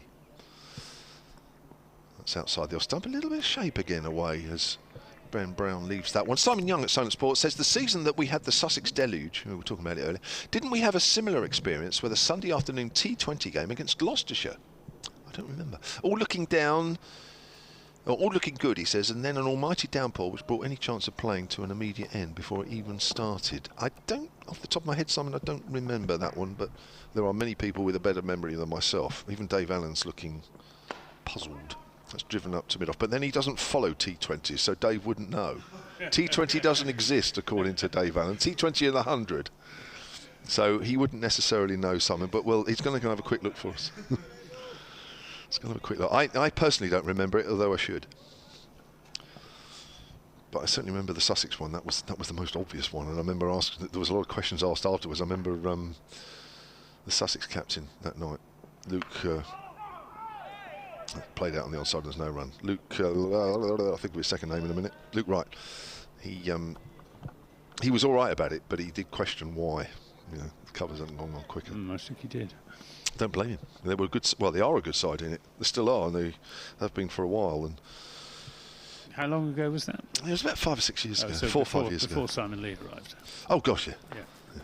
I think it was before Carl McDermott as well, who's now at Lords. I think that's another full delivery, which Ben Brown works down to fine leg a little bit. Might just have straightened a fraction. That's why there was a few oohs. Ben Brown moves on to 5, and it's 354 for 5, and the lead is 174. And that rain, you just feel that we are right on the edge of it. But I can now see some. I think we're going to miss it. Yeah, again, it's a whacking great big bumblebee. Look at that. Oof, that's huge. That is huge. He's a half pounder. Can make a meal out of that. Abel again, that's on the line of leg stump, and Organ works that to square leg, and that's the end of the over. That is, I think, exactly 100 overs bowled in the innings. 354 for 5. 2016, Sussex and Gloucestershire in the same year. Thank you very much, Dave. He's looked it up. So, Simon, you've got your answer. So there was 2 games, but I think the Sussex one was the more obvious one, I think. From my memory. Well, right, thank you. Probably heard that in the background. They named the teams for the Gloucester games, but they didn't actually play. So we've got presumably Marchant de Lange. He is indeed going to continue. And we had the unusual sight this afternoon of Somerset borrowing a cricketer from Hampshire to act as briefly as substitute fielder for Tom Lammonby when he went off, as de Lange is in and bowls to Brown, who gets up on his toes and gets 4 runs down to long leg. Nice shot. Just whipped it around the corner. Takes Hampshire on to 359 rather, for 5. Yeah, and Steve Petard says in the 1970s, a sort of equivalent thing, a strapped Worcestershire side playing Gloucestershire were offered the services of the brilliant fielder Jim Fote. However, he was banished from the field after deliberately dropping his captain Mike Proctor. Jim Fote. Yeah, I remember Jim Fote. Oh, and taken on the pad as Ben Brown turns it round the corner, given as a leg by, but pretty clearly going down the leg side. Yes, Jim Fote was very quick. I can't believe he would deliberately drop his captain. No? I mean, you wouldn't do it, would you? I've never been in that position, so I don't know. I know, but you can imagine being in that position. I would have thought you were honour bound to give it your best shot. Yeah, for sure. Marsh and De Lange is in and bowls. That's turned away through the onside. And that will be cut off just inside the deep square leg boundary by Ned Leonard, who sends in a good long return to the gloves of Stephen Davis, and they come back for 2 runs. So Felix Organ is underway with that 2 runs to square leg. I think it's one of those situations that if you were fielding at mid-off and there was a dolly coming your way, I don't think anybody would expect you to put that down. That would look pretty obvious. But what they wouldn't want to see is you running 50 yards and diving full length and taking a one-hander inches off the turf to get rid of your skipper. That's just defended into the offside by Felix Organ. That's a P45 moment, isn't it? Yeah, it is indeed. Well, it's interesting. I wonder if any listeners were there for that game. Worcestershire against Gloucestershire back in the early 1970s. It must have been. Mike Proctor was captain, or mid 1970s probably. It's De Lange to Organ, bouncer, not a particularly good bouncer, too short, too much leg side. Felix Organ just watch it sail over his head into the gloves of Stephen Davis. I think we are going to miss that. We are. You know? It's quite incredible, actually. 2 big banks of cloud. The weather gods are favouring Hampshire at the moment.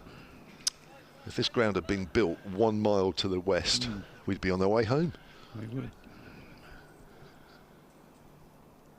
361 for 5. Hampshire lead of 181, so on course for a lead of 200 plus. De Lange is in and bowls, and Felix Organ turns it into the onside. End of that over. 27 overs remain in the day's place. Hampshire 361 for 5. Now, a little earlier, myself and Dave were talking about sort of the lack of sort of grassroots cricket in Southampton and Portsmouth, which I know has been addressed, and but we're just talking about the situation that has been and is sort of, still the situation. Simon Jones is the cricket development manager at the Hampshire Cricket Board. Afternoon, Simon. He says, I'm being trolled on Facebook. Oh dear. He says there is a healthy number of clubs in the Portsmouth area. I mentioned 1 or 2. I mean, I don't know Portsmouth that well, so I can only think of a couple off my head, and I did play club cricket in there when I first came down. He says Portsmouth Community. Of course, Portsmouth Community. I could have forgotten them. Portsmouth to Southsea. Railway Triangle, US Portsmouth, Hillsea. Here's Abel.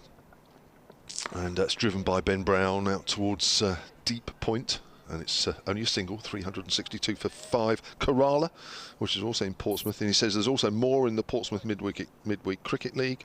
And, of course, the Hampshire Slam competition, which is new for this year. That's a T20 competition, I believe. I'm sure I've read about this somewhere, which I think has already started up in Surrey, and now it's moved to Hampshire, and I think they're trying to expand that. There could, of course, always be more, and Dave will remember at least half a dozen former cricket grounds in Portsmouth, which I think you did mention, as it turned away on the leg side. Slightly aerial, but into the gap through mid-wicket. It won't go all the way to the rope, but Organ picks up 2 runs, and that takes the total on to 364 for 5. In Southampton, one of the aims of the 7 Lords Taverners Wickets centres, Wickets is something we featured on the radio actually, is the restart to club cricket with juniors in the Southampton Unitary Authority. It's a complex picture involving quality of facilities and many other factors. Could make a great feature. Yeah. Well, we've covered the Wickets programme a little bit, which is a well-known inner city programme. That's pushed up to mid-on, and there is no run. I'm sure we'll do a bit more on that as in the Hampshire area anyway, as time goes on. Well, having made a big deal about Somerset borrowing a Hampshire fielder, I've had a tweet now from Richard Horton who says the Somerset 12th man is 18-year-old Max Horton, off-spinner for the Somerset Academy. Well, my source of information was impeccable, but well, Ooh. Outside the off stump, left alone. Polly Rhodes, the Somerset scorer, but well, it's not. I honestly wouldn't know Fletcher Middleton from Max Horton, but I'm sure it's more likely to have been Max Horton than Fletcher Middleton. Still that cloud rolls by to our right as Abel comes in. It's a length ball to Organ, and there is no run. It's quite dark out there. The floodlights have been on all day, even when there's been the odd period of sunshine.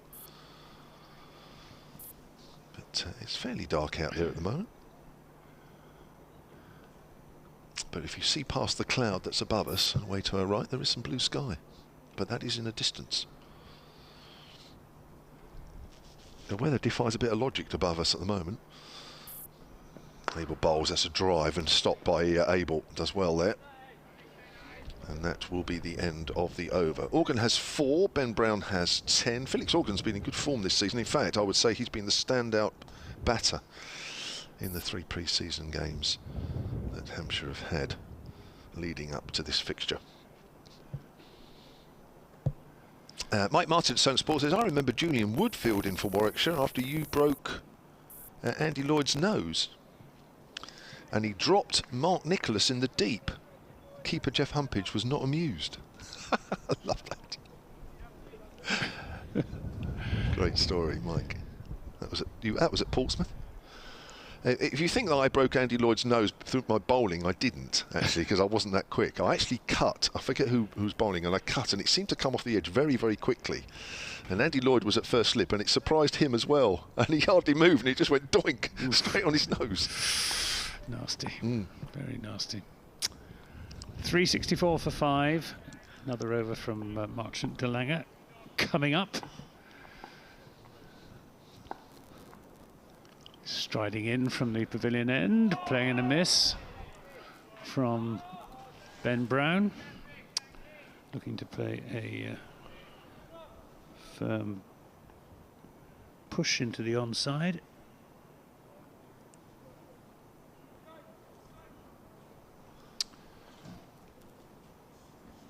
Just the one slip now. James Hildreth with his hands in his pockets. Tom Abel in the gully.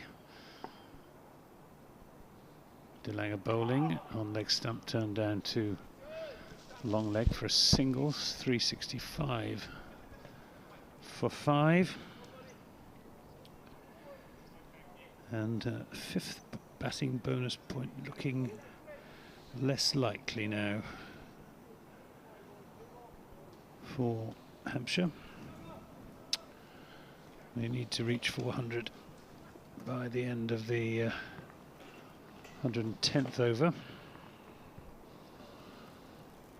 De Lange is in and bowls, and Organ just drops that into the onside. We're in the 103rd over, so 7 overs after this in which to score, as things stand, another 35 runs. So it's 5 runs and over. Depends how, I'm sure they could get there, but it depends how important that 5th batting point is to Hampshire, and whether they would not wish to jeopardise their chances of getting a win by giving away wickets and trying to get there. That's defended back up the pitch by Felix Organ. And I think Kevin's going to be providing a report on proceedings for listeners to BBC Radio Solent in the merest hint of time. Somebody's finally worked out the technical. It's only taken them a few hours.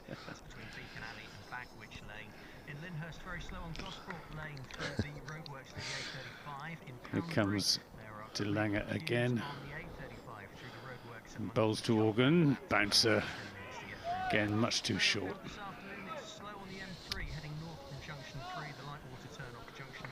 Ned Leonard shouts some encouragement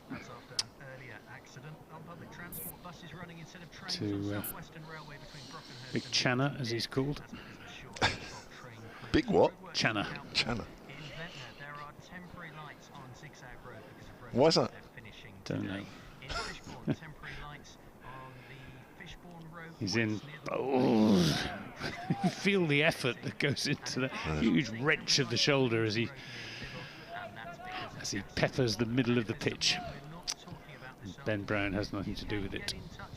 Sorry, Felix Organ has nothing to do with it. 365 for 5, ended that over. Still dark, but it will brighten up, because I think the worst of the cloud is passing us by. Quite how it's not rained, I really don't know. Do a quick 30-second update coming up. Here we go. Hampshire are in a very strong position here. 365 for 5 they are in their first innings. They lead Somerset by 185. In most part, the lead has been given to them by Joe Weatherly, who was out this afternoon for a career best 168. They came off 281 balls with 19 fours and 1 6. James Vince has come and gone. He's the only man that's fallen since tea. He went for 56 earlier. Nick Gubbins made 37. Hampshire in a good position. They'll look to push on and create a sizable first innings total.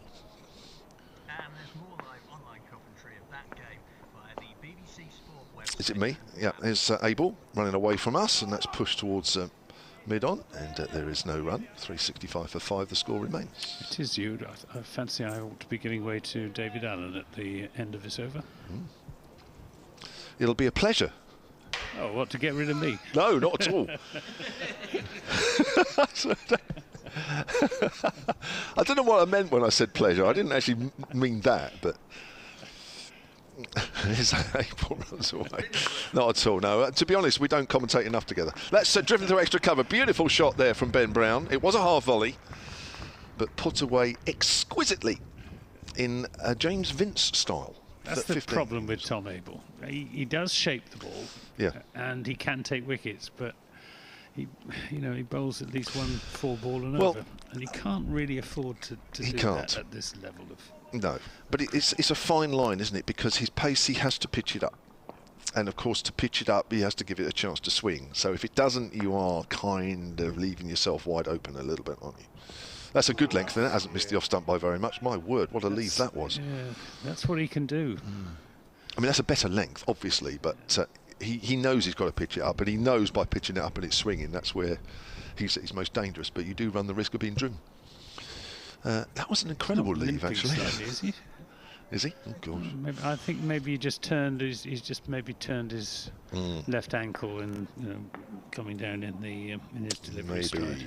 Maybe. Doesn't seem in any trouble. He seems okay at the moment. Well, that's nipped away and bounced and gone through at a fair rate of knots to Stephen Davis. Just the odd one, does it? Bounces a bit and goes through.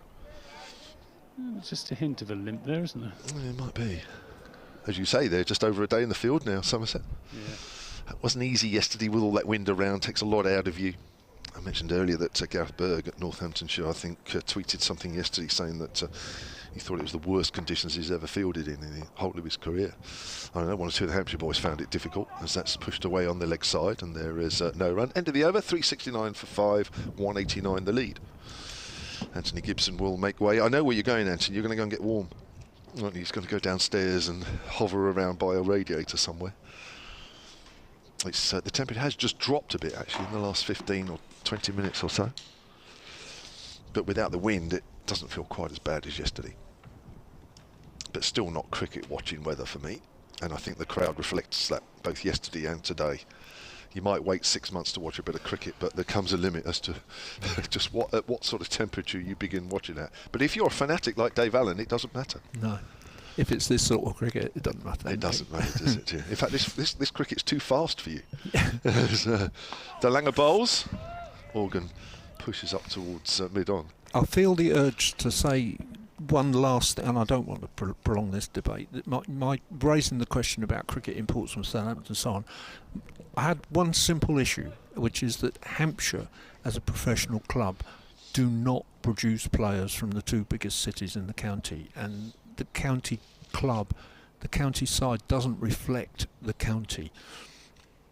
Hasn't done for a while, is it really? As that's turned away behind square on the leg side. But it is changing. Yeah, well, I hope it is. Changing. But what I absolutely wasn't doing was making any critical comments whatsoever about clubs in Portsmouth or Southampton. I'm very well aware of all the clubs in Portsmouth. I'm still in touch with people who played there. Played there myself. And Simon said, clubs I'll remember, well, I played for Moneyfields against teams like Portsmouth Civil Service. They've all gone. But there are lots of clubs, and I'm fine about the clubs. I want to see Hampshire players playing for Hampshire. DeLange bowls length ball to Ben Brown, who pushes that back to the bowler. Looks very solid, doesn't he, Ben Brown, when he's playing defensively? Yeah, I think he's looked like that since he came in, really. I don't get. I mean, I did put that piece of paper about whether they might get that extra batting point, and often in these circumstances, it's not something that people are terribly get. They don't get as anxious about it as sometimes the supporters do, and I don't get the feeling that. DeLange bowls left alone outside the off stump. Bit of extra bounce again. I don't get the feeling it's their priority, and that leads me to suspect that we are doing what you said. We're batting to bat once and just going to keep going. Now, a couple of quick wickets and things might change that again, but I will be really surprised if Hampshire declare tonight. Because there's so much time left in the game. That's right. And it's not quite the same pitch as it was against Gloucestershire here last year. No. Ben Brown's looking for a single, trying to find the gap square on the offside, but there isn't one. Not on that occasion anyway. No, it's a different kind of pitch. It's still a good one, but the Gloucestershire pitch last year, where the tailenders batted for an hour and 20 minutes or so, and they generally batted all day without really looking like losing too many wickets. That was a dead pitch. Yeah. There's DeLange. Bowls. Another length ball to Ben Brown, who has to watch that one as he plays it out on the leg side. End of the over, 370 for 5. Brown has 15, Organ has 5. The lead is 190, and there are a minimum of 23 overs left in the day. I don't think we're going to get any more runs or any more overs in than that, because we are looking at, 20 to 5. Well, I don't know, actually. 23. Might get one more in, depends who bowls. I might get 1 or 2 more in. I don't think Somerset would want to get any more in in this situation. I suppose Van der Merwe probably have a bowl fairly soon, since he's already taken 1 wicket. They might fancy that he could do it again. The new ball is 23 overs gone, something like that. Yeah, that's right. No, exactly. Yeah. But 30 from 5, I don't think they'll fuss about that now. I think they'll be pleased to have got 4 batting points. Tom able to continue, runs away from us and bowls. Another length ball. Accurate stuff going on here from Somerset at the moment. As Felix Organ pushes that out on the offside. They'll want to just quieten the game, really. I think when now James Vince has gone, I think we will go through a little quiet period if Somerset bowl accurately. But you'd have to say as well, in terms of Hampshire declaring, not declaring batting on or whatever, you'd have to compare the 2 attacks that are actually out there. Abel bowls, invites the drive, and Organ obliges. Slight hint of an outside or a leading edge as he goes out square on the offside, but he picks up 2, moves on to 7, 372 for 5, lead is 194. And I don't see any reason why Hampshire shouldn't feel pretty confident in an attack that's led by Abbott, Abbas, Barker and the rest. They've got a fancy that they can bowl them out. Well, as we said, Somerset are missing some top-line bowlers, and that's been the difference so far, hasn't it, really? They haven't been quite able to put the Hampshire batsmen under the same pressure. Only Peter Siddle really has done that. Yeah. Length ball, which Organ gets in well behind. And Siddle is comparable quality to those top 3 Hampshire bowlers. So, I've no reason not to feel optimistic about this from a Hampshire point of view. Ralph Brooker on the tweets at Silent Sports says it would declare, but for the weather stroke light, but he's not at the ground though. Well, fortunately or unfortunately, whichever way you look at it, the light is improving quite considerably as that dark cloud disappears sort of towards about 11 o'clock, 10 o'clock as we look. Let's I think play it's that going to soak outside. my garden. Do you think it will? In about 10 minutes by the look of it, yeah. It's on its way to Pompey. Save you doing the watering when you go. Yeah, I won't have to worry, yeah. Actually, my garden is in complete chaos at the minute because we've dismantled an old wooden shed and the new one hasn't arrived yet, so there's stuff everywhere. That's why you're here. That's why I'm here, yeah. Organ tucks that away down towards fine leg. They'll jog through for a single. He moves on to 8, and the Hampshire total to 373 for 5. The scoring rate has definitely dropped since James Vince was dismissed around about 25 minutes ago, 20 minutes ago. Different feel all of a sudden to the innings. Well, James Vince is there, the runs flow. At the moment, you just get the feeling that the Hampshire innings is trying to not rebuild. I mean, that's stupid at 373 for 5, but just almost re-establish their superiority. So it's pushed back to the bowler end of the over, and Somerset will be quite happy with the way things are going here at the moment in terms of the game not getting out of hand. Yeah, I think, I mean, Hampshire could have thought, when the last wicket fell, they could have thought, well, let's stick Barker in or let's stick Fuller in and tell them to, you know, give it the long handle. But they didn't. And I think that is because they're doing exactly what you've said. They're quite happy to go on and on and on, get a huge lead if they can. Like a lead of 300, wouldn't they? Got a change of bowling at the pavilion end. Marshon de Lange is taking a break. And young Casey Aldridge is back into the attack, playing just his second first-class game, 21 years of age. It's Getting a nice through some evening. overs. Yeah, it is, isn't it? It's lovely now. But that's been the pattern for the last 2 days, isn't it? Yeah. It's wonderful for a little while and you enjoy it, and then the rubbish weather's not too far away. And it's a battle for the players and for the commentators. Aldridge with his right arm medium paces, and that's cut away by Felix Organ. Short and wide to start off with, and Organ has taken full advantage and goes into double figures, moves on to 12. 377 for 5 now, and the lead is 197. It'd be very good this season to see Organ make that breakthrough and establish himself. It did look 3 years ago, or whatever, 3 years ago. Well, it was 2019, wasn't it, when he was opening the batting and getting runs, and looked really good prospect, occasionally taking valuable wickets, and then had a struggle for a couple of years, and he's just beginning to look a good cricketer. I saw him in a couple of pre-season games, and he batted very well on both occasions.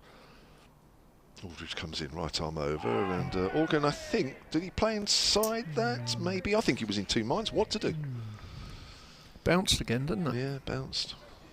Wasn't sure whether to play at it, play inside it, leave it. I think he got himself into a bit of a pickle there. Yeah. Sun is getting warmer, Yeah. which is great news. Take your jackets off. Yes, I might. Yeah. Thermals off. Yeah. I'm not sure about that. No, not quite that weather yet. Now that has prompted a second slip to go in. I'm still a great believer that when it doesn't matter what the situation is, whether you're 500 for 1 or 30 for 3, a new batter is a new batter. Yeah. And Organ is still relatively new out there. And Somerset can do themselves favours by, and they have done really since lunch, of just taking wickets, you know, at right times, and they've kind of thwarted Hampshire a little bit from really getting and motoring ahead. Aldridge bowls. Organ just punches that one to point. You know, Gubbins was going well, but out for 37. That was 40 minutes after lunch, and that was an 83-run partnership with Weatherly. And then 50 minutes after that, Joe Weatherly, who was going along nicely, out for 168. That was a partnership of 61 for the third wicket. That would have been with Vince, I think, wouldn't it? And Liam Dawson out for no score. That was 15 minutes later, 10 minutes later. So, you know, Hampshire have lost wickets just at wrong times, really. It's pushed up to mid-off in terms of their superiority in the game and getting further ahead. It's another reason, though, that we can believe that Hampshire will bowl Somerset out, isn't it? The wickets do, apart from the Hampshire opening partnership, you know, nothing's gone on too long. No. Even when you've thought there's a decent stand building, somebody's got out. They have.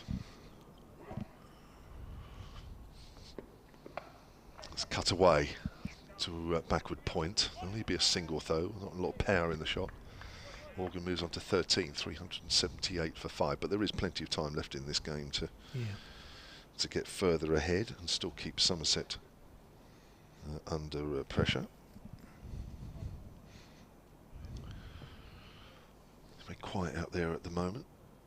There is some people out there, believe me, but they're dotted around, really, aren't they? Yeah.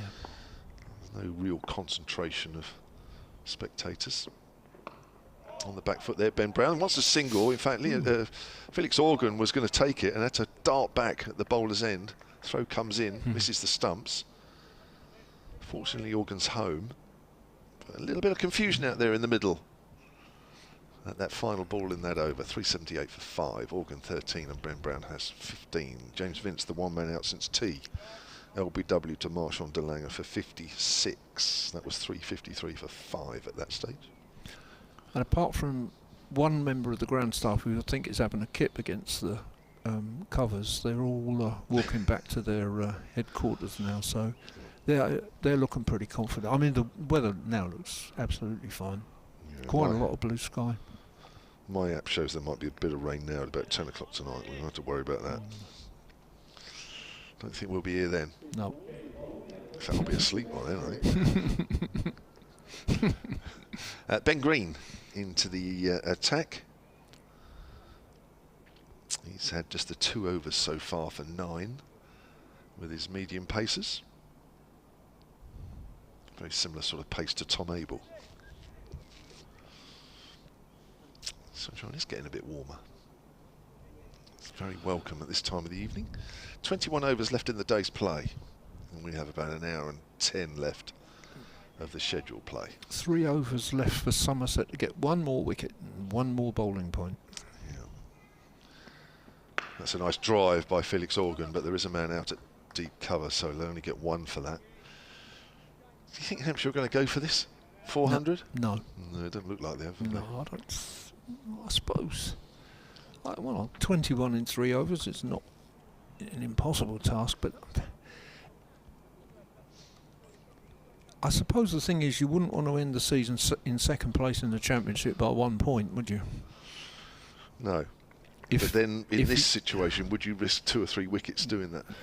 I don't know. No, that's the other thing. You know, if you think Somerset are likely challengers, you don't want to present them with a bowling point. I don't know. Well, it's 21 runs. Yeah. Off 24 balls, 23 balls. So it's not. Is it? It's not a huge task, is it? No, is right? No, it's off 19 balls now. 19. Yeah. I mean, that's, with gaps in the field, that's okay. not that's not having to take risks, is it really? Not particularly, no. I mean, a few more balls like that, and we've just had a dot ball, would suddenly change things, but you don't get the feeling that Hampshire are particularly attacking 400. Not before 110 overs are up anyway. I mean, Ben Brown, it was a foolish delivery, wasn't it? Ben Brown was more intent on just getting in behind it and playing it with a straight bat more than anything. So, I mean, in your days, mostly your days in the Hampshire dressing room were with Mark Nicholas as captain. Yes. What would he be saying at this point? Would he be saying... Oh, it's a different game then, wasn't it? Get on with it. It was. You would do. In this situation, I think you would, Yeah. But it's different. Yeah, it is. And, we played predominantly 3-day games. Yeah. So that was different again. That's played out square on the offside. This is more in for the long haul, isn't it? Yeah. You have to think about days 3 and 4 as much as the immediate situation. Yeah. As I say, would you risk 2 or 3 wickets now just for the pursuit of 1 point, or would you want these batsmen to establish themselves and get further ahead? I think that. I think we can see that coming. Yeah. I think you're right. Comes Ben Green again, wide of the off stump, and Ben Brown happy to watch that go by. Mike Martin's back on the tweets at Somerset Sport. He says he just checked that Surrey game last year. You were talking about it earlier, weren't you, about Amler? Yeah. 278 balls for 37 not out. Yeah. I'm going to the Oval next week, says Mike. Let's hope there's no repeat of that, because of course Amler's back at Surrey this year, isn't he? Yeah, he's back there. Yeah, he's playing at the minute. Yeah. Well, that was a situation where Surrey had to bat out the day to draw, didn't they? I mean, yeah. They couldn't get into a winning position, so they did he did what they had to. Player missing outside the off stump there, driving. No, you're right. I mean, It was extraordinary. I'm not sure I could watch another innings like that. It was all right. I know you and Mark Church. I mean, honestly, you're still dining out on that, and you're still phoning each other up. Church, you know, do you we remember that 110th delivery where he left it alone? I've had some moments with Mark Church because I had that completely appalling commentary when Fuller got his hat-trick, and I just kind of made a complete hash of the whole thing. I didn't sell that to anybody. Yeah, and we sat there all through that day saying, this is terrific cricket. You were jumping up and down, weren't you? When he was kicking it away, you were cheering. And oh dear. I did desperately want us to win, but I just was filled with admiration for the man, really. Aldridge from the pavilion end, right arm over, bowls to Organ, who drives on the up and guides that with an open face down towards third man. Organ moves on to 15 with that. And of course the irony was that both that and the frustrating day against Gloucestershire in the end didn't matter. They didn't make any difference to whether we got into that first division or not for the last 4 games. Which is incredible. Which was odd. So when you're only playing 10 games to manoeuvre yourself into Division 1. Yeah, it was funny. Or 2 or 3, whichever. I didn't like that system. Did you not? I wasn't sure at the time, but I think looking back now, and then 4 games to decide whether you're county champions or not. You know. Yeah, I suppose. Well, carrying points. It's great winning Division 1. Outside the off stump, left alone by Ben Brown. Absolutely better, but this is better. This is what I mean is start. You know, if you start in April in Division 1 and you contest it for the whole season, I prefer that. Yeah, I agree. Yeah.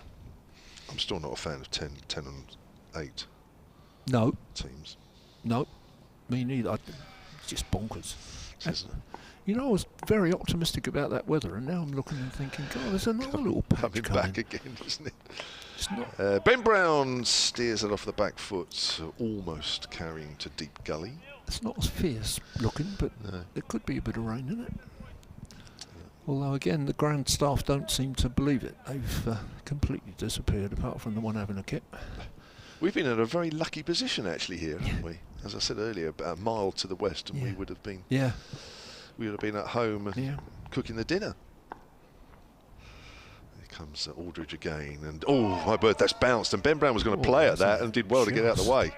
Again, we're just seeing from time to time balls just really leaping through, bouncing and going through at a pace that you wouldn't expect off this surface. It's just the odd one, but I think we're seeing it a fraction more today.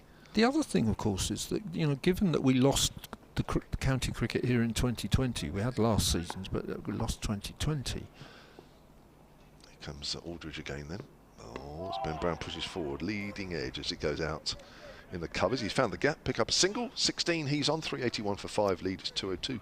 We might find that this season that we're actually going to see slightly different pitches that play slightly differently, because we've got the new groundsman who's been here, you know, a couple of years now, but actually hasn't really had the chance to, you know, because in 2020 all he was doing was the enclosed test matches, perhaps it's just going to be slightly different.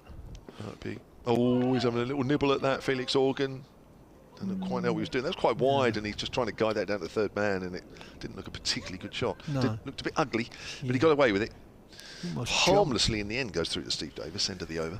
Yeah, I just wonder if you know, if he's produced, because it's not as green looking as some of those pitches that we saw last year, which seemed to me to be, it seemed to me that there was some instruction going out there, and maybe he's producing something that's just got a bit of life and bounce and carry in it. I think there's still, look, we're at home. Can we have X pitch or Y pitch or whatever? But I just get the feeling that after the winter, with everything that's gone on, all the talk about, inquiry into domestic cricket, and God knows what else, and the standard of pitches. New over from Ben Green is outside the off stump. They seem to be happy to be bowling a line that is outside of the off stump, almost inviting Hampshire to go after it a little bit. And at the moment, they seem, apart from the odd time when they're having a little nibble, to not be tempted. I think you've got to be careful with pitches at the moment. I would like to think that pitches that are obviously made for quick results might be more penalised this year than they have been. Just get the feeling. A slightly tighter line as Brown pushes it out square on the offside. I don't know, do you get that feeling? Yeah. Just with all the talk that's been going on. Yep. I think it's a very good point, Kevin, and I think it's the right one as well. I don't like the idea of, producing green tops where the game finishes in 2.5 days. I do. But you don't. I tell you what, there might be a green top because it looks like there's some more rain coming here. Oh, he's not got hold of that at all. He's trying to pull that away on the leg side, Ben Brown, and I think he was slightly early on that. It's gone off the toe of the bat. Harmlessly goes out on the leg side, though. This is the last over, bonus point over, is it? It is the 109th over, so yes, you're right. Yes, 3 balls left. Yes, Hampshire are way off. Yeah. 400. It's 381 for 5. You're right, but they haven't shown any intent at all. They are definitely in this for the long haul. Yeah. Somerset 3 balls to get the wicket. Yeah. Ben Green tasked with doing that. He won't do that on that line, on leg stump. That's turned towards mid-wicket, but there is a fielder there. Yes, I suppose I don't know about engineering this really, but I suppose if I was a Somerset captain thinking I've got 1 over to get 1 wicket to get 1 point, I wouldn't naturally turn to Ben Green. That's another point. Yeah. Yeah, without being unkind to him, he's no, probably the least like. Yeah. Here is Green. Let's invite the drive inside edge onto the pad. That very nearly got through the gap, and very nearly it did happen. Yeah. It was nearly the reverse curse of the commentator. You're right.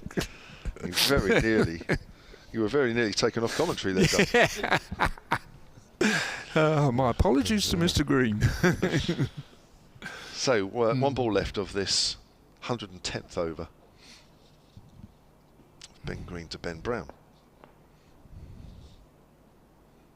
Comes in now. Just the slip, solitary slip. And that's fullish, and it's driven up to mid-on. And there is no run, and that is it. No more bonus points to be had by either side. Hampshire claims 7. And Somerset claim the 1, and that is a maiden over from Ben Green. 4 overs, 1 maiden, none for 10. We'll do 1 more over, then Anthony Gibson will come in, and then Dave will take my place, and then I'll hop off for a little while. So I think it's fair to assume that Hampshire will get a minimum of 15 points from this first game, even if Somerset proceed to score 500 for 8 declared or something on late on Sunday evening. But, well, we always said, didn't we, that a draw for Somerset here in this game with so many players unavailable for various reasons would be, I think, would be a victory. Yeah. In a way. For them. They'd be pretty pleased. And of course the situation they find themselves in now would be a fantastic effort. Casey Aldridge from the Pavilion end to continue. 19 overs, none for 72. Bowling to Felix Organ, who's on 15. Length ball, which Organ pushes back to the bowler. I think we're definitely going to see Hampshire batting here tomorrow. Yeah. Unless they are bowled out. Yeah. And that dark cloud, the third of the dark clouds that have been making their way over just to the right of us again, is following the same path. It looks like we're going to miss that as well, and it is raining. It's definitely raining away to our right. Southampton's getting a drenching this afternoon. I reckon there's a few people in houses away to our right that have probably saying, how on earth have you been playing all day? That's cut down to third man, single to Organ. We did that tweet earlier, didn't we, that in Western Southampton it had been absolutely thrown. I think hail was mentioned. Yes, hail. And very often, oddly, it's wet here and not in the surrounding areas, but it seems to be the reverse today. I've definitely gone home, and my home is in a westerly direction from here, about 10 minutes, maybe 15. 15 minutes probably, so let's be honest. And it's wet here and it hasn't rained at all. Yeah. And vice versa. Oh, that's bounced again off a length, and Ben Brown surprised this time as it comes off the top of the bat, and even though it was in the air, falls short of cover. There is a spot there now, Dave. Yeah, there is. There'll be from that pavilion end. Be some bowlers in that Hampshire dressing room just looking at that. With they will. They'll be rubbing their hands, not just because they're cold, but rubbing their hands, saying, "I cannot wait to get back out there." The trouble is, they'll all want to be bowling from the pavilion end. Yes. And they can't all do it. Nobody will want to bowl from this end. Here comes Aldridge again, slightly shorter, and Ben Brown just whips it away towards mid-wicket for a single. Mind you, they do have that luxury as well. You know, we talked about Abbas, Abbott and Barker, but they have the luxury of bowling people like Holland and Liam Dawson for quite long spells from this end and just keeping it tight, don't they? They can do that and keep attacking with the other guys 3 or 4 over spells. And it worked well yesterday. Yeah. 2 for not very many, Liam Dawson yesterday. Bowling from this hotel end. That's nicely guided down by Felix Organ, quite deliberate down towards third man. He moves on to 17. Singles seem to be the order of the day here. Hampshire just happy just to push the scoreboard along without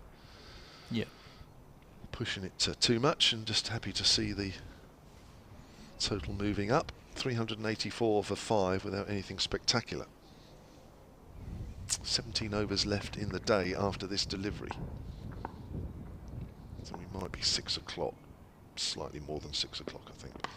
Drive from Ben Brown, but that'll only pick up a single as there is a man out deep. End of the over, 385 for 5. Then the lead is 205. Anthony Gibson from BBC Somerset will take over where David Allen is. And then in a moment, Dave will take my position.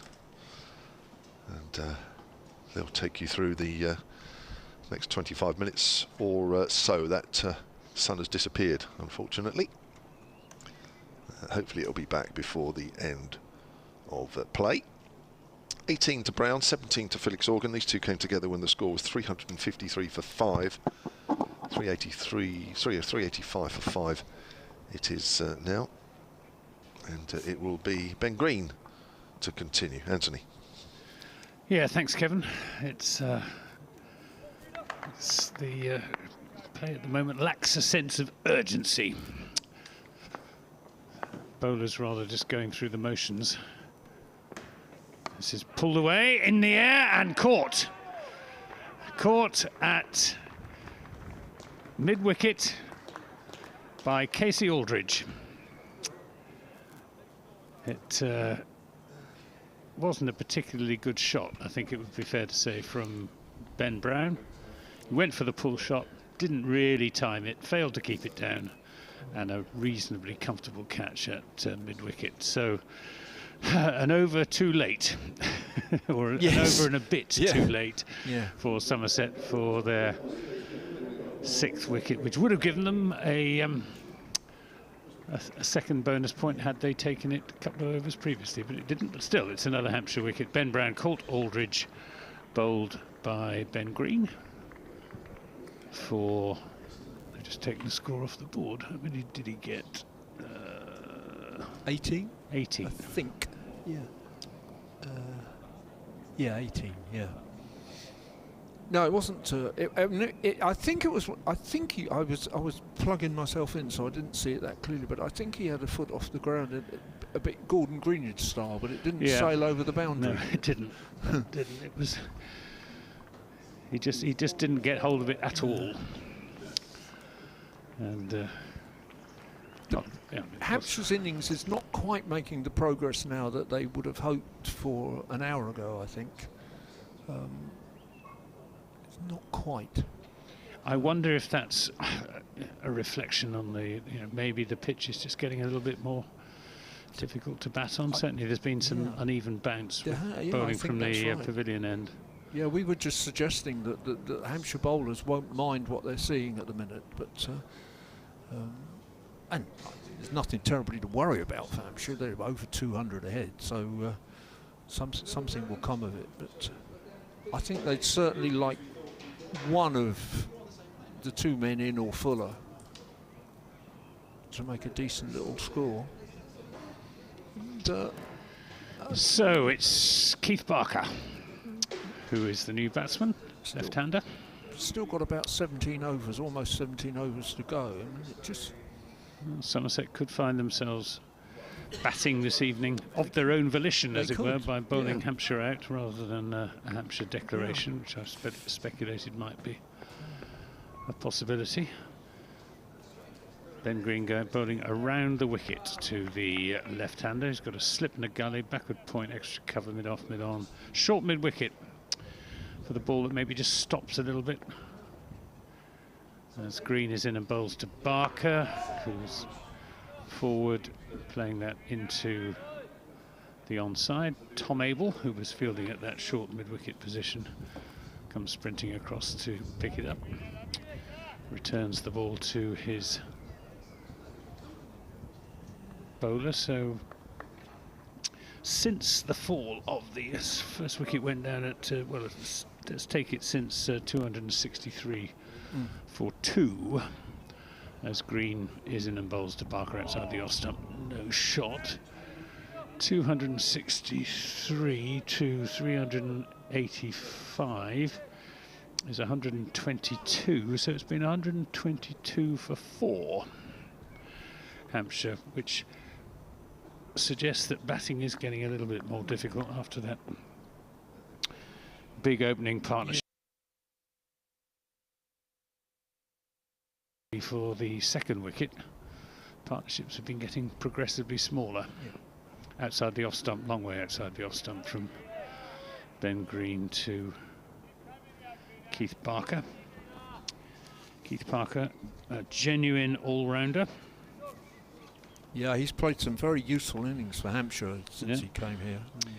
And, He's played 26 games for Hampshire, and he averages 27 with the bat and 22.75 with the ball. Yeah. And if you've got a bowling average lower than your batting average, it's a sign of a genuine and a pretty good all-rounder. That's outside the off stump again from Green, who hasn't got his line right. He hasn't got it sorted out, bowling around the wicket. Bowling too wide. That latest storm seems to be avoiding us again. yeah, It's unloading on Southampton at the moment. there are still more bits over there, but they're all hugging the coast. I think that's the thing, really, rather than coming at all inland. Well, there's a big depression, isn't there? Just sort of fringing the south coast. Right, yeah. Looking at the weather maps last night, this is outside the off stump again from Ben Green, and well, what I said before about not getting his line right around the wicket very much applies to that last delivery. That's the end of the over. It is 385 for 6. Ben Green, 5 overs, 2 maidens, 1 for 10. Wicket falls and they've called Peter Siddle back, so which seems wise. Yeah, he's not done a huge amount of bowling, Peter Siddle. I guess Somerset looking to ease him in to the season. He played for Tasmania last, I think, middle of March, around about March the 15th. So he's had 3 weeks or so without any cricket. 21 overs, 7 maidens, 1 for 44. He's been the equal. He's bowled a bit better than that, actually, I think. He has. James Hildreth said that he was very impressed with the way he bowled yesterday. Hildreth fielding at first slip, so he's in a good position to make the judgment. Siddle is in, bowls to Organ, who plays with his bat away from his body, but manages to get it down to Lammonby, that third man, who sends in the return. Single is taken. 386 for 6. No sign of any declaration batting, so one must presume that Hampshire are going to bat on for as long as they can, and will have to be bowled out, which, well, could be this evening, probably more likely tomorrow morning. And then Somerset will have to, well, bat, you would think, for 4 sessions minimum. Sure. Is Siddle round the wicket to Barker, who plays a wristy cut shot down to third man, just for a single. He's off the mark. 387 for 6. Keith Barker, who so nearly defied Somerset in May last year, when Somerset was straining every sinew to take the Hampshire wickets that they needed on the last day, and the pitch just got deader and deader and deader. It died and gone to heaven. Well, I was speculating that the groundsman we have here, who you know very well, of course, hasn't done that much county championship stuff here. Here's Siddle and bowls, brings that one back into Organ, who turns it into the onside. Because in 2020, in the Bob Willis Trophy, we didn't play here at all. We played in Arundel. Yeah, of course, and yeah. so he's hardly prepared. Well, he's had one season, and I think there were instructions around then for certain kinds of pitches. And I think, you know, I'm just wondering, is this his pitch now? You know, It's a good pitch. and it is a good pitch. Yeah. Yeah. People have A scored little runs. bit in it people for the have taken bowlers, wickets. Yeah. and Yeah. good, nice batting pitch as well. It's driven up to mid-on where Marchant de Lange does the fielding. Keith Barker, yeah, we are not out 52 he made in that game in May last year. And long, defiant partnership with Felix Organ, the pair of them for the 9th wicket, added 64. In a long time. It was. Somerset getting more and more frustrated. Siddle bowls. Oh, and gets through. Organ with a really good one past the outside edge. And that had good bounce and carry again, didn't it? Yeah. It's, Yes, it's a much better pitch, this one, than the one they played on 11 months ago.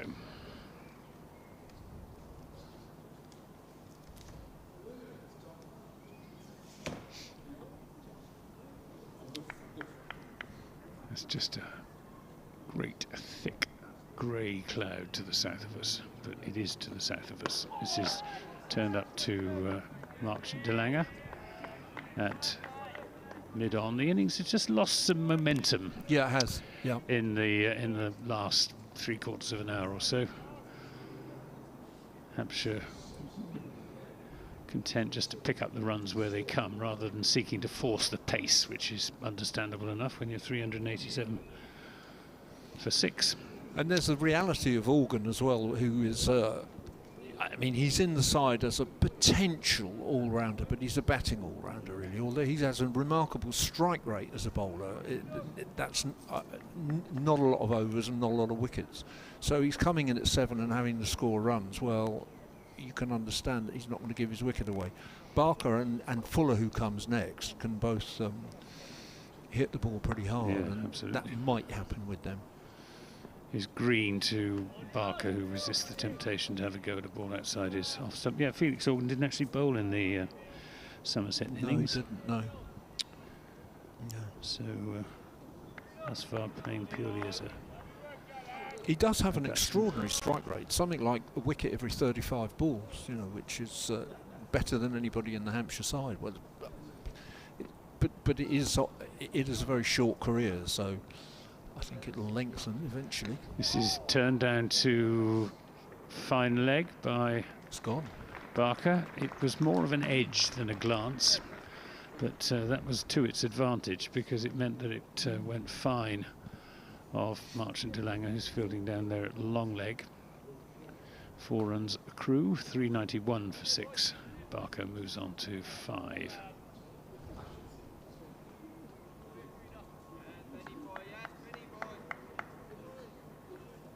There were 14 overs in the day after this one, so I'm going to be finishing more or less on time, slightly after 6 o'clock probably, as that's outside the off stump from Ben Green. I think it'll depend on whether Somerset employ Roelof van der Merwe with his slow left arm. We haven't seen him for some long time. He bowled pretty well. Picked up the... Got the first wicket. The first wicket, Ian Holland caught round the corner, well caught by Ben Green. Just bowled the 12 overs, 1 for 39. Ben Green, military medium. He's in bowls. Oh, and a little bit of shape on that into the left-hander. Just drifting it in from off to leg. But he's going back to over the wicket. Clearly not happy bowling around the wicket.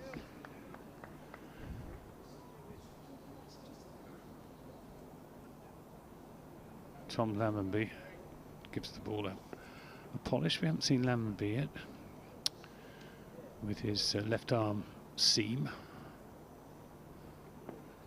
This is played defensively. Now that might have been worth a little go, mightn't it, at the points of the big stands? Just a change of angle, change of line. Yeah, I mean, he's damaged his finger, but it's finger on his right hand, so shouldn't really affect his bowling as a left-arm seam bowler. Slightly surprised that Ben Green's been preferred, but he has picked up his wicket, and he's in now and bowls to Barker outside the off stump, going further outside the off stump, just bowling that across the left-hander's bows. Barker has nothing to do with it. End of the over. 391 for 6 is the score.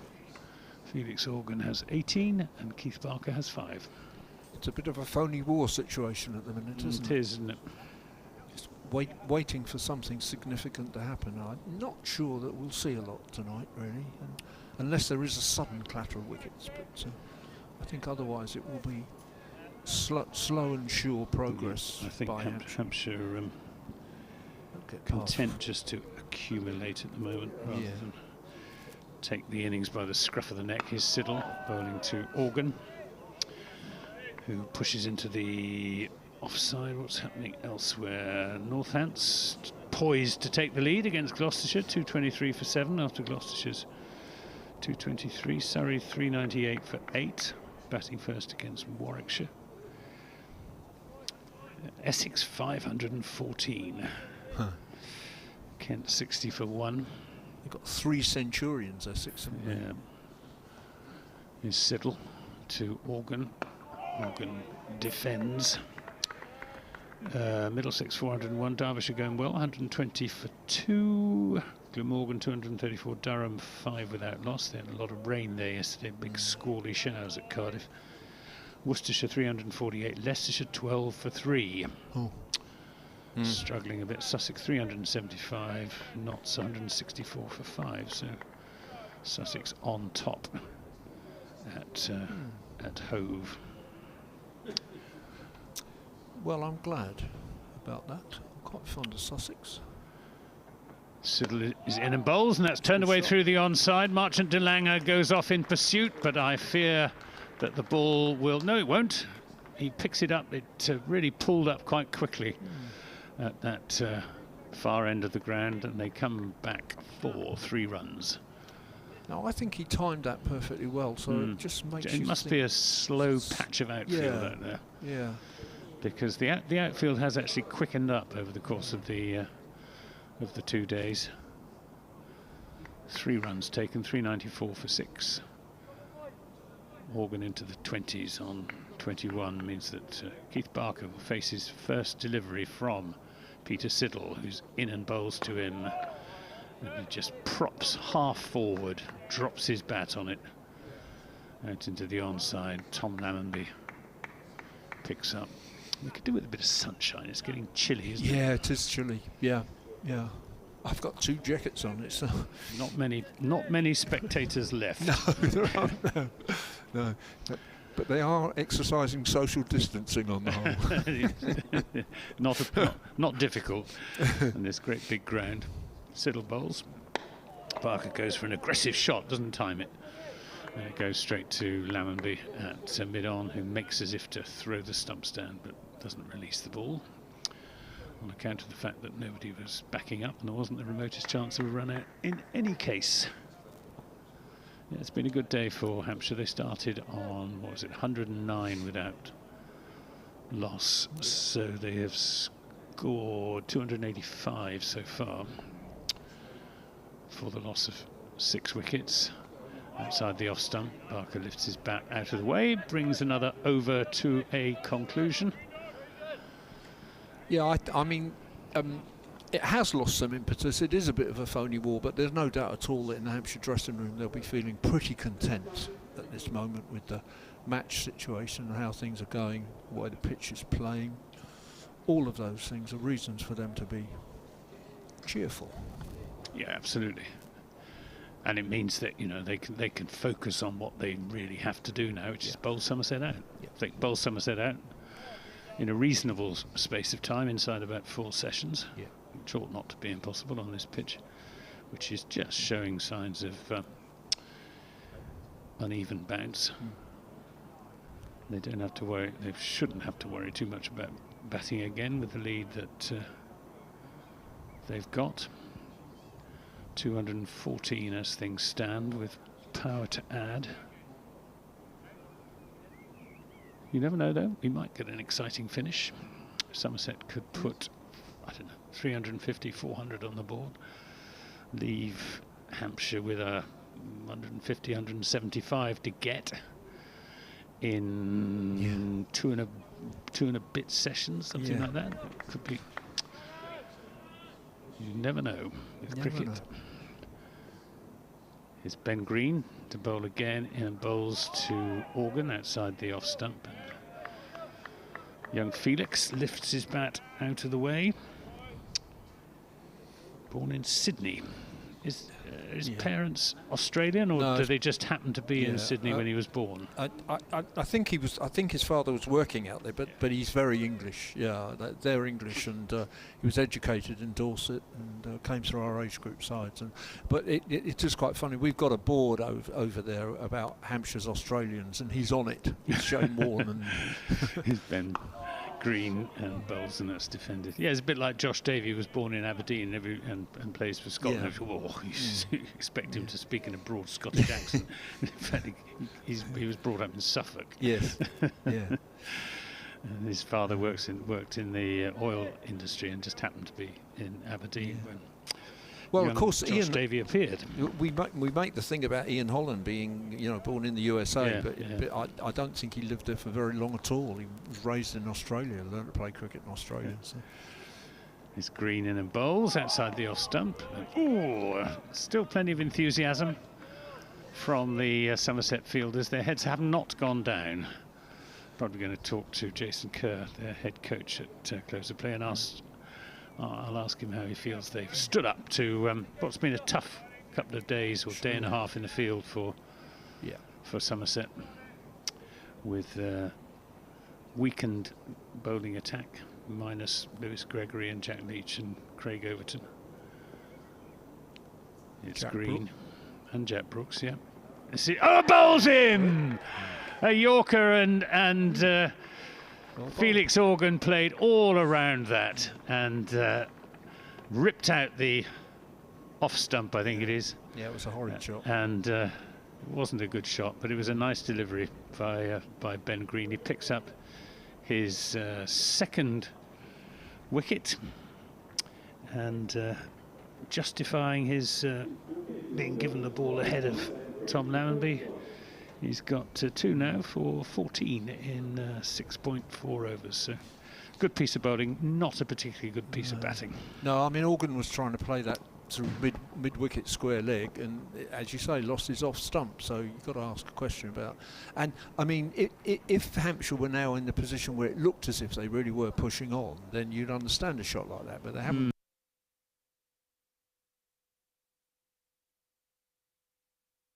To push on. Maybe. But I mean, it could now be the case that they will wrap the innings up. It's difficult to say because Fuller and indeed Abbott, who comes in at 10, perfectly capable batsmen, both of them. But it might not be that long an innings now. And in fact, it's interesting. A lead of about 240. Looks huge, but as you say, Somerset get back sensibly and push up beyond 350, then suddenly things get. It's not quite as big a lead as I think they were hoping for 2-3 hours ago. No. Well, we're getting some very welcome, nice, warm, late afternoon sunshine. It is nice. Coming into our commentary gantry, high up in the Hilton Hotel. There is a quite stark contrast, isn't there, between those deep grey dark clouds that are throwing some wet stuff over, more like the Hamble River, Bursaldon way now, and the bright sunshine on the other side. Ben Green then to the new batsman, who's James Fuller. And Fuller just looking. I was going to say looking for a single. He gets a single into the offside. Just finds the gap between backward point and extra cover. 395 now for 7. And Ben Green is now the leading wicket taker for Somerset with his 2 for 14. I clearly did the trick by observing that I wouldn't have him on. Well, he's bowled quite nicely. Yeah. He's in a bowls and beats Barker outside the off stump. That was a very good delivery. That really nipped off the pitch and bounced, and Tom Abel's got his hands on his head. It can't have been far away from the outside edge. And he gives Ben Green a congratulatory pat on the shoulder. Yeah, he's done very well. Yep. It wouldn't surprise me if these are his best figures in first-class cricket. Ben Green. Yes, they are. Yep. He's only, in fact, taken 1 wicket in first-class cricket before. Best bowling prior to this, 1 for 8. Here comes Siddle in bowls to Fuller, who plays a rather loose-looking shot, but it's going to run away over the backward point boundary for 4 runs. And that takes the score on to 399 for 7. So Hampshire on the verge of 400. How many overs have we got left today? 12 overs, less 1 ball. I won't be surprised to see Fuller pushing on it. It's the way he tends to play. But, on the other hand, I don't know what instructions he came out with. Siddle bowls to Fuller, who again launches that through the offside. That was a much better shot. Similar result. In fact, an identical result. Well, this one was squarer than the previous one. Nice square drive away through the covers. And that's the Hampshire 400 on the board in the 117th over of their innings, so too late to pick up a 5th batting point, but still an imposing total, 403 for 7. Yeah, I would suggest that James Fuller is probably one of the best number 9s on the circuit at the minute, actually. Could certainly bat up at 7 on the whole. Siddle is in and bowls, and this is turned away through the onside, and it will be cut off just inside the deep square leg boundary by Ned Leonard in the end, who beats Roelof van der Merwe to the ball, and it is 2 runs they took there. So James Fuller is on to 11 runs from just 4 deliveries. I think I'm about to take my leave of everybody for the day. Siddle to Fuller, who's going to get runs here as well. Field is set back now, and there will be 2 here as Leonard has to do the fielding again. He's a lot of work to do, running 30 yards to his left the previous delivery and 30 yards to his right this time. Again, they come back for the second. 407 for 7. James Fuller on to 13. Well, it's been a great pleasure working with you again, David, and very nice. Best of luck with the museum. And thank you, sir. Yeah, as one museum from another. Yeah, thank you very much. Siddle bowls, that's driven handsomely by James Fuller. That will go for 4 between the bowler and mid-off. Lammonby pursues it in vain. 411 for 7, and it's looking a bit as if there may be a declaration, something that Kevin James said would not be in Hampshire's thoughts at all. But the way James Fuller is batting, it's got a distinct air of declaration about it. Would you not think, Kevin? Well, he's injected some urgency. Siddle bowls. Oh, and beats him outside the off stump.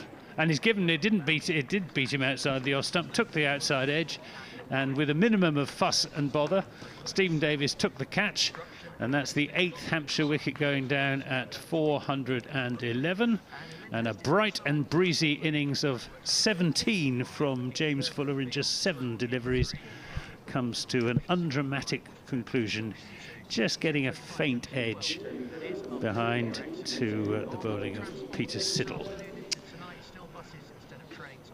So no sign of declaration as yet. No. Kyle Abbott. Is that just the way? That's just the way that James Fuller plays, is it? There's no particular intent with that. He's just a positive player. I mean, he's useful white ball.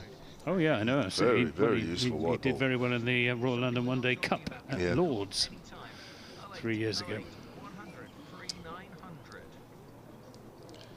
Yeah.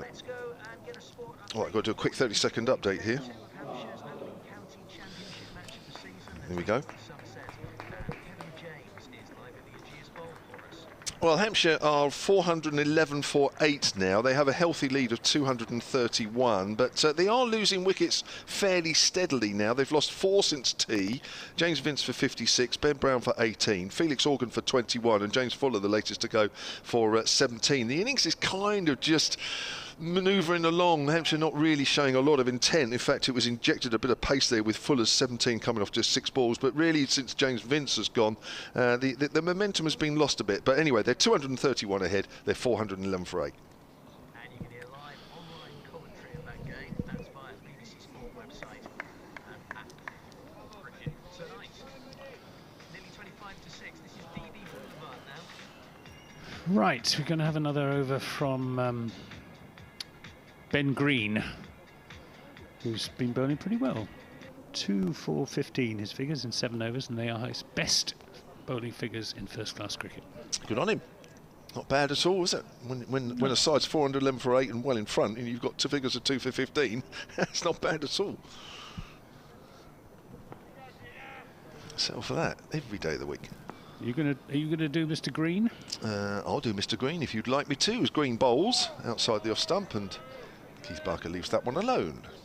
He's on 5. Kyle Abbott, as Anthony said, is the new batter, and coming in at number 11 will be Mo Abbas, who I don't think will be hanging around for too long. He's the only one that really doesn't have much in the way of No, batting pretensions, isn't he? That's right. I think once you get to Mo Abbas, you can be starting the roller up, or getting the paint out, or whatever it is you want to do. The brush ready. There he comes, Green, and that's a thick outside edge, and that's down towards the vacant third man area, and that's going to race all the way for 4. Well, I think, this is much needed. However the runs come, I think for me this is much needed, because I think once the inning starts to just meander along, even though you're ahead, it kind of you kind of lose the momentum, and the other side, the opposition kind of thinks, well, actually, they are ahead, but it don't feel like they're grinding this into the dust. So, these runs for me, I think, are quite important. Yeah, it was when James Vince got out that the whole sort of atmosphere of the innings changed. Yeah, Vince I had agree. been so dominant, at 56 and 69 deliveries, looking at his imperious best. And then since then, it's rather run out of steam. Yeah. So 235 the lead. I do detect the ball has just sort of shaped a bit more, actually, since tea. Not been a lot there, though. There's a swipe which is missing. That would have gone down the ground at fair rate of knots had he connected. But I get the feeling that that ball missed the outside edge by a considerable amount. You wouldn't want to be at first slip, would you? if he had got a good edge on that, it would have come like a rocket. That would have done, yes. James Hilder's got his hands in his pockets trying to keep them warm. Nothing really. I don't think he did field a couple when he was at backward point, but he hasn't had anything to do so far at first slip. No, there's 2 slips in the gully there for the left-hander as Green comes in again, and there is a thick outside edge, past backward a point this time. Won't quite go all the way, it'll get close. They turn for 2, and Barker is going to get 3. Abbott going to the danger end, safely home, and Barker moves on to 12, 418 for 8. There are 10 overs left in the day's play after this. And you wouldn't rule out Somerset batting tonight, but I don't think it's because Hampshire will declare. I don't know, maybe they are having a little flurry here. Maybe they are having a little flurry and going to give Somerset maybe an uncomfortable 5 or 6 overs. Maybe they are now that they're 8 down. Well, with the ball swinging around a bit, as it has been, and some more cloud cover on the way. Yeah, I think you're probably right now. We will I think see. they've been forced into it a little bit with the wickets that have fallen. Here's Green again. He's bowled! Comprehensive with the stump knocked out of the ground. That beats Kyle Abbott's defences. And Ben Green is probably thinking, what on earth has been the problem? I have 3 for 22, and yet the opposition are 418 for 9. Yeah, that was a good delivery. Just pitched middle and off, took out the off stump. Good full length he's been bowling, Ben Green, and he's maybe just a little bit sharper than the batsmen are expecting. Kyle Abbott out for the first ball duck.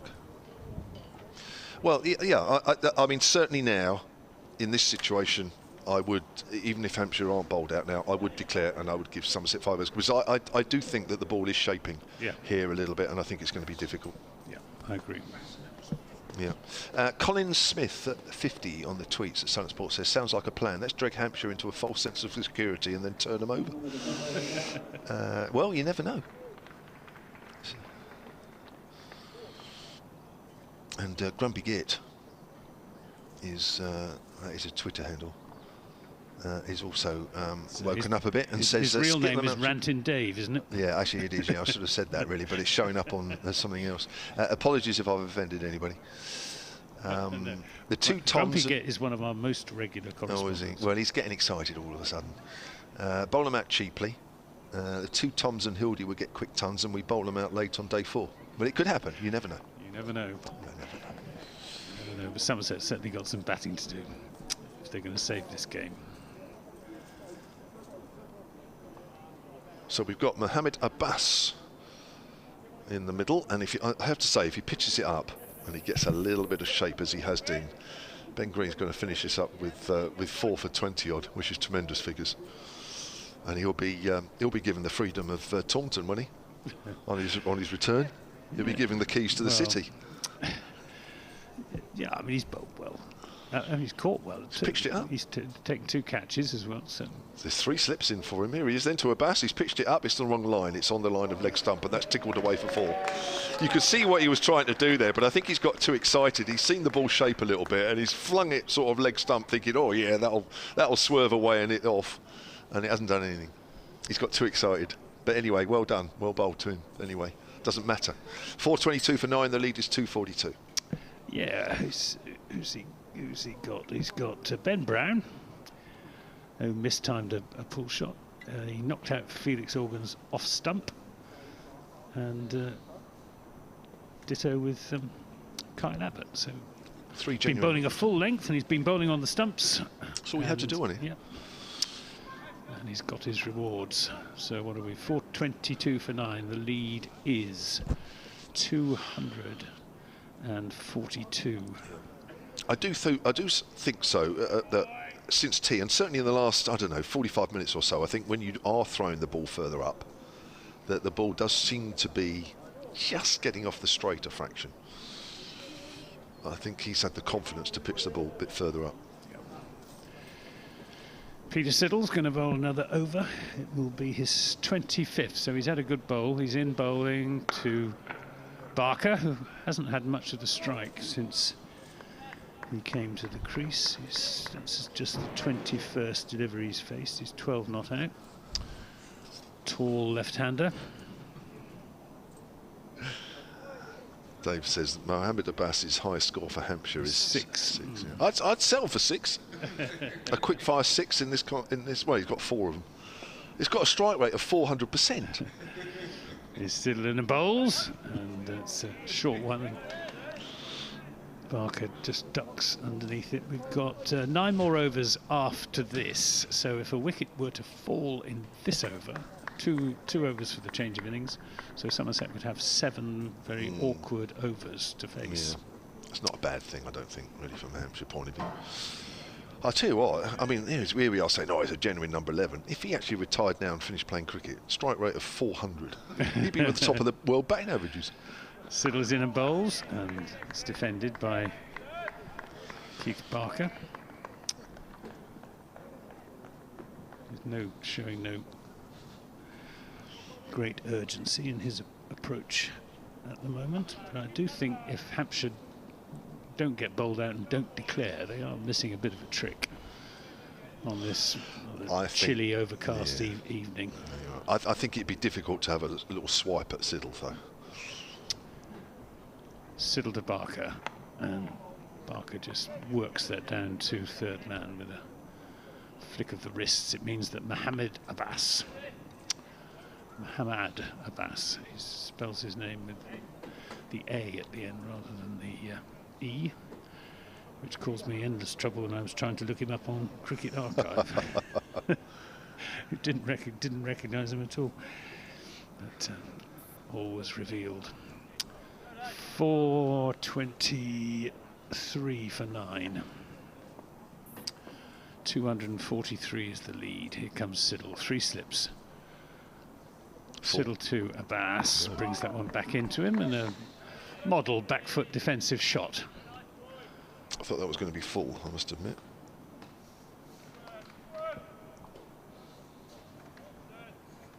Has he got any runs anywhere else, Mohammed Abbas? I shouldn't think so. I've seen him bat. And he is not in the side for his batting. He'll be a force to be reckoned with the ball, though.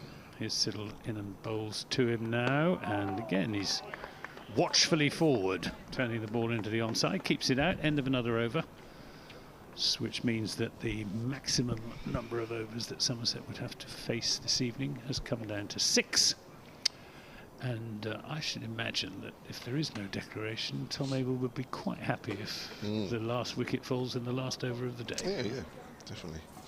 The 12th man has been on the pitch to change Keith Barker's gloves. Keith Barker has been out there for 24 balls. So make of that what you will. He must have an awful lot of gloves in his bag if he's changing them every 24 balls. So the field, I guess, will scatter a little bit because they'll want Mo Abbas on strike, and also to prevent Barker just having a few swipes and getting a few boundaries. Deep cover point and a deep squarish leg. He's in front of square. Bit in no man's land at the moment, actually, not all the way to the boundary, but you see what's happening. Mid off and mid on are halfway back. There's certainly a single in a few areas if Barker wants it. Here's Green, runs away from us, bowls, and there's the swipe, and it's down the ground. That's going to be 4. That's 1 bounce, 2 bounces. Yeah, David Allen just, that's exactly what I was just thinking after that shot. This I think is the last over. Yeah. Well, I think you're right. I think that's a good shout because you know, you're not going to really have a swipe at Siddle and get away with it, so you're not using up another over. And with overs running out today, yeah, you might as well have a go. And of course now the field's reflecting the fact that they probably think that as well now. Just about everybody's back. Mo Abbas is just loosening up as if he's preparing to bowl. Here's Green, and he's tried to work that away, moving across to off stump, and he gets wrapped on the pad. It's not LBW because he's way outside off stump. There's not many gaps now. It's quite a big area. Now Barker did this against Middlesex at Lord's last year, but there was a short boundary on one side, so it was difficult to defend. That's the shot that Roelof van der Merwe plays when he gets outside the off stump and looks to Wicket in the air down to long leg direction. He often falls over in the act. Now this has got to be superbly well timed, otherwise there's a single. I would just take the runs on offer now, actually. It's a good delivery. It gets wrapped on the pad, full delivery outside leg stump. Got tucked up there, did Barker, and there's no run there either. Just take the singles, I would do now, and then say to Mo, will you have a swipe? Because the field will come in for Mo, maybe. But you're not going to clear this field, not unless it's right out of the screws. James Childress and Stephen Davis and the bowler, the only ones within 50 yards of the pitch. Green bowls, and that's full outside the off stump. That's well bowled actually, and that's just guided down towards the 45 on the offside. They're going to take 2. They take it, the throw. He'll have to hurry. He's run out. Good throw coming in from the deep, and Barker chanced his arm, and that is it. Hampshire are bowled out for 427 with a lead of 247, and I would say, even though we're on a horrible angle, it must have been out by a good yard. Yeah, Casey Aldridge with the throw. So They'll get one for that. Actually, it might be 428. Actually. Yes, they will get one. So Yeah. 428. So a lead of 248, Yeah. which is more than useful. Yeah. Somerset will have been buoyed, I think, by the fact that they have actually bowled Hampshire out rather than been on the receiving end of a declaration. Yeah. So Barker will be run out for 18 then, because he'll get the first one. I mean, thank you, Dave Allen. He's seen enough today. He doesn't want to watch the last few overs. Well, six overs Somerset will have to get through this evening. Ben Green and Tom Lammonby. Yeah. And it'll be quite a challenge. It certainly will in this light and with the clouds hanging around. It's definitely raining over Telegraph Woods, which is right over the pavilion, just to the right, over the Shane Warne stand, actually. So Barker, confirmed, is run out for 18. So Hampshire bowled out for 428. And they have a lead on the first innings of 248. We're going to take a quick break, and we'll be back in just under 10 minutes' time.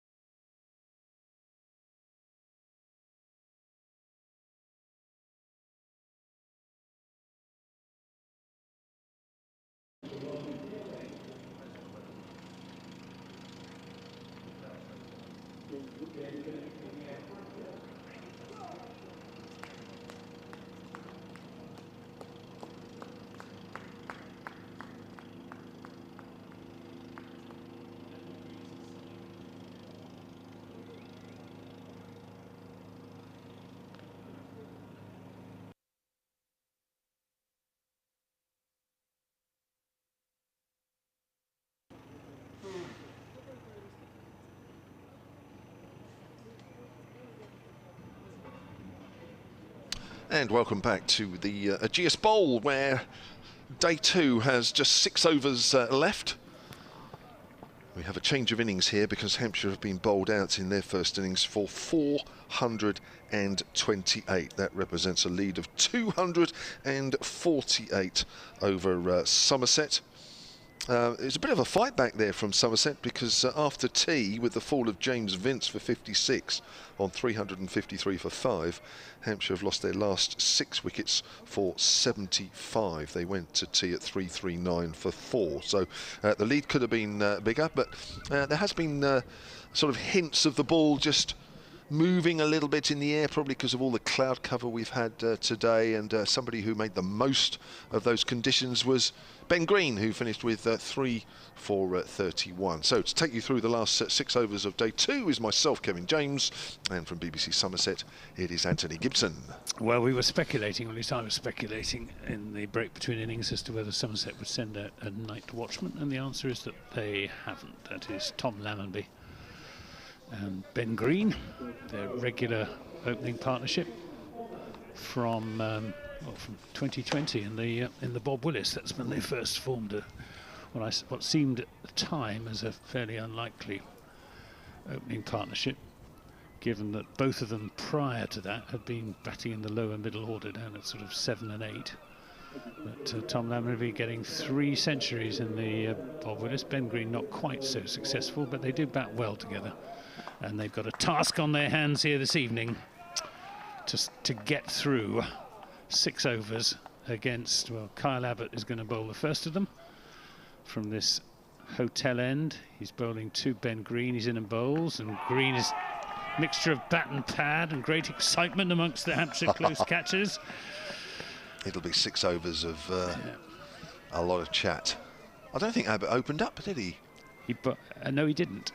And when he did bowl, he bowled from the other end. That's correct. Abbas and Barker opened up. Yeah. Keith Barker bowled from the pavilion end, and Mohammed Abbas from this hotel end. We've got 3 slips and a forward short leg as Abbott bowls to Green, who shoulders arms. Must have missed the off stump by at least 18 inches. Hysterical noises from behind the stumps. Hampshire really up for this, really looking to nip out a couple of Somerset batsmen while they've got the chance under heavy skies. With sunshine forecast for tomorrow, batting ought to get a bit easier, but if Hampshire can make some inroads here this evening, they'll fancy their chances of polishing Somerset off tomorrow. Abbott in bowls to Green, who's beaten outside the off stump by a really good delivery. Played a forward defensive shot at that, but hit nothing other than thin air as the ball moved sharply off the seam. That's the length, isn't it? That's the length that you're playing forward and you're still not able to get to the pitch. And if it does something, you haven't got time to react. Well, he's had a good day so far. Ben Green, career best figures with the ball, 3 for 31, 2 catches as well. But this is the real challenge as Abbott is in and bowls. Oh, and he shoulders arms, and it takes him somewhere. Not sure where that hit him, but it nearly came back down onto the stumps. Elbow? Yeah, I think so. He's certainly in a bit of pain. It hit him on the right arm somewhere, I think. That bounced, didn't it, off a length? Yeah, Somerset are going to have to bat well, I think, if they're going to make Hampshire bat again. Oof. That was a wicked delivery. They haven't got a good record in recent games batting in the second innings. They did put 300 on the board against Lancashire. As edged and just falls short of Liam Dawson at second slip. Or was it Liam Dawson? That's Dawson, yeah. Yeah, it is Dawson, isn't it? Now I'll tell you what, if this first over's anything to go by, to get through these next 5 after that is going to take a tremendous effort. Yeah.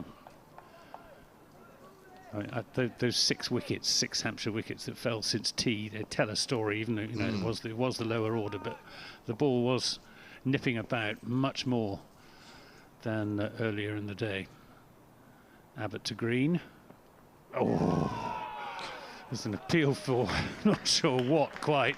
I think it was more celebration of another terrific delivery from Kyle Abbott, and somehow Ben Green has survived that over. But survive is all that he did. I don't think he actually got bat on ball at all, did he? Not the middle, anyway. Well, that was. I mean, if every over's like that, you won't get 100, but it won't be, of course. But that was just an amazing over in terms of being 248 behind. Must feel like about 1,248. Yeah, I mean, he slipped into his line and length from ball one, didn't he? There was no sort of warm-up delivery. Right on the money. So 30 balls, where you feel like anything can happen for these 30 at the moment if that first over's anything to go by. I think that the cloud, the big cloud over the top is not helping, is it? And we have had quite a lot of that this afternoon. So it's Barker from the pavilion end to bowl to Lammonby. Left armour to left-hander. Left alone outside the off-stump. Looked like a bit of shape away from the left-hander. He battled hard, didn't he, Lammonby, in the first innings? He did. 62 ball 11. I think more of the same, really, in this innings. Would be welcome from a Somerset point of view. Yeah. Showed a lot of determination. Just needs to rein himself in, rein in his natural attacking instincts. He can do it. He can do it.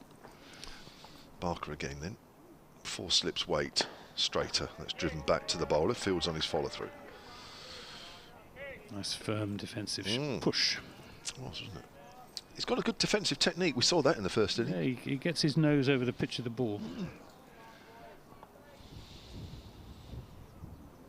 Keeps his head still as well, which is one of the keys to good batting, as it is in just about every ball game. You need to keep your head still. Barker in again and bowls. Lammonby pushes that out to a point where it's fielded by Nick Gubbins. There is blue sky to our right, but which is just helping the light a fraction here. It's not too bad, is it? No, it's okay. It's certainly helping, isn't it? It's quite bright to our right. The natural light is predominant rather than the floodlights. But the dark cloud is still above us. As Barker comes in again and bowls, and that's a forward defensive out towards extra cover where Abbott fields. Good bowling from Barker for the last 3 deliveries, all of which Lammonby has had to play. It's the key under these circumstances. Where you're looking to pick up wickets in bowler-friendly conditions, you've got to make the batsman play. Yeah.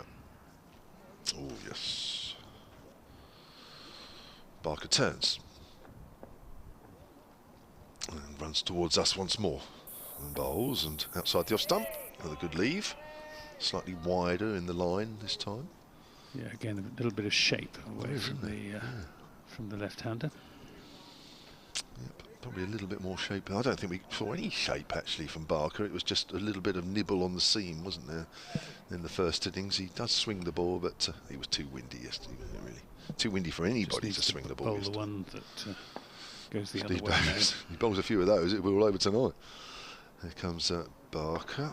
It's just shaped again, but well forward is Lammonby, and that's 2 overs negotiated by Somerset. 2 of the 6 done, 4 to do, and that's 2 maidens. Somerset still 0 for 0. Yeah, good over from Keith Barker, and well played by Tom Lammonby. I feel that Somerset needs someone like Tom Lammonby to make a big score. Tom Abel, possibly James Hildreth again, and perhaps Stephen Davis could be a factor. Vastly experienced, of course. But for the moment, the spotlight is on young Ben Green, as Kyle Abbott is up to the wicket and bowls, and Green plays that down, and it's well fielded at fourth slip by Ian Holland. There, goodness me, they're making a lot of noise in the slips, aren't they? There's hardly any spectators left, but the players are more than making up for it. Rather has happened during the Bob Willis, when there were no spectators at all. Weird, you could hear just about everything that was going on out on the field of play, and Somerset were just about the noisiest side in what was a pretty noisy season, as that's played into the onside, and Somerset are underway, and they will pick up 2 runs as that goes square of the wicket on the onside, not far away from forward short leg. Who is that forward short leg, Kevin? It might be... is that Gubbins? No, I don't know, actually. I'll have to have a look in a minute. They've changed, didn't they? Changed a bit yesterday, wasn't there? Yesterday there was Organ, then there was Gubbins, and I don't think that's either of them. Here comes Abbott again, 2 without loss. Somerset. Abbott to Green. Green this time solidly forward, playing it up to Barker at mid-off. They're like a Greek chorus, slips, providing a sort of running accompaniment to the action. Kyle Abbott not short of encouragement, not that he needs much encouragement. Tremendous performer for Hampshire. Prior to this game, 265 wickets in 63 matches at 19.49. He's in bowls, and this is driven by Ben Green firmly, and that will bring him 4 runs. It was over pitched and just beats the fielder Felix Organ to the rope down below us. Good firm shot from Ben Green. Moves on to 6. Interesting, actually. There's a similar situation on the Oval, where Surrey declared on 428 for 8. Hampshire, of course, bowled out for 428, and Dom Sibley was bowled with the very first ball. Yeah. So is Abbott in and bowls, and again solid defensive bat from Ben Green. 1 ball remaining in the 3rd over of this mini session of 6,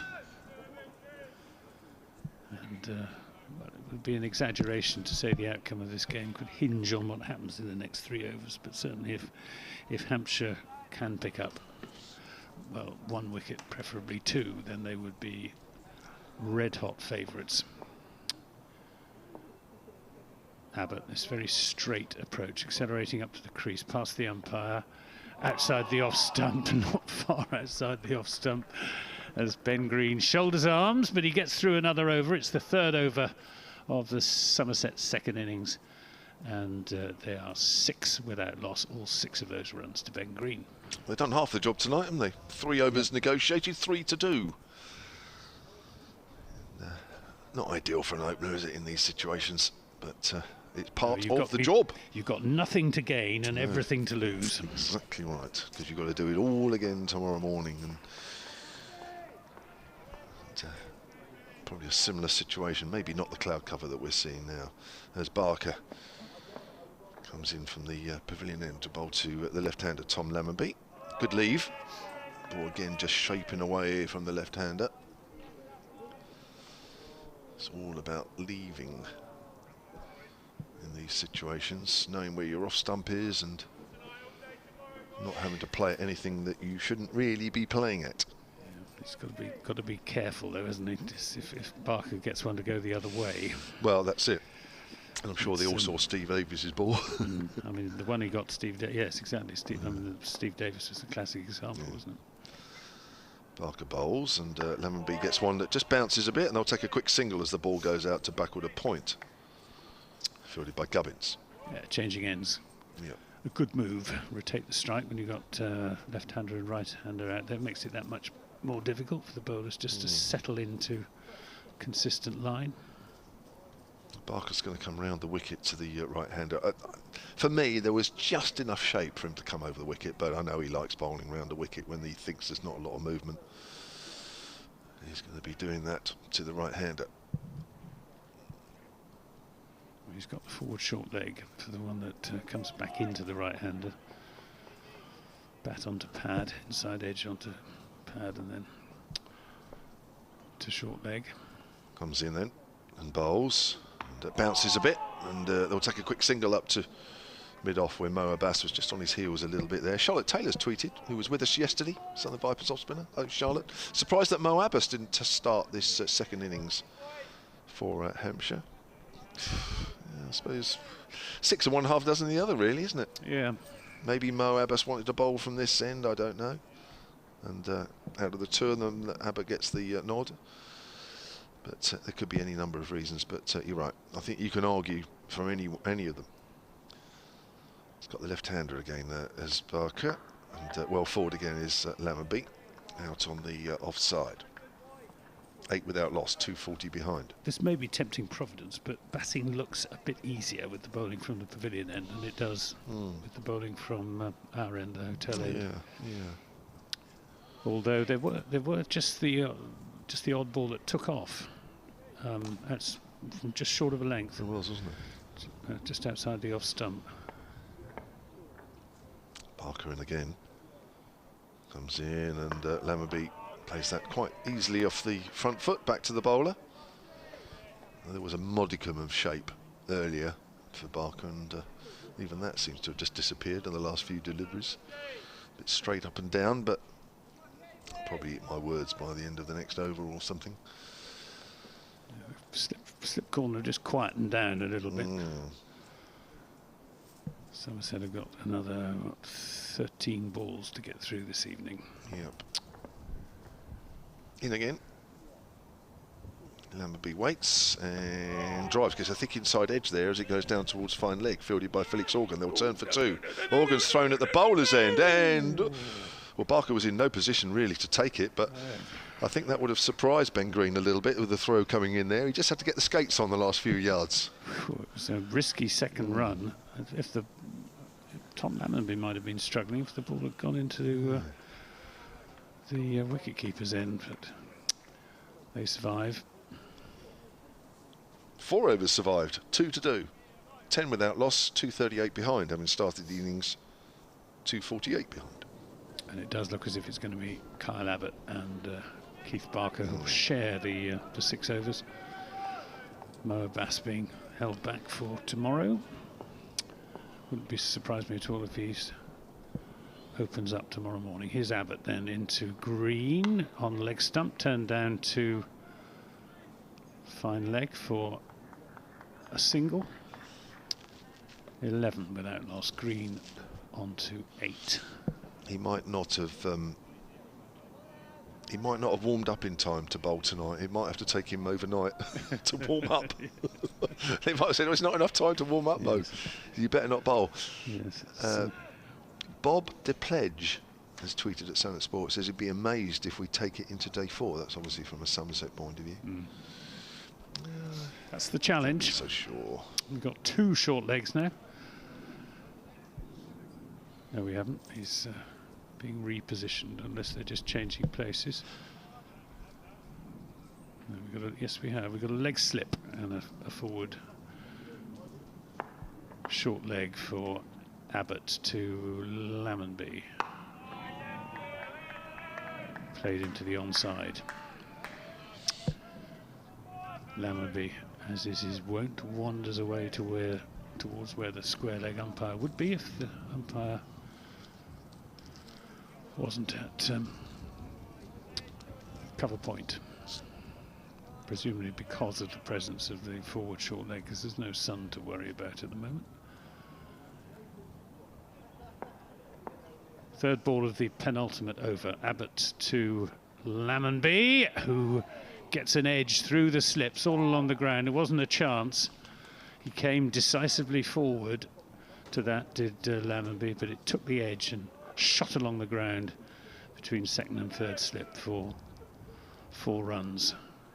Lammonby moves on to 7 with that rather streaky boundary.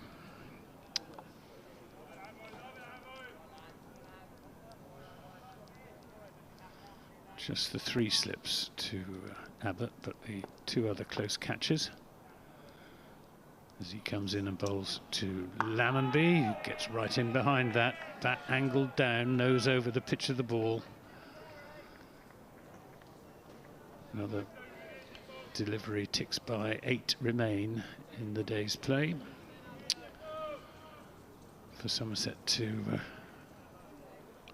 get through. They'll still face a big deficit, having conceded a lead of 248 on first innings, so an awfully long way to go to make Hampshire bat again. Abbott to Lammonby, full of length, and swinging in, beats the outside edge, swung into the left-hander and just held its own as it pitched. Oh, a terrific delivery. You'd be a pretty useful batsman to get anything on that, wouldn't you? That's the length, isn't it? Yeah. It's just that full length, just just slightly fuller than a good length, drawing the batsman forward. And you're not quite sure if it goes on with the arm, if it nips back a bit, and that's difficult. Last ball of the penultimate over, outside the off stump, and Lammonby, no doubt, very relieved to be able to lift his bat out of the way of that one and get through at testing Kyle Abbott over. 15 without loss with 1 over to go. Well, if Somerset come out with this with no wickets down, I mean that's a little minor battle one, isn't it? Yep. It's all in little stages. They haven't done it yet. No, but it's a little. Still, they ain't going to lose more than 1 wicket, are they? Because if a wicket falls now, they'll go off. So Barker it is, with the final 6 balls maybe of day 2, and he's going to be bowling the first of them to Ben Green, the right-hander. He's round the wicket, and Green gets an edge, and it falls short of third slip. That's Joe Weatherly. A couple of edges, and none of them are carried. No, even the catches that did carry in the first innings went very low to second slip and then third slip, and then that one that Scott Curry picked up at first slip. That was a good catch. It was. I saw Liam Dawson last night because he took a good catch at second slip, and he is a good slipper. And I said, what about Scott Curry's catch? He said he's really good there. And I have to say that was a top catch. The sub-fielder. Forward. That's nice and solid as it goes back to the bowler. From Ben Green. 4 balls left of day 2. 4 balls left out of the 6 that Somerset had to negotiate. And they're doing a pretty good job at the moment. It was always going to be tough. It was always going to be a couple of plays and misses, and just the way that today, certainly since tea, has gone, with Hampshire losing their last 6 wickets for 75. That dark cloud is beginning to disappear. It's a length ball, which is slightly shorter this time, so Green was able to get in behind that quite nicely. No worries there. 3 balls left. I must admit, from a Hampshire point of view, I'd be slightly disappointed. I know it's only 6 overs, but if they don't pick up a wicket tonight, whilst they're in a good position, of course they are 233 ahead, I would sort of walk off and think, yeah, a little bit disappointed we didn't pick up a wicket. I think I'd also be slightly disappointed that we were in the end bowled out for 428. So I don't know, just this last session hasn't been fantastic for Hampshire, really. Forward, ball just angled in a fraction, thickish inside edge as it goes out towards wideish mid-on. 2 balls left to do. Finishing a bit later than I thought. I thought at one stage we were going to be about 10 past 6. Yeah. We're 20 past 6 now. Well, I suppose it was the 6 wickets that fell that slowed things up after tea. It has. And an all-seam attack as well. Yeah, so it's been a little bit of Roloff, Van der Merwe. It's not really spinner's wicket. That's outside off stump. That's an easy leave. We like that with 2 balls to go. You see the ball leave the hand and you think, oh yes, yes please, thank you, I'll leave that. Just goes down and gives the pitch a bit of a nervous prod, does Ben Green. I mean, his heart's thumping away inside his chest at the moment. So 1 ball to do. This is where you don't want to get out. Yeah. Well, he's had a good day so far, Ben Green. He has, yeah. No reason to think that it won't carry on. And James Fuller is coming in to join the slip cord. So there are, or is he? Or they say, no, actually, Mr. Fuller, we don't want you in the slips. We'll have somebody else. Or in fact, no, they're bringing an extra one in. So we're going to have 5 for this last delivery. Ian Holland's joined the rest. Here we are then, last ball of day 2. Barker comes in and bowls, and that's safely negotiated up towards mid-off. Anthony Gibson celebrates, and Somerset finished day 2 with 15 without loss in their second innings. That's the second maiden over for Keith Barker.